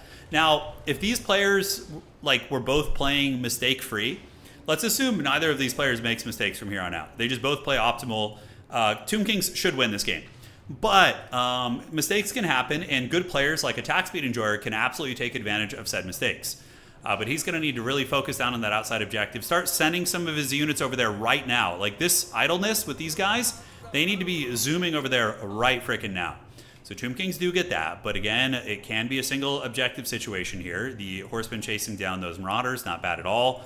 And he needs to just go for it, man. I mean, he's going to lose this game if he doesn't. He does have a couple Skeleton Warriors over there. Get your big boy. Yeah, there he goes. The Ushopti are heading over there, and the big Sphinx might be able to get this. And what's going to happen is Attack Speed Enjoyer is going to be spamming Khorngors, most likely out of the Vanguard point right here, and or like Fleshhound, some sort of mobility to try and play that objective. We will see. I don't mean that Tomb Kings are favored over Khorne in general. I mean that Tomb Kings are favored to win this game, this particular battle that you're watching. Yes, to be more clear. Yeah, it's a lot of capture weight coming in, but they're only skeletons, so they only have 2 capture weight. This objective is going to be easily held. You probably just leave Khalida and the Lich Priest here and send everything else over there. We could totally see Attack Speed Enjoyer win this, like 100%, especially if he has the Sword of Khorne. So the objective is being contested. Horsemen are on their way in. It's going to be razor close. He needs to hold for another 70 seconds, and he's going to get the win, so 1 minute and 10 seconds. Double Ushopti on their way over. They only have 3 capture weight, but they still have enough stopping power to push these guys off. Necropolis Knights are heading there too, but he's got to make sure to leave at least something here. And he doesn't need to leave the Sphinx here. That probably is not necessary. Take the Sphinx over there and just summon like some skeletons to defend that back point. That would be the play. Yeah, he's clenched up right now, I'm sure. So spears and skeletons on the way in. Ushopti going to be piling in to help, and we'll start clearing off some of these units. Marauder Horseman being forced into melee combat. Khalid's on her way over. Necropolis Knights should be able to get him off. 40 seconds left, ladies and gentlemen. 40 seconds left. Marauder Horseman back here are able to barely win their fight, but it looks like it's going to be an attrition fight, so neither of them really going to be winning. And man, oh man, what a close game, and the Tomb Kings are able to get it. Now, the question is, will Attack Speed Enjoyer be able to gremlin an objective somewhere else? I don't think so. I think that Dim is going to have enough momentum here that he is going to be able to cackle it up. And yeah, that is going to be it. Tomb Kings player playing like a machine tonight. A very nice victory in the tiebreaker round. And also looks like he should win this game. Like, this game should be over.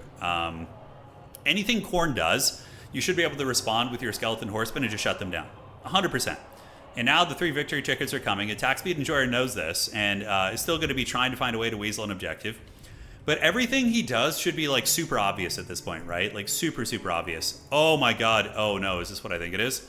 He's hiding some horsemen in the trees, waiting for his opponent to leave that objective, and he's going to come and try and ninja that. Holy shit. If he wins off that, I mean, that just, Dim would deserve to lose at that point. He should leave like a skeleton back here at least or something, you know? Like, Attack Speed Enjoyer is a Gremlin Wood Elf player. He's going to find a way. He's going to find a way. All right, guys, so moving up, the Ushopti and the Lich Priest are hanging. It's basically just hound spam, and he's probably going to try and move these guys up, get capture weight, then loop all these guys down and under and try and steal his opponent's home objective for the win. He only needs to hold for like a little bit of time. We do see Valkyrie the Bloody getting beaten up by Khalida. Khalida really establishing dominance this game. She's been doing very well today. Really good in the quarterfinals and really well in today's semifinals as well. All right, guys, and did we see the rat play in the back? I mean, Attack Speed Enjoyer not gathering these horsemen up. I don't know if... Oh, he gets discovered! I don't know if Dim's paying attention here, but he does call in some Necropolis Knight Halberds, which he should really just leave on that point. If he does that, then he should just win the game easily. The mobility core of Attack Speed Enjoyer trying. This is always such a bad feeling. When you're, like, that close to winning, you know, like, you're just, like, and you just can't break through your opponent's lines. Oh, my God. All right, Valkyrie the Bloody is about to get broken. She's shaken. Being attacked by a chariot, also being attacked by High Queen Khalida as well. Objective number 1, firmly in Tomb King's control. A lot of Tomb Kings chilling on this objective as well. And it looks like they might go for an attempt here, but there are some horsemen coming out to match them.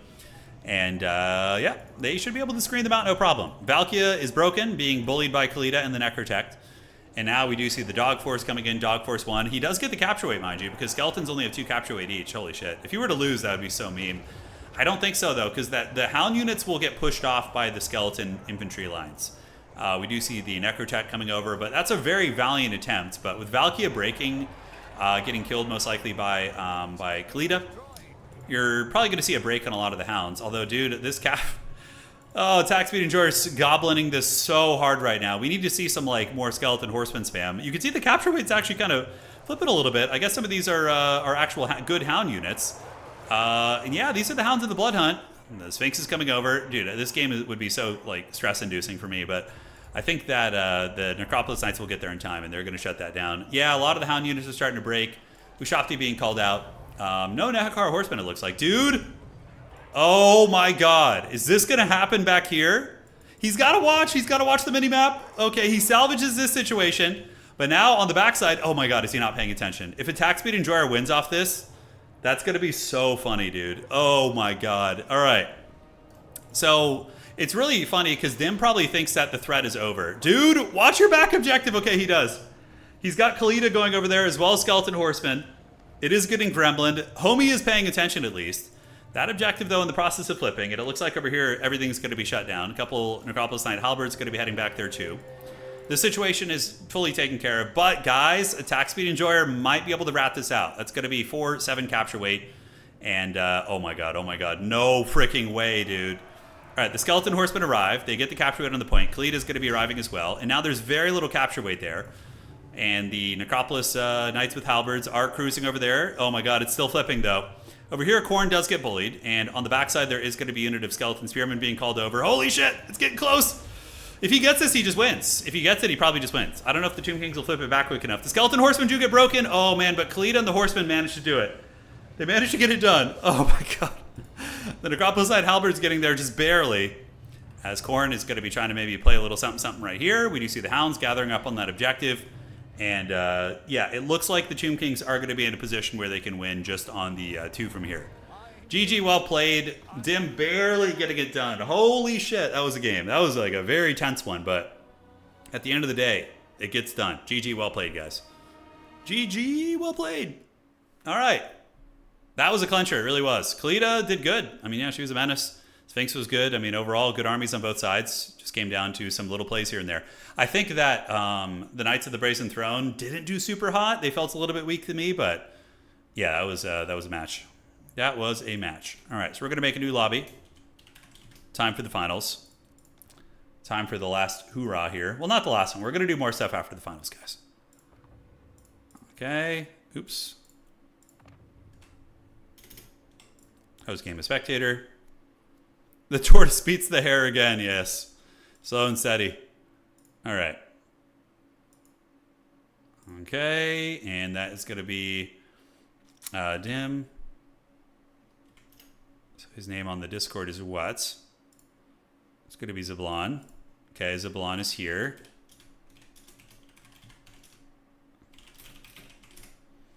And then on the other side, we have Solmir. Okay.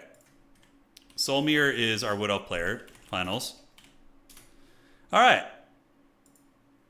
There they go. Okay, let's organize this. And there we are. So the bracket should be updated. Score should be reported.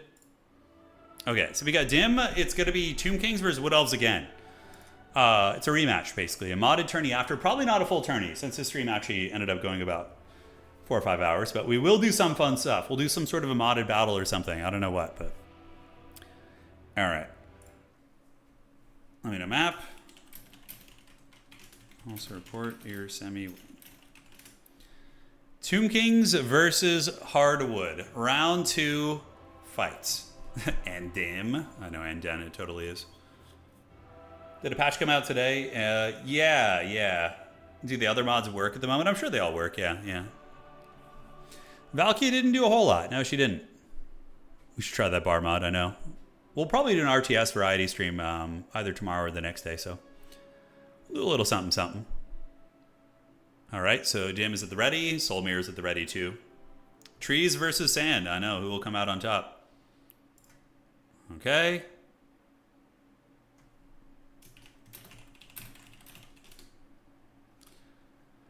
Okay. Let me get some water here, man. Getting nice and thirsty. Very parched. I don't know what mod we're going to do yet. I don't know what we're going to do. We'll do something fun. We'll do some modded factions. I do want to try out the Chaos Ogre faction. See what they look like. We could do like Chaos Ogres versus one of the new ones. On Saturday, I'm thinking of doing a modded tournament of some sort. Another big modded tournament I think would be great. So we'll fire one of those off on Saturday. Maybe Saturday morning we'll start early. More Dawn of War. Don't worry. When we get Dawn of War 4, it's going to be nonstop for like months. We're going to be hitting it super hard and casting a ton of tournaments. And yeah, it's going to be great. Okay, let's see what map they decided on. Okay. There we are. That sounds fun. It will be fun. It will be fun, my friend. Chaos Ogres versus Albion. We could try the Chaos Ogres. I'm down to try them. I'm down. If you haven't seen it yet, I strongly recommend trying out Menace for the variety. It's a fantastic strategy. Isn't it single player, though, Menace? It is, right? Yeah. Let me look here and see. Menace. Okay, it's got good reviews, but is it single player? It is only single player. So what, are you just playing against AI, or? Yeah. I know, man. I really hope Dawn of War 4 doesn't suck either. It definitely could. I mean, in the modern day and age, I mean, hopefully it's not like Realms of Ruin. Okay.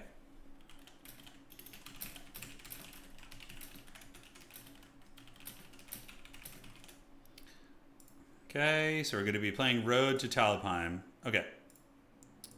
Say which road? Which map are they playing? It's going to be the Imperial Road. Okay. Imperial Road, yeah. Pretty classic map for the finals.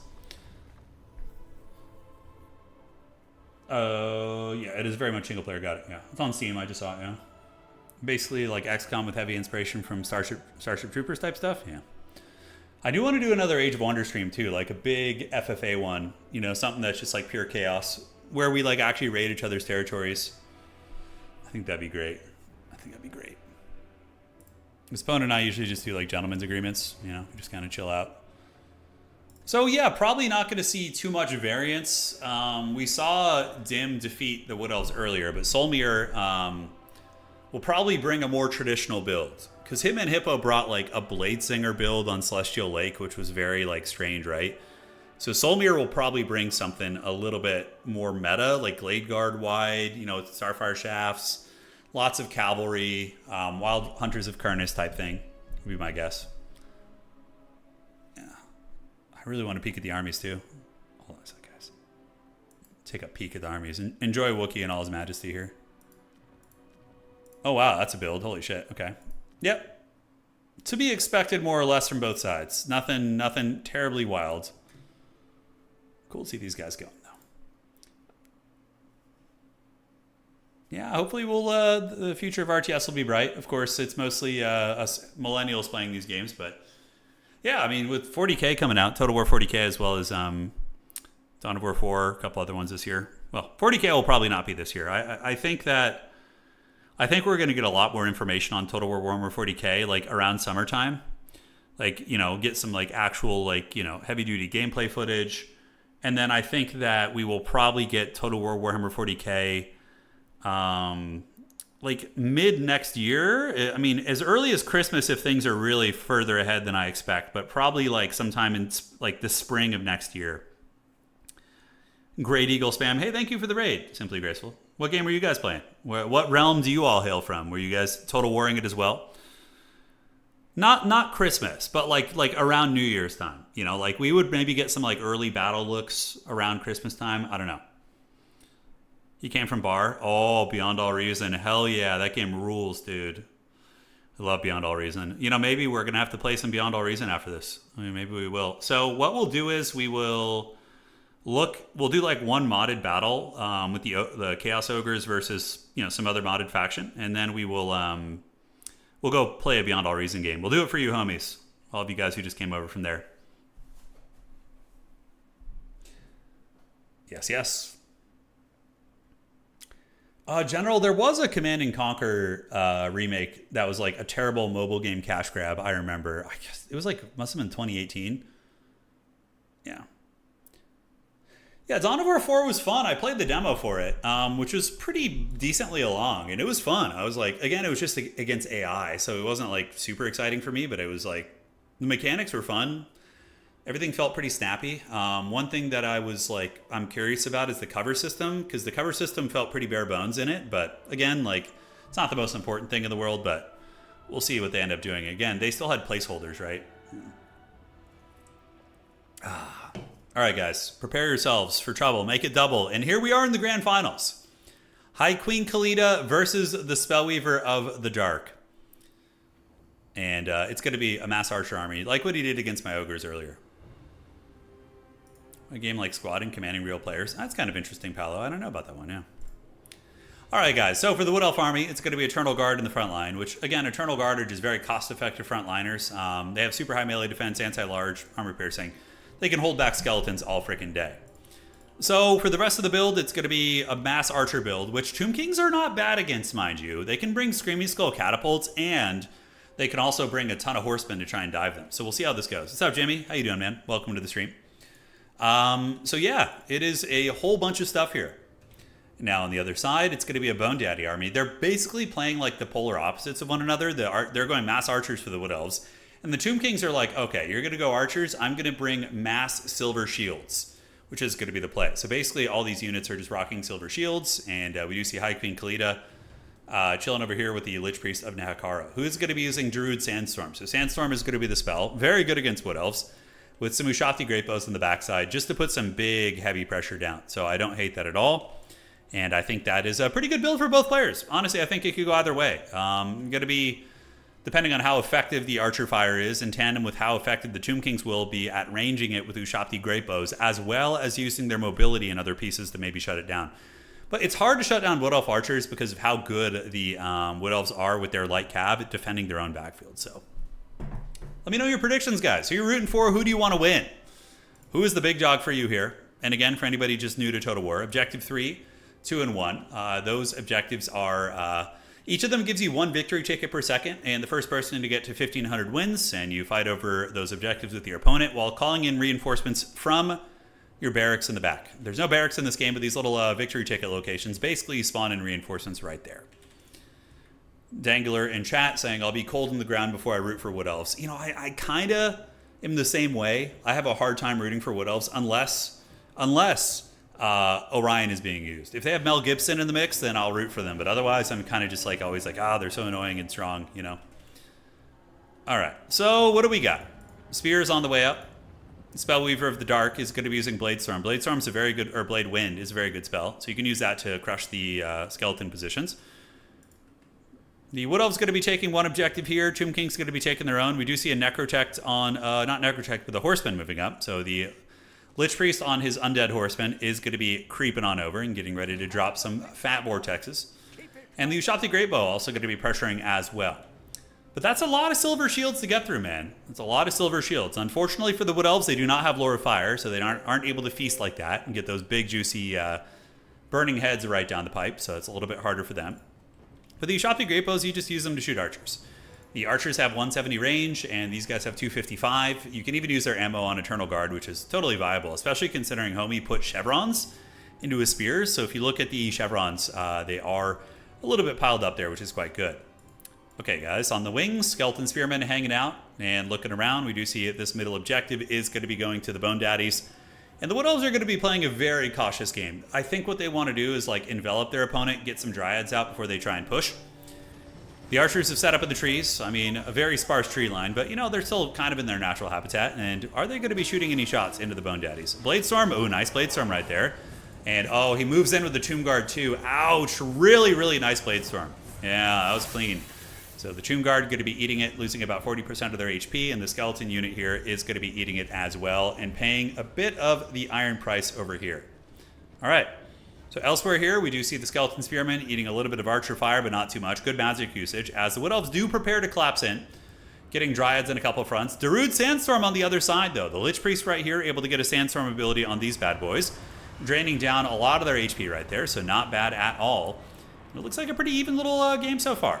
Although the Ushabti Greatbows did get caught by archers, they moved up too far, and the Wood Elf archers were able to get them in range.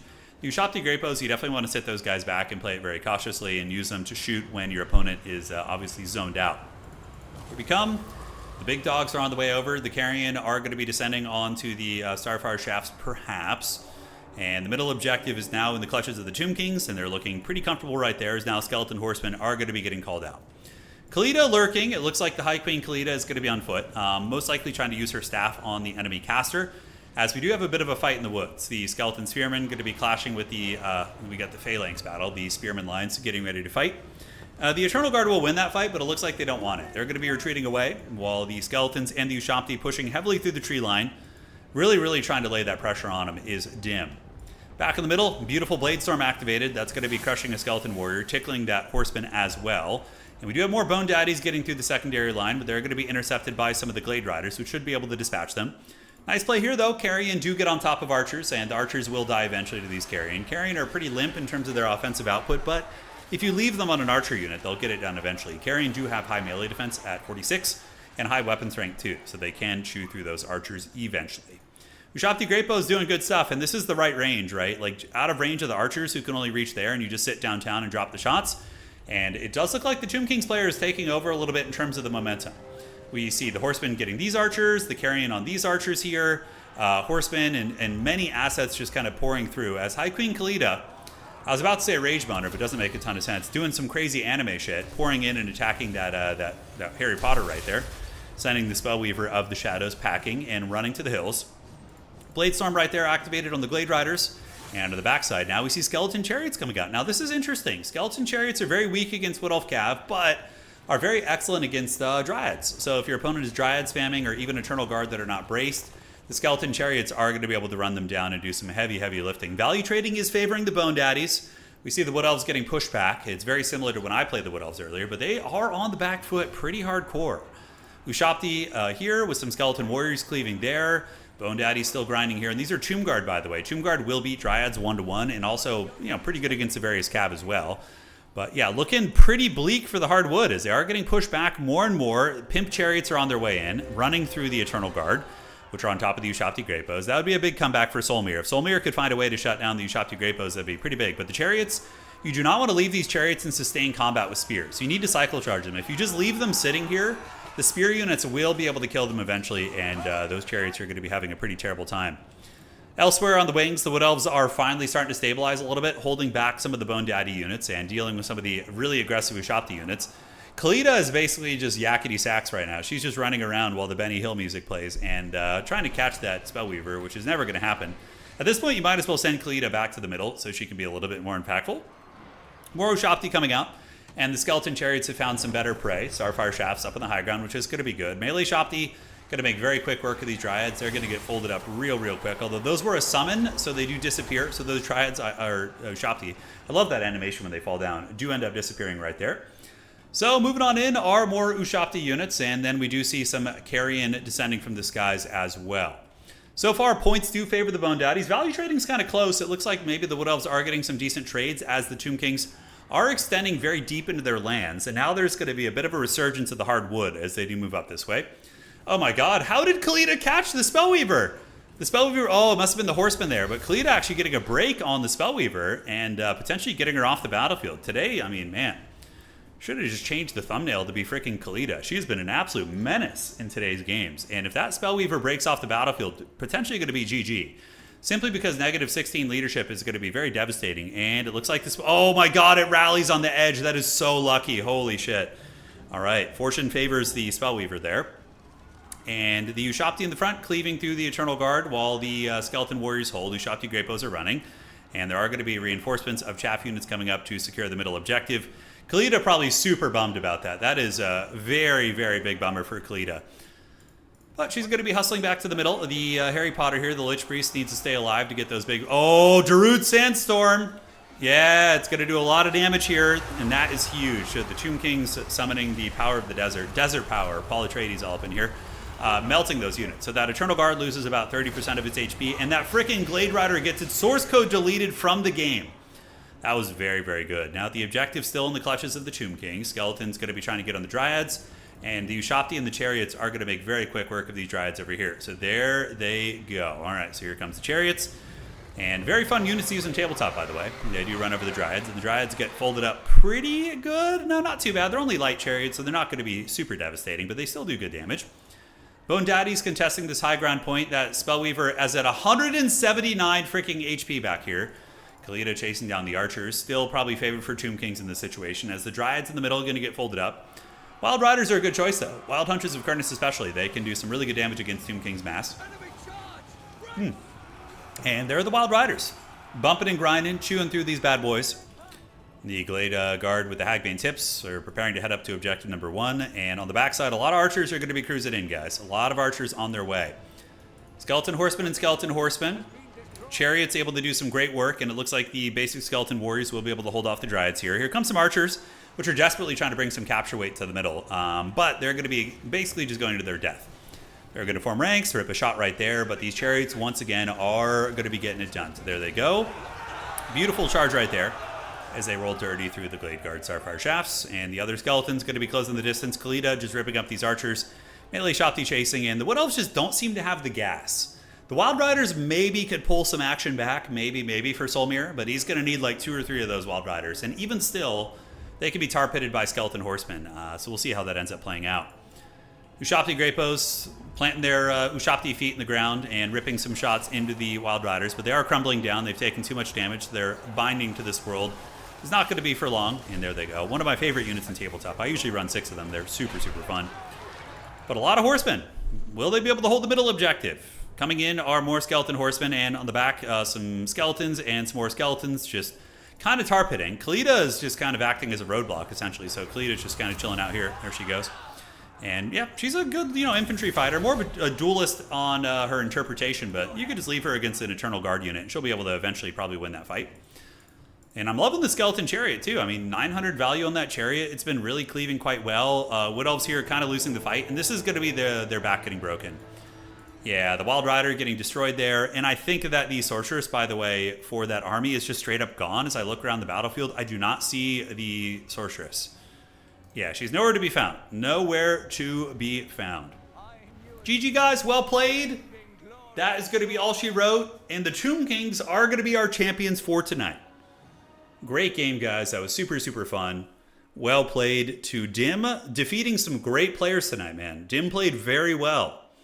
And he is going to be emerging victorious as the Wood Elves are defeated. And well played to Solmir, too. Solmir had a great run. I think only lost one game in this tournament, too. So, yeah, great performance. But the Archers kind of got swarmed on.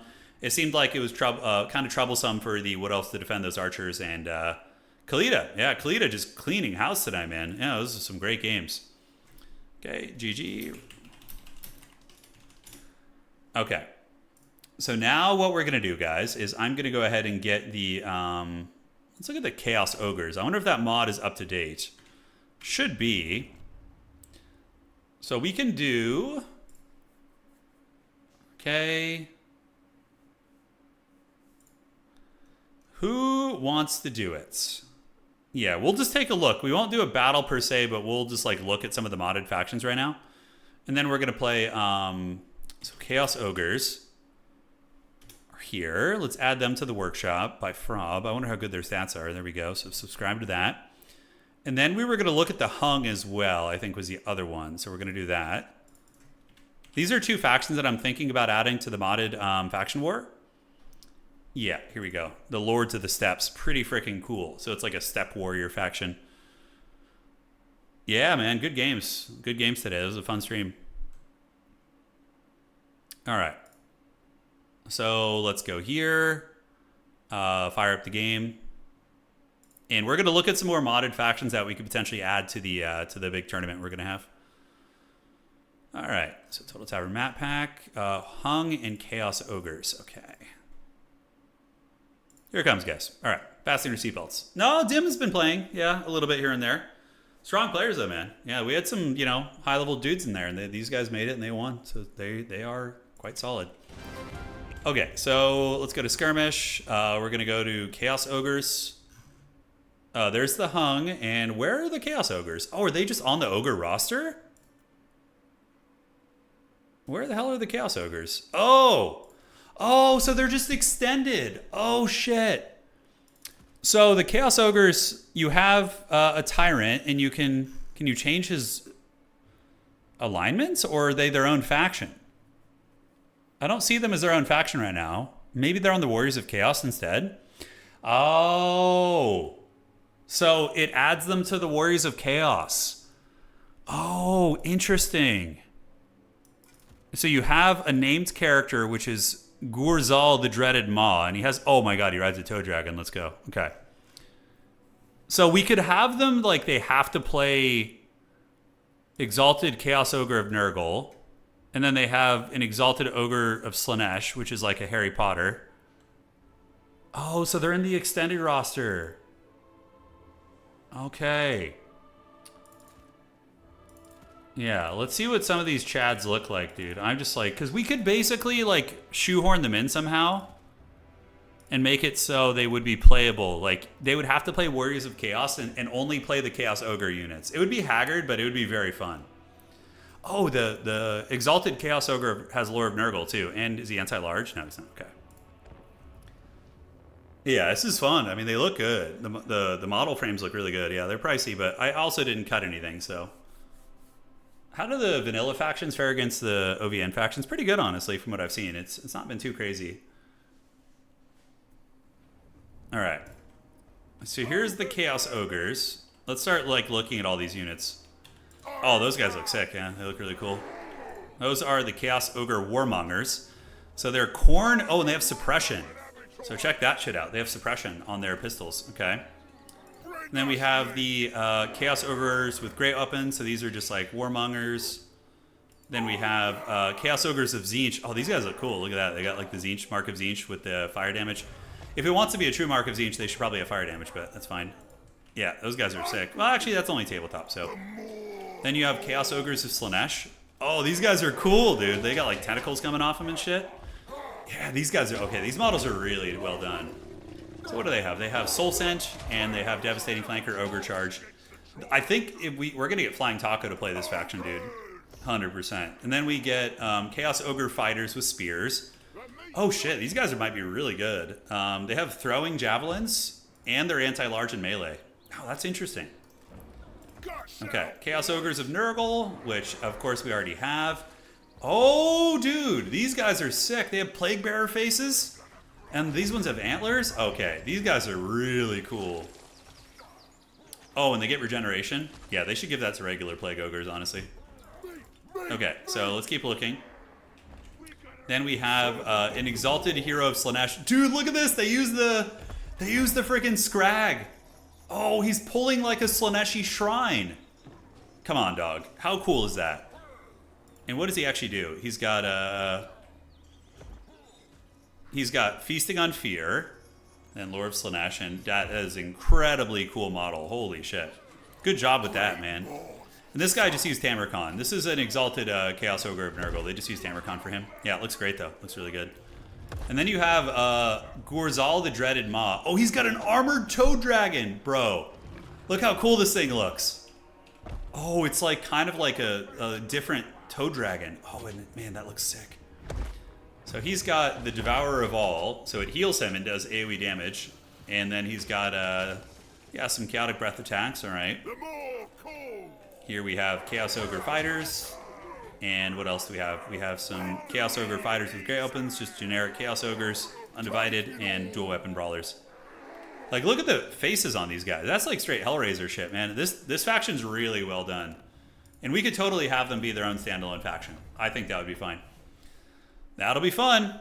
That will be fun. All right, so next up we want to do the Hung. So the Hung are like a Step Warrior faction. So you have a Khan, you have Katun, Zhao Kor, and then you have this guy, which is Ur Khan, and he rides a horse and has some abilities. We'll just bring him. We have an assassin character, a feigned death, and then a Hung shaman. Oh my god. Yeah, look at this. They have like all the Step Warriors. Dog handlers, okay. Hung pillagers, captives, and dismounted heavy archers. Some of these guys. And wow, look at the options of cav they have.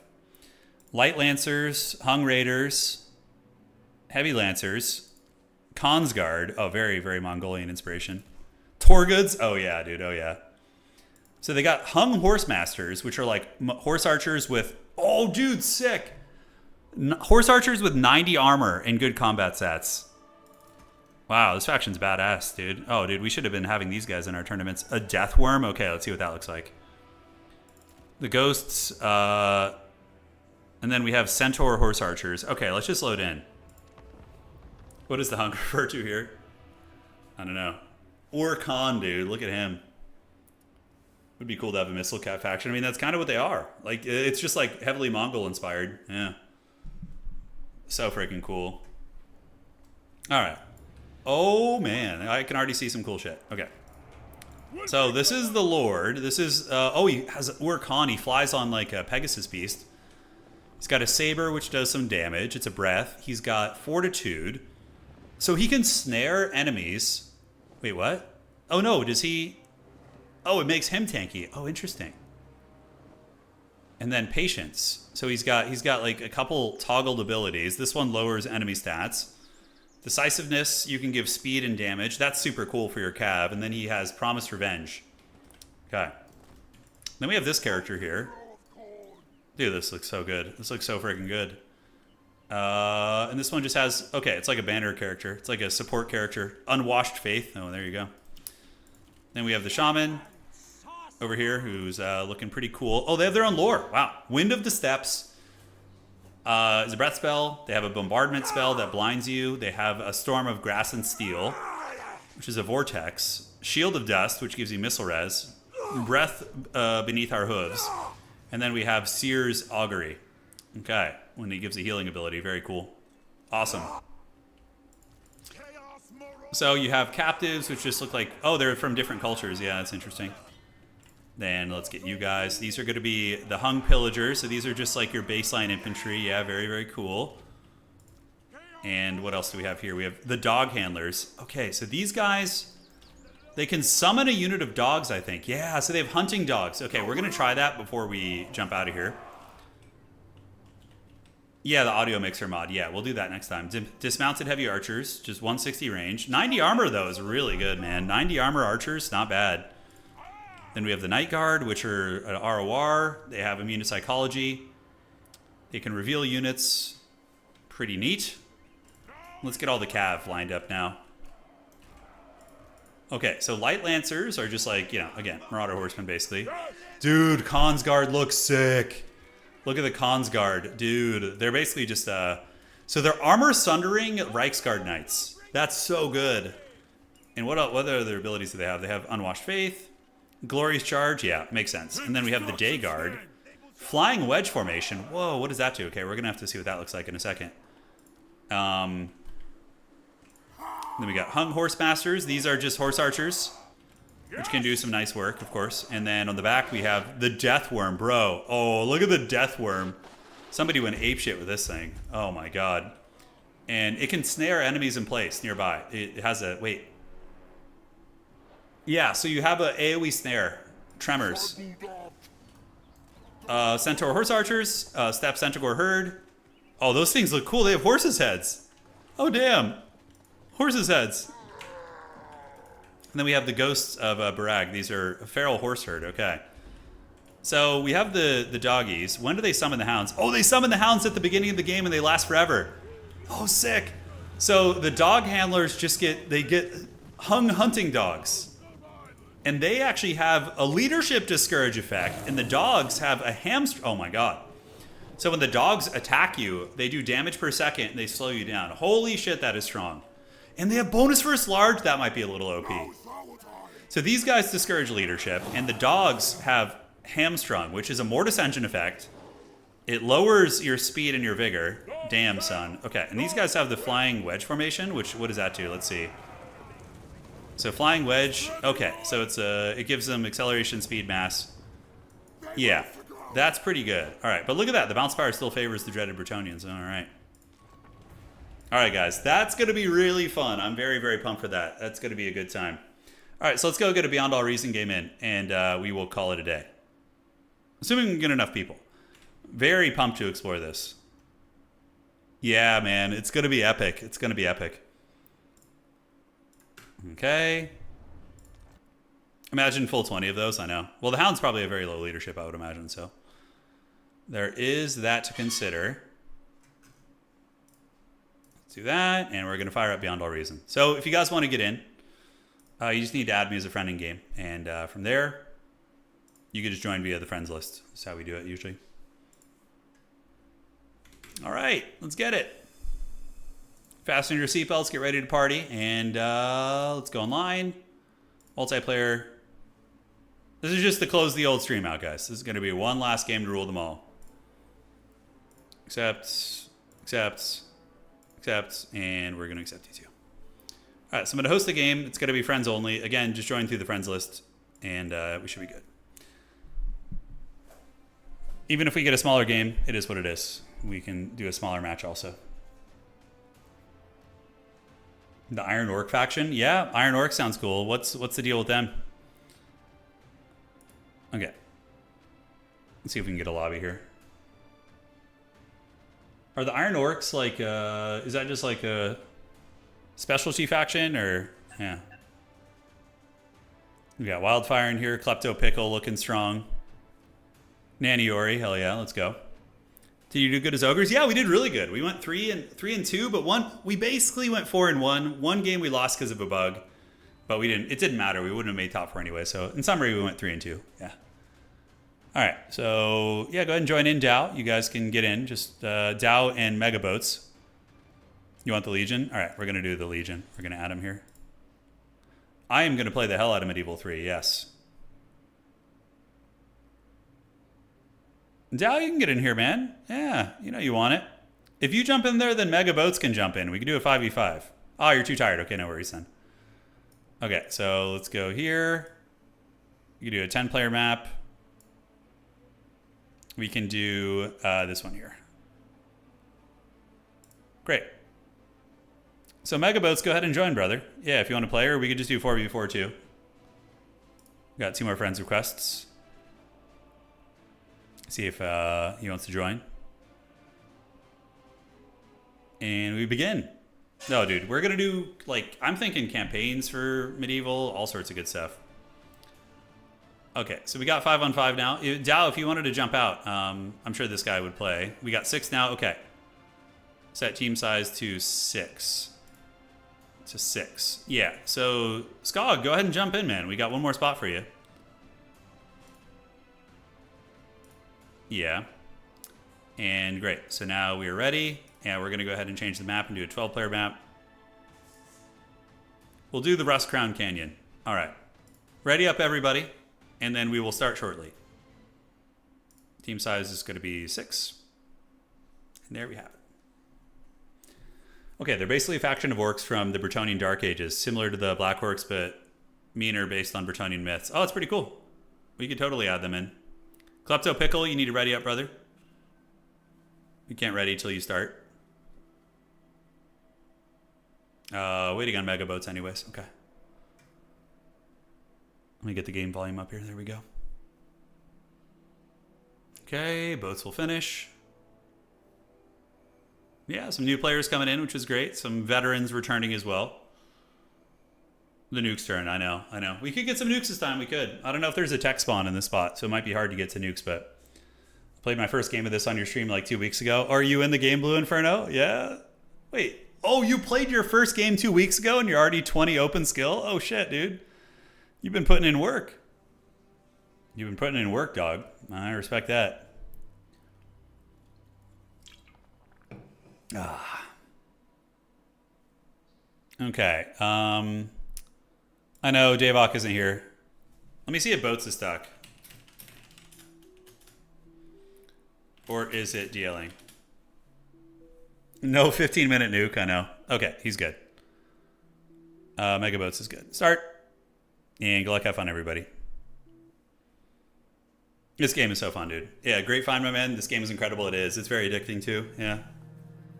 My late night streams have been really leaning into Diablo recently, but yeah, this game is amazing. Have you checked out the Order of the Blood Dragon faction mod? It's a huge vampire DLC that has like 3 sub-factions included. Yeah, maybe we could do that too. All right, so who wants to play water? I don't know how to play water, so that's like one of the few I don't know. All right, so players are going to start deploying, so go ahead and choose your spawns. We're going to need a water Chad. Let's see.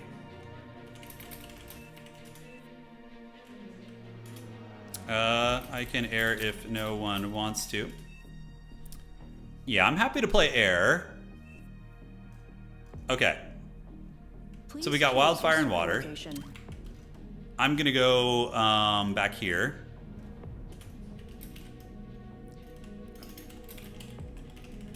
You go air. So Gornakius is going to go air. Okay, so cool.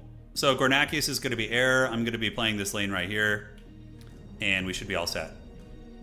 Great, so let's go ahead and go with Armada. Although Sheldon spam is mighty tempting right now. We'll try this out. All right, so it looks like everybody's going to be ready in a second. We got, yeah, that's a good spot. Skog, you're good down there. Yeah, you're good, homie. I'm not going to have a lot of nodes, but it's okay. Okay. Is there 2 people there? Okay, perfect. I think everybody should be deployed. Everyone good. Let's make sure everyone's good before we force start. No, this isn't even an RTS, but how much do you like the Warhammer IP? Yeah, I would do Blood Bowl. Dude, I used to do a lot of Blood Bowl streams back in the day. Okay, I think people have probably had enough time to deploy at this point. We're going to go ahead and start the game. Great. Battle started. All right. Hopefully he makes it to his spot. I forced started the game. I can smell dinner cooking in there. I'm like, oh, it's almost time. All right, let's grab this, this, and this. And great. So we get these 3 nodes, and then we're going to be playing the top lane with... So if Dow leaves me that node, we should be chilling. And then we can do a metal extractor here. Kind of a weird spawn over here, to be honest. 1 and 2. And then we can go ahead and get a bot lab to go. Yeah, that hill is a bit of an odd duck position. We're going to go bots. You can see our naval overlord is getting his dreaded navy all set. Get a couple of these little windmills. Wind power on this map is good. You can look up in the top right and see the wind speed is quite good. So no complaints there.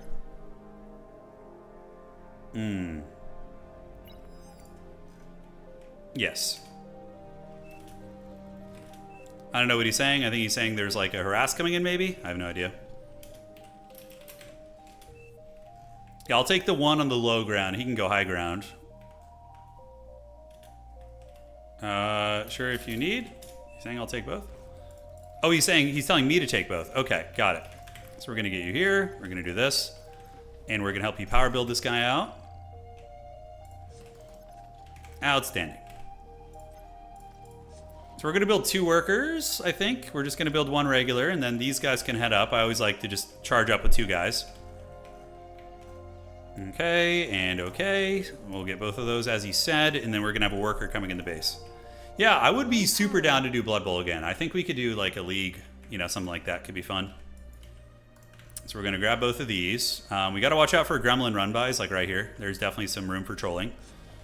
And great, let's get you here, and we're gonna do a little bit of this. And a little bit of this. All right, so from here we could just start spamming out bots, just whatever we can. Do that, and then we can go ahead and get a build turret right there. Great, and then homie needs to head up and secure the ground here, so we're gonna get that, and the builders are on the way out. Okay, cool. So the first bots are on their way. Power, we're probably gonna need a little bit more solid power before we build that build turret. Spotted. Okay, so the gremlins are here. He's trying to do a little bit of raiding, so we're going to do a laser turret here to make sure we don't get trolled. And from here, we can do a build turret, and then we can do a freaking energy storage unit. Great. So that should be enough. All right, so run-bys we should be safe from unless they go underneath orange, which would be very unfortunate, which could happen. Hopefully he's not listening to the stream. But I would see them coming from orange's side, yeah, so I think we're all right. We have our plasma bots coming up too. Yeah, the old Blood Bowl streams are fun. They were. I would be down. We could do like a league and have like you know, Super Bowl and everything. Okay, so we got to get you guys going. You're gonna grab this one. No run-bys here, and everything's going according to plan on the base. The new Warhammer patch. Yeah, we just finished the tournament. We were looking at some modded factions, and yeah, man. Okay, so The team is wasting energy. have an idea of how we want to do this. I think I do.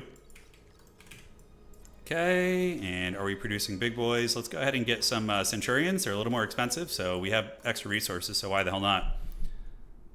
Yeah, Blood Bowl 3's launch was just really rough, dude. It was rough. Yeah, did not go well. And it was just obviously a rushed kind of cash grab of sorts. But I mean, you know, it could have been developed into a decent place at this point. I'm not sure. Okay, so we're going to go set you up out here. Centurion's on the way, but we need to get this middle ground and then pressure their high ground if we can. So I'm just going to set up a turret here to make sure there's no funny run-bys. And see if they're going to let us, you know, need to check the range on some stuff. Yeah, that would ideally be over there. Let's get a build turret. We're going to set it up right here. And get our commander to help with that. The build turret's really nice for kind of preempting and getting... oh, hello. A little bit of lag there. That was unfortunate. So we're going to go ahead and get this plasma turret right there, and we're going to go have the commander build the builder turret. Need to spend those resources. Yeah, because this turret will also hit the low ground too. Under attack. Okay, yeah, they are just Helm's Deeping turrets here, which is perfect. We're okay with that. That is A-okay. Because we just get this turret up and then we're cooking. You know, and we're cooking. Okay, let's get a second builder turret here, and then homie can just build this, and you can build this. And then we're going to get build turrets in our base, so we can get, I think 4 of them will be adequate. And then we're going to need to get more power too. All right.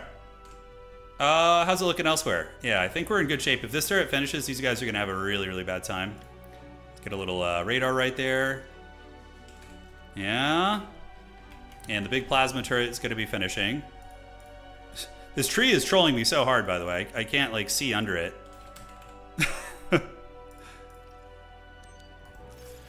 Okay, so we're just going to do this. Okay, no problem. Looks like I screwed up there a little bit. We're getting hammered, but from here we should be able to set up an Overwatch turret. Yes. And we're going to get the commander to come out from under there, and he's going to go ahead and set up the Dragon's Teeth right here. So those should be able to block for us. So we have a big, heavy turret now. We just got to hold this position. Oh, shit. Oh, here we go. Here we go. Okay, let's get you back. Finish that turret. Under attack. We are getting attacked by some tanks from this side as well. That big turret's going to be nice, and it's just going to start shelling them nonstop.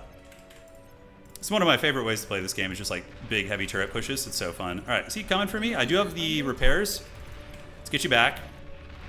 Pretty good for us. Let's get some Lazarus bots. And yeah, he's not going to be able to destroy that. I have the builder turrets there, which are going to be chilling. So, all right. So now let's get con turrets back in the base, and that's pretty disastrous for them. That's pretty rough. Okay, so let's get you guys here, build up that turret, and now we just slow push them. Let's get that slow, smooth R&B going. All right, so we have you guys coming out. Let's switch back to you guys, and we need to eat all this metal left over from the fight, and just keep plasma bombarding them and keep taking ground. Commander under attack. Okay, so scavenging all the metal. It's going to be pretty massive, and we'll get the build turrets back in the base. And oh man, his base is right here. Okay, well, he's gonna suffer here. He's gonna lose a lot. I did not realize his base was here, but this is going to be rough for this guy. He's going to have a bad time. Careful, that guy's going to blow. His commander's going to blow. Yeah, get back. Enemy commander. Oh! Ooh, bombing runs coming in from their Air Force. Okay, so we need to get some freaking anti-air turrets out right now. Anti-air, anti-air. Let's get back. And it looks like our Air Force is arriving as well. Okay, pretty devastating situation for them. The builder turrets are coming, and then we can go ahead and do some more turrets, or just windmills after that. So I've learned to space out my windmills, so I'm not an absolute idiot. I'm still a bit of an idiot, but this helps. Okay. How are we looking? Yeah, because we're also shelling the low ground. Those area control turrets, man, are just so money. I really like them. So let's see if we can just push up and take more ground here. We're going to get this facility. Take you there. We have our eating dudes. Okay, keep it going. Is he munching on his own guy? Doesn't look like it. Okay. So from here, we're going to get this, and perfect. So if we can get that turret established, it's going to be the highway to the danger zone for homies, because that will, yeah, that's going to be a huge problem. Okay, so the build turrets are coming. We're going to start pumping them out, and then we can do a little bit of this. And then we can consider going tier 2 after that, probably. With all the metal we've gotten, it's very much in the cards. So when you finish all that, we can go ahead and build and do an advanced bot lab, which is going to be right here. Because we just have so much metal. Yeah, we have so much metal. Look at this turret, by the way. Still just blasting this poor bastard down here. Okay. Let's go up. Awesome sauce. I assume they're entrenched up here. I assume they have something. We don't really have our full army here yet. But I think we can just go straight tier 2. Yeah, it's just getting shelled. Those turrets are really nasty when they get online, and we're about to get one right here. So let's do a little Overwatch turret right there.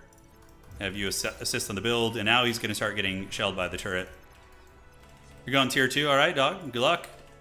GLHF. Under attack. A lot of thug nasty over there. Unit lost. A little bit too much for us to handle. I don't think I'm going to get that turret up in time. Oh, thankfully they didn't push. They could have pushed us away right there. That would have been bad. All right, so let's stop this, do that, and do we have Lazarus spots? I can eat anything. I have a little bit here. Yeah, they're just going to keep progressively losing stuff. Let's see if we can weasel them off this point up here. Okay, looking good. And we can send the gremlin over here to do this and this. See if we can get that. The middle water is... Boone is very good, yeah. So he might be able to beat our water guy. But it looks like we're winning the lanes, which is huge. Okay, so we got the turret. Let's go ahead and do this. We're going to get some dragon's teeth right here. Great, and we're going to eat these idle bots here. All right. You're going to grab this, and tier 2 is on the way for us. Not the most effective tier 2, but could be worse. All right, so we got the dragon's teeth. Let's go ahead and keep scavenging here. See if they have the geothermal. I could eat my tier 1 lab, but I don't think I need to at this point. Okay. Units We got to watch out. attack. The turret, though, should hammer him. Unit lost. And if we could just bleed them here, and we keep winning the fights, then we can scavenge the remains of said fights, you know? I want to keep my tier 2 turret for the scavenger bots. Yeah, so I can make more of them. All right. So just keep it going. We're going to do a little radar up here, a little cheeky radar. Tier 2 is going to be ready in a second anyway, so. And then what? Oh, dude, we're going to do a geothermal turret here. That thing is super cool. Combat, yeah, it's at the tier 2 buildings. Okay, let's eat all that. And then we need to get our worker coming. It's going to be done in 11 seconds. All right, we got him pushed back pretty far. Their Air Force could come. Spotted. Okay, let's get you down here. Keep scavenging this. Your team reached Tech 2. Yeah, oh wow, I think I was the first tech too. Nice. We'll take that all the way to the bank. And then I'm going to be really lazy in the back and just do this. Yeah, that's fine. Enough spacing them safely. So converter, and where's the third one? I could have sworn I had another metal in my base somewhere. Is there another metal somewhere? Oh, there it is. Okay, and then we're going to do that. Then here and here. And we're going to get here and here. And then we need to get one more advanced spot. You guys will see why. Set up some anti-air turrets here. Their Air Force could come and try and get us, so we need to make sure that doesn't happen. And then we're going to send you all the way over here. All right. It's shifting all. Oh, yeah. It's all good. We're lazing it up. Okay. Let's make some more scavenger bots. Looking fine. And you, do we have the upgrade gun? We do not. Okay, I must have misclicked that. And then we need to get all these upgraded there. Great, great. So you guys, we could build on that. That's just a metal node. Let's build a little forward radar right there. And tier 2, I'm going to probably try and get a Fat Boy out soon. I think like, well, maybe just welder bots will be fine. Like assault bots, we could do that too. Yeah, they're pretty sweet. All right, we'll start on that. Looks like they're coming for a little bit of blood here. We can set up some Haggard turrets just to keep them honest. Not that we really need to, Units because under attack. time is of the essence, though. Their navy is bombarding our shores. Okay, so homie's getting the advanced metal up. He's got his path, and then I know I had another one coming here. So what I'm going to do is, Schmeagol did this to me the other day and absolutely owned me. I'm going to build the frickin', where the hell is that thing? Oh, can my faction build it? The whole team is the turret that goes on, yeah, can my faction build that thing? Well, anyways, it's fine. I guess we're just gonna get our assault bots and waddle forward when they get here. Scavenge all that. And then we have our scavengers here, ready to go. You're gonna go grab this one down here. Okay, so the big boys are on their way over. We have pretty good production. A lot of thugs being spammed, which is respectable. Have you guys scavenge here. And I don't know if I can build that building with this faction, the geothermal turrets. Yeah, I don't know if we can. So blue's slowly winning in the middle, but I think we'll be okay. Assault bots are coming, and we're going to have you do your thing here. What game is this? This is Beyond All Reason. It's like a RTS mech game. Team. We play it team-based, but you could play it a multitude of ways. All right, we're going to get some fat boys coming over now. I feel like we're good economy-wise. We have 3 advanced metal extractors. And they have some big turrets there too, okay. Units under attack. Let's do this, and then we're going to build a little jammer right there. Once we get the Fat Boys as well as the Assault Mechs, the Welders, we're going to be cooking pretty good. Yeah, this game's completely free, by the way. It's open source. Really, really cool projects. Okay. So we see some Air Force shenanigans. Let's go ahead and continue building some anti-air turrets here, just to make sure nothing funny happens. Fat Boy's going to be here soon. Granted, he's taking his sweet time. We definitely need more power. Okay, so what the... You guys know what I'm talking about? The geothermal turret? It's like a turret you can build on top of these things. Can this faction not build it? I don't know if it can. All right, so what we're gonna do in the meantime is... it's that other faction only. Okay, understood. So we're gonna get you here, and Homie is gonna start on the Bassi turret. We could do the, not the Ragnarok, but the Bassi turret, which would be able to hit their bases from here, basically. So we could start on that, which is super fun. I have the metal for it. I'm just a little bit lackluster in power. So we're going to do this, and we're going to switch into just like cheaper bots for now. Armada has the Prude. Okay, got it. Understood. Let's get you right there. And, oh, we could even do some butlers, actually, right? We can get butlers coming over. Yeah. All right. Watch out for possible nukes. Good point, dude. The nukes could be coming for us right now. I'm going to share some metal with my team. We'll share metal with my team. Great. You are overflowing metal. Really? I'm overflowing metal even still? After building this frickin' thing? Didn't think that was the Metal case. Extractor lost. Okay, they knocked me off some metal extractors. We're going to go ahead and build a couple of you guys.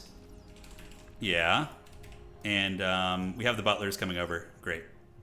So butler bots are pretty funny. They help you build things, so you can build them up for additional build speed. And now we need to stop on you guys. It's going to be fine. So what we want to do is get more con turrets in the base here and prepare for the power. Okay, I think we can push up now. We have the big fancy turret. You ready, Dow? Let's push and test the waters and see what they're capable of. Yeah, that should be done in a couple minutes. And then we need to get anti-nuke, because I have a feeling I'm going to get nuked. Let's cancel that. We need to save the power. Okay, they could be in trouble. These are tier 2 bots, these like laser beam guys, but my power's low, so they're not as effective. Let's zap their turrets here. Oh, he's setting up a battle line of turrets. A man after my own heart. I love it. And now we come scavenge all this metal here. Nice.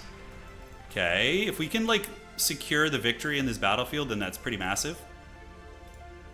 Okay, let's build a little bit of that since we have so much metal.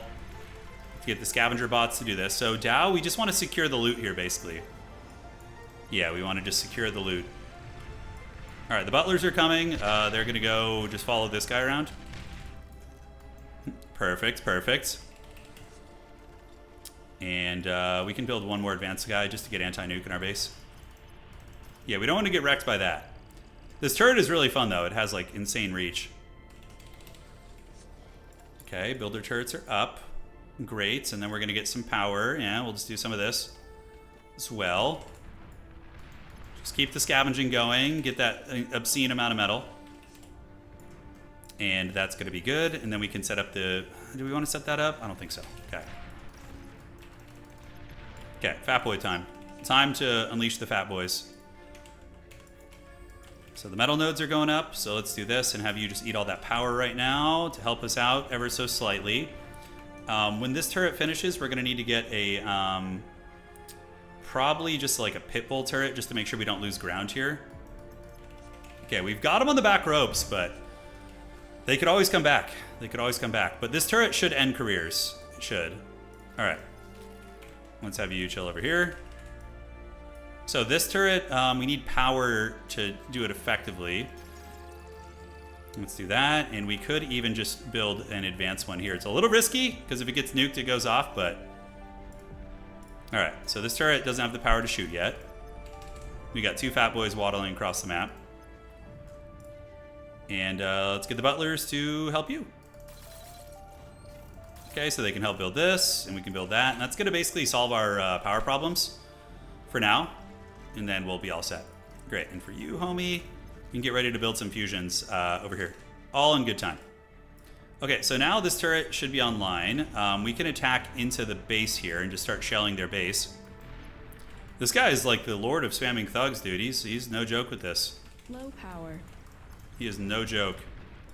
Let's get some Overwatch turrets. Oh my god. Oh, his ally's here. Okay. No shit. Okay. Let's get the turret and just start shooting into you guys. Yeah. This could actually get a little bit sketchy. Thankfully, I do have some turrets up here. Oh, I gotta get the power online. Okay, Teal is here. Teal might have been teching. Those are pretty decent little guns. Lost. Let's get our commander back. Radar lost. Keep you guys fighting. And this is gonna go nuclear potentially if we lose it. Pop-up turrets, though, are doing huge work. Let's get some more of the Lazarus bots. And when the Fat Boy brick gets here, might be enough. Okay, so now we have the big fancy power up here. Let's get you guys over there. We can get you homies to scavenge the ground there. And this turret, we want to just shoot into the base over here. Yeah, should be able to polish them off pretty good. Commander under Okay, attack. so we're going to have a lot of Fat Boys. Commander Where's my taking commander? heavy Oh shit, he's over damage. here. Okay.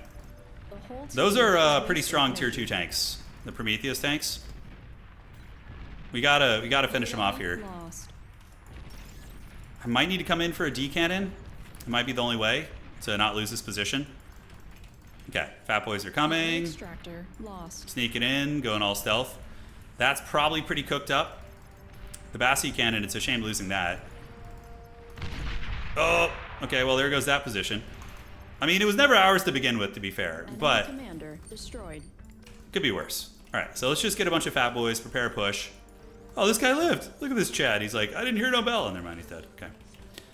All right, so that's coming. And now, do we have any idle advanced workers? We do. So let's go ahead and get some fusions and build them up here. So we're going to get fusions going. Now let's do that. We can do 2 fusions out of the gate. Are you building this Fat Boy here? Oh my god. Sometimes you have to do it a couple times. It's very troll.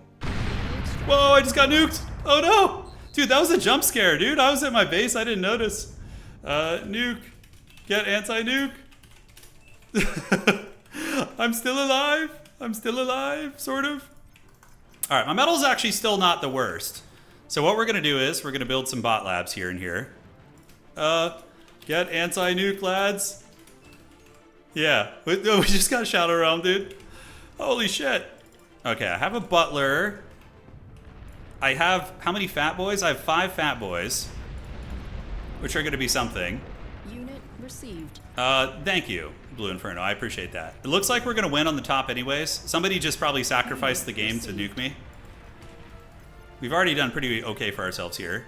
Butler needs to come over here and just follow you around, and we're going to get you. Did he survive the nuke? No, he didn't survive the nuke, did he? Okay, let's go get you, and you back online. That nuke literally took like 2 of us out, though. That's pretty hilarious. I don't know if you guys have seen this game before, but that shit's pretty hilarious. That was a jump scare. That was straight up a jump scare. Okay, we're getting hit by some... Oh, naval bombardments. Okay. Yeah, that's a little bit precarious. I don't know if it can reach this far. Don't know if it can. The Fat Boy Legion has arrived. Let's take them over here. Yeah, oh yeah, that's like some heavy naval bombardment. We might need to set up over here. Let's go back here and do it up on this...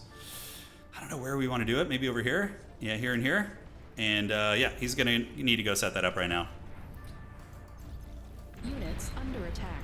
Yeah, I have my game volume down relatively low, so I didn't notice the nuke. Or hear the nuke, I dare say. Okay, Fat Boys, let's go cause some havoc. And we're going to need to restructure our position, that is for sure. So you guys coming over here. See what kind of ground we can take. Okay, so their top is eliminated. The Fat Boys are doing it. I don't know if it's time to push, though. We're going to need to rebuild the Empire here. So let's get you guys. We're going to do a little bit of this.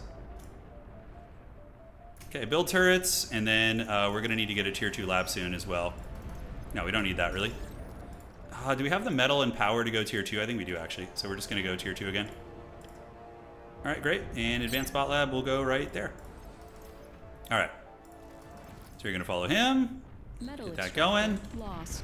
We are taking some pressure. Fat Boys can hang, but we need our top to collapse. They won the water, right? They won the water. Okay. Let's get you guys on this. Get that building. That's going to be a little bit of time here. We'll see how long we can hold for. They have a couple of healthy lads over there chilling out, so we're definitely outgunned down here now.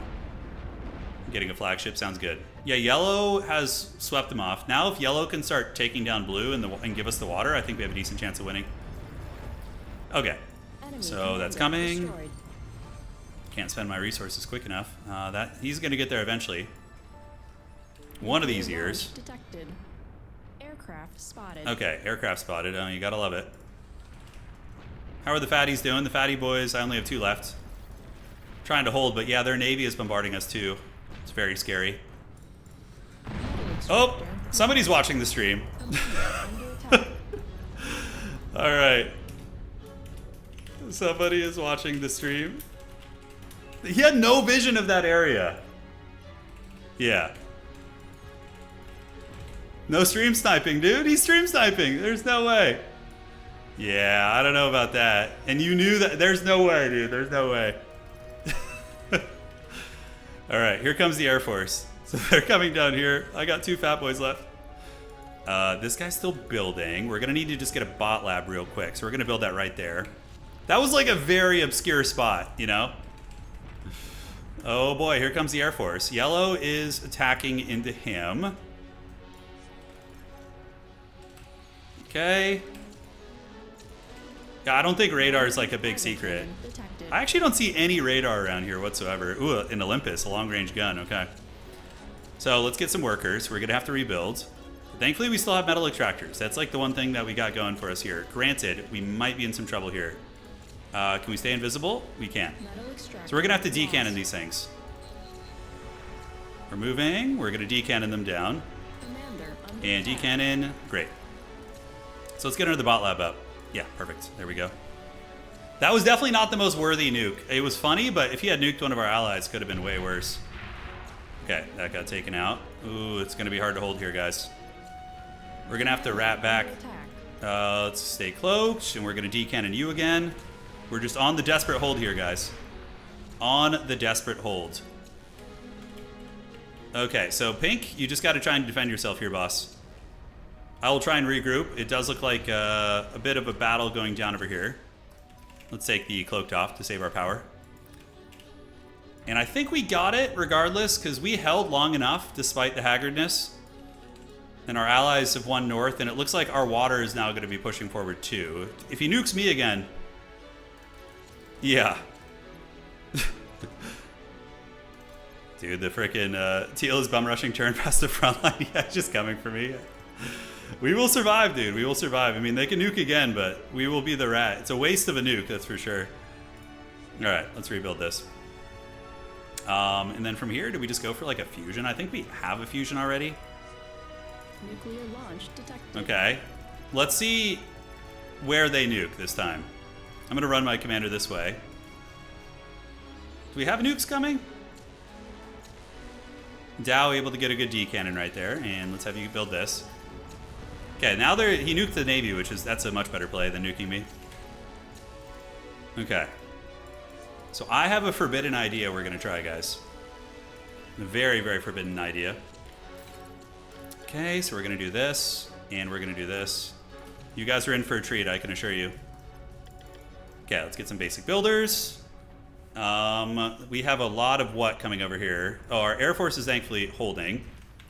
We're going to need to get a little turret so we can set up a Pitbull turret here. Where the hell is that? Right here? Okay. Okay, should be good enough for now. We're going to get 2 of these. I was thinking about spamming ticks just to be kind of useful. But we need to get this turret up to make sure I don't get just punched in the dong. Okay, so builder turret. It's going to need to go down back here. Let's get builder turrets.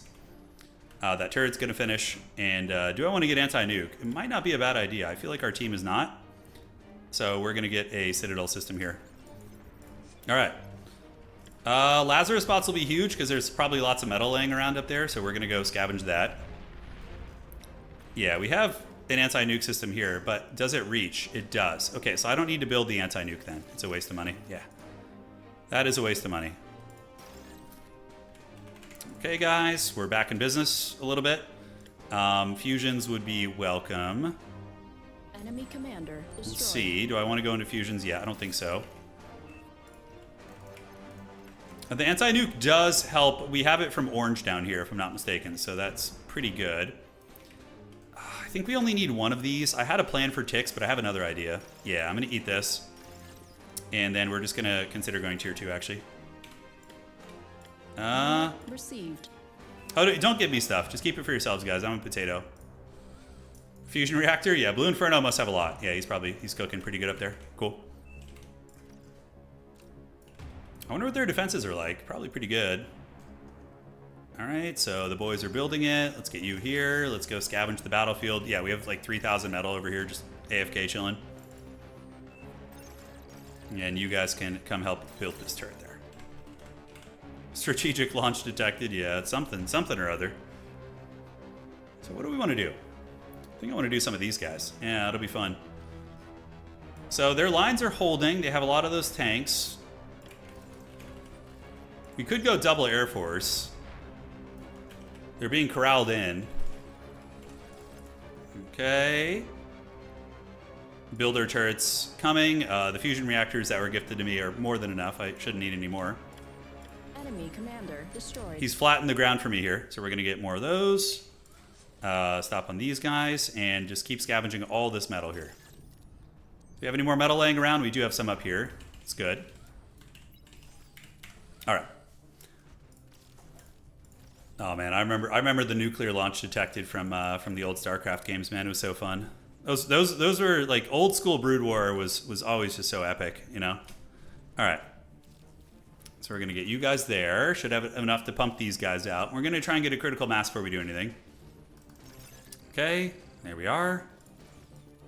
And that will take away the independence. So the raider bots will be good because they'll be able to gremlin by and maybe do some nice raiding. Looks like they're pushing. I don't know like what the angle would look like here. I want to get a lot more before I go, but this might just be enough. All right, we'll get welders, and we're gonna go do a little bit of a run by here. See what we can do while we build. And honestly, let's just hold off on this, do that, and then when this is done, we want to get converters. Converters are excellent, so we'll get those guys. Cool. So these guys are raider bots. Yeah, they can weasel around, do some cool plays. 4 and 5. You guys can help build this guy, whatever he's building here. And I don't know if I'm going to be able to squeak by. Let's try. All right, so here comes the run by of the gods. It looks like there's a land bridge right there, so you can kind of do this. Oh, guys, we're kind of getting there a little bit. We're kind of getting there. Under attack. We're creeping. Unit lost. Here we go. Oh boy, if we can get into somebody's base, it's going to be mighty good. Like right here, if we get that geothermal, which is probably fully upgraded, it's going to nuke his base too, which is huge. Oh, dude, the run by is working. It's working. All right. Is it? Oh, he didn't upgrade it, you dirty dog. It's okay. Are these aphises? These are fusions. All right. So let's get the fusion there. Take that shit down. And are we going to get it? Nice. Okay. Totally worth it. That's going to set him back. Very good indeed. All right. So we're getting our fusions en masse. And do we have any more advanced workers we can build? Let's build a couple more of those. Decent little run by there. And great. So that's going to finish this. And then we need to get advanced workers and go reclaim what we can. Probably we're going to want to build some real units soon here and help too. Okay, take that off. And is there any metal up here that hasn't been taken? Let's go get that. And we'll try and get this one and this one too. I seriously doubt they'll make it, but we're going to give it a good try. Let's go get our commander with D-cannons. Our ally might need that, so we're going to go help out with the D-cannons. Okay, 4 fusions should solve our power problems for now. Our allied air force is coming over to help, so they will arrive in our moment of need. And great, there we go. Okay, so we're going to want to get some more con turrets. Let's get you guys to do this. Come out here. Commander's coming. Oh, look at that. He's drop shipping in a bunch of units. Oh, that's so cool. From the high ground, yeah. Look, he just drop shipped in a bunch of mammoth tanks. Holy shit, yellow, just with the Chad plays. I love it. All right, so now we have pretty damn good metal. We could probably just do a big welder push. What are they making even? Yeah, things that we can probably just push, honestly. Okay, we'll get some scavenger bots. You guys can go over here. Get some more of these. Great. Builder turrets. And the con turrets are in full effect now. All right, so now we can start contributing to the fight again. Or I could just tech and go tier 3 and get some big boys, which is pretty viable, actually, all things considered. Once these converters get finished. How many of the res bots do we have? I think that's enough. All right, 3,000 metal. I think we just tech off this metal. Yeah, let's just become a tech player. I am become the tech player, the destroyer of haggardness. Oh, jeez, that was like a loud scare. Yeah, yellow is doing good. I mean, yellow steamrolled top pretty, and basically yellow's gonna have all those resources there too. It's pretty massive. Yeah, I'm just gonna go tier 3, I think. Okay, so how are we doing on the converters? Looking fine, and then we're gonna go ahead and get aphises. So we just get 1 and 2. Great. And once we get 2 aphises, you can usually sustain tier 3 at that point. So it's going to take some time, but how long is that? A minute? Nah, it's actually not bad at all. We can cut the production, just tech. Because we need something to drive the nail in the coffin. They still have the C, you know, the 7 Cs. They still have blue. Nuclear missile launch detected. Nuclear missile launch, but we have anti-nuke now, so it's not going to be too bad. All right, so we get the 2 aphises, and then from here, we want to get another advanced worker, probably. How are the scavengers doing? Scavenge that. Scavenge the shit out of that, dude. Let's go. Back from the dead? Yeah, we are back from the dead. We got nuked twice. But, you know, you can recover in this game. Even if all you have is, like, one dude, you can absolutely come back. It's a team game, so... So scavenge, yes. Good, Anakin, good. Scavenge all that metal so we can build quicker.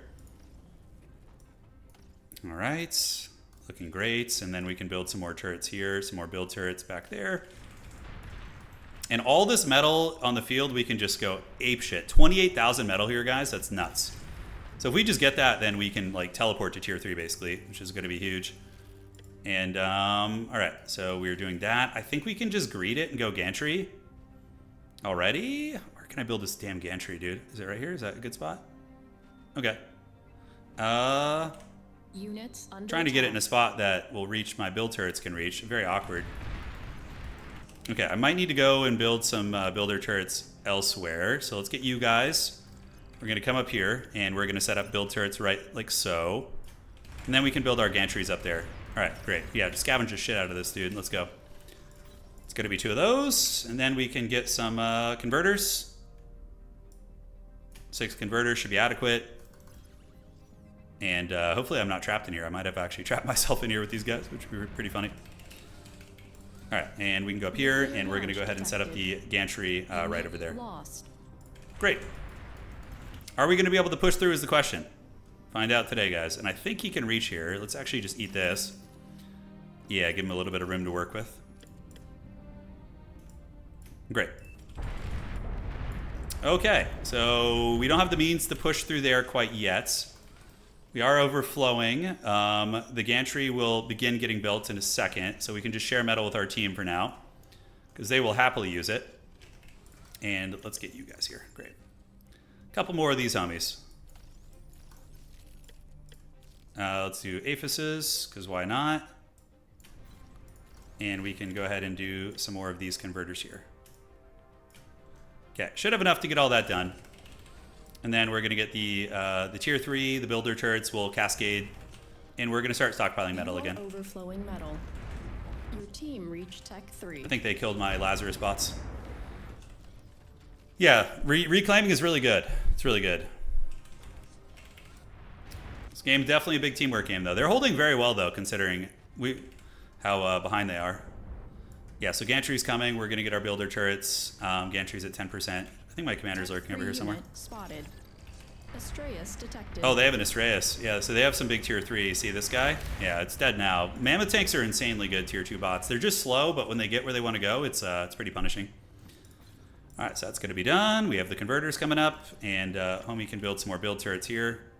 Although I don't think we need to. They have so much anti-air. Yeah, they're probably pretty ready for it, I would imagine. Probably pretty ready for it. All right, let's go get our gremlins and go loot the scraps. We have, oh wow, that's a lot. So we're going to loot that whole area right there. And it is time to finish it. I'm a new water player. I can't get my flagships through the middle. Oh, maybe they can't go through the middle. I don't know on this map, actually. All right, so gantry's almost done. And by the time the gantry's ready, we should be able to just spam, basically. Yeah, we have the converters. Everything's looking good. Missile launch detected. They're trying to nuke again, but the time of nukes is basically over. The time of haggard nuking. Well, defensive nukes are good. I don't hate that. I don't hate that. All right, so how are we looking on the gantry? Okay, it's about to finish. Concerts are coming, and then we can just start spamming out. We might even be able to start spamming out Titans. It looks like they tap out anyways. GG. GG, lads. All right, guys, hopefully you enjoyed. Nuke the middle to get through them, I know. A nuke would have been fun, Goth. It would have been fun. Well, I appreciate you guys, man. Fun stream tonight. Obviously, we had a really fun tournament with the old Total War Warhammer, and then closed out with a little bar. In the next few days, we will have a RTS variety stream where we focus on this game and a few other RTS games like Company of Heroes, and we will then have a modded Total War tournament early in the day so our European homies can join us as well. Anyways, guys, thank you so much for joining. I'll see you around. Take care of yourselves, and Sigmar bless this ravaged body. Cheers.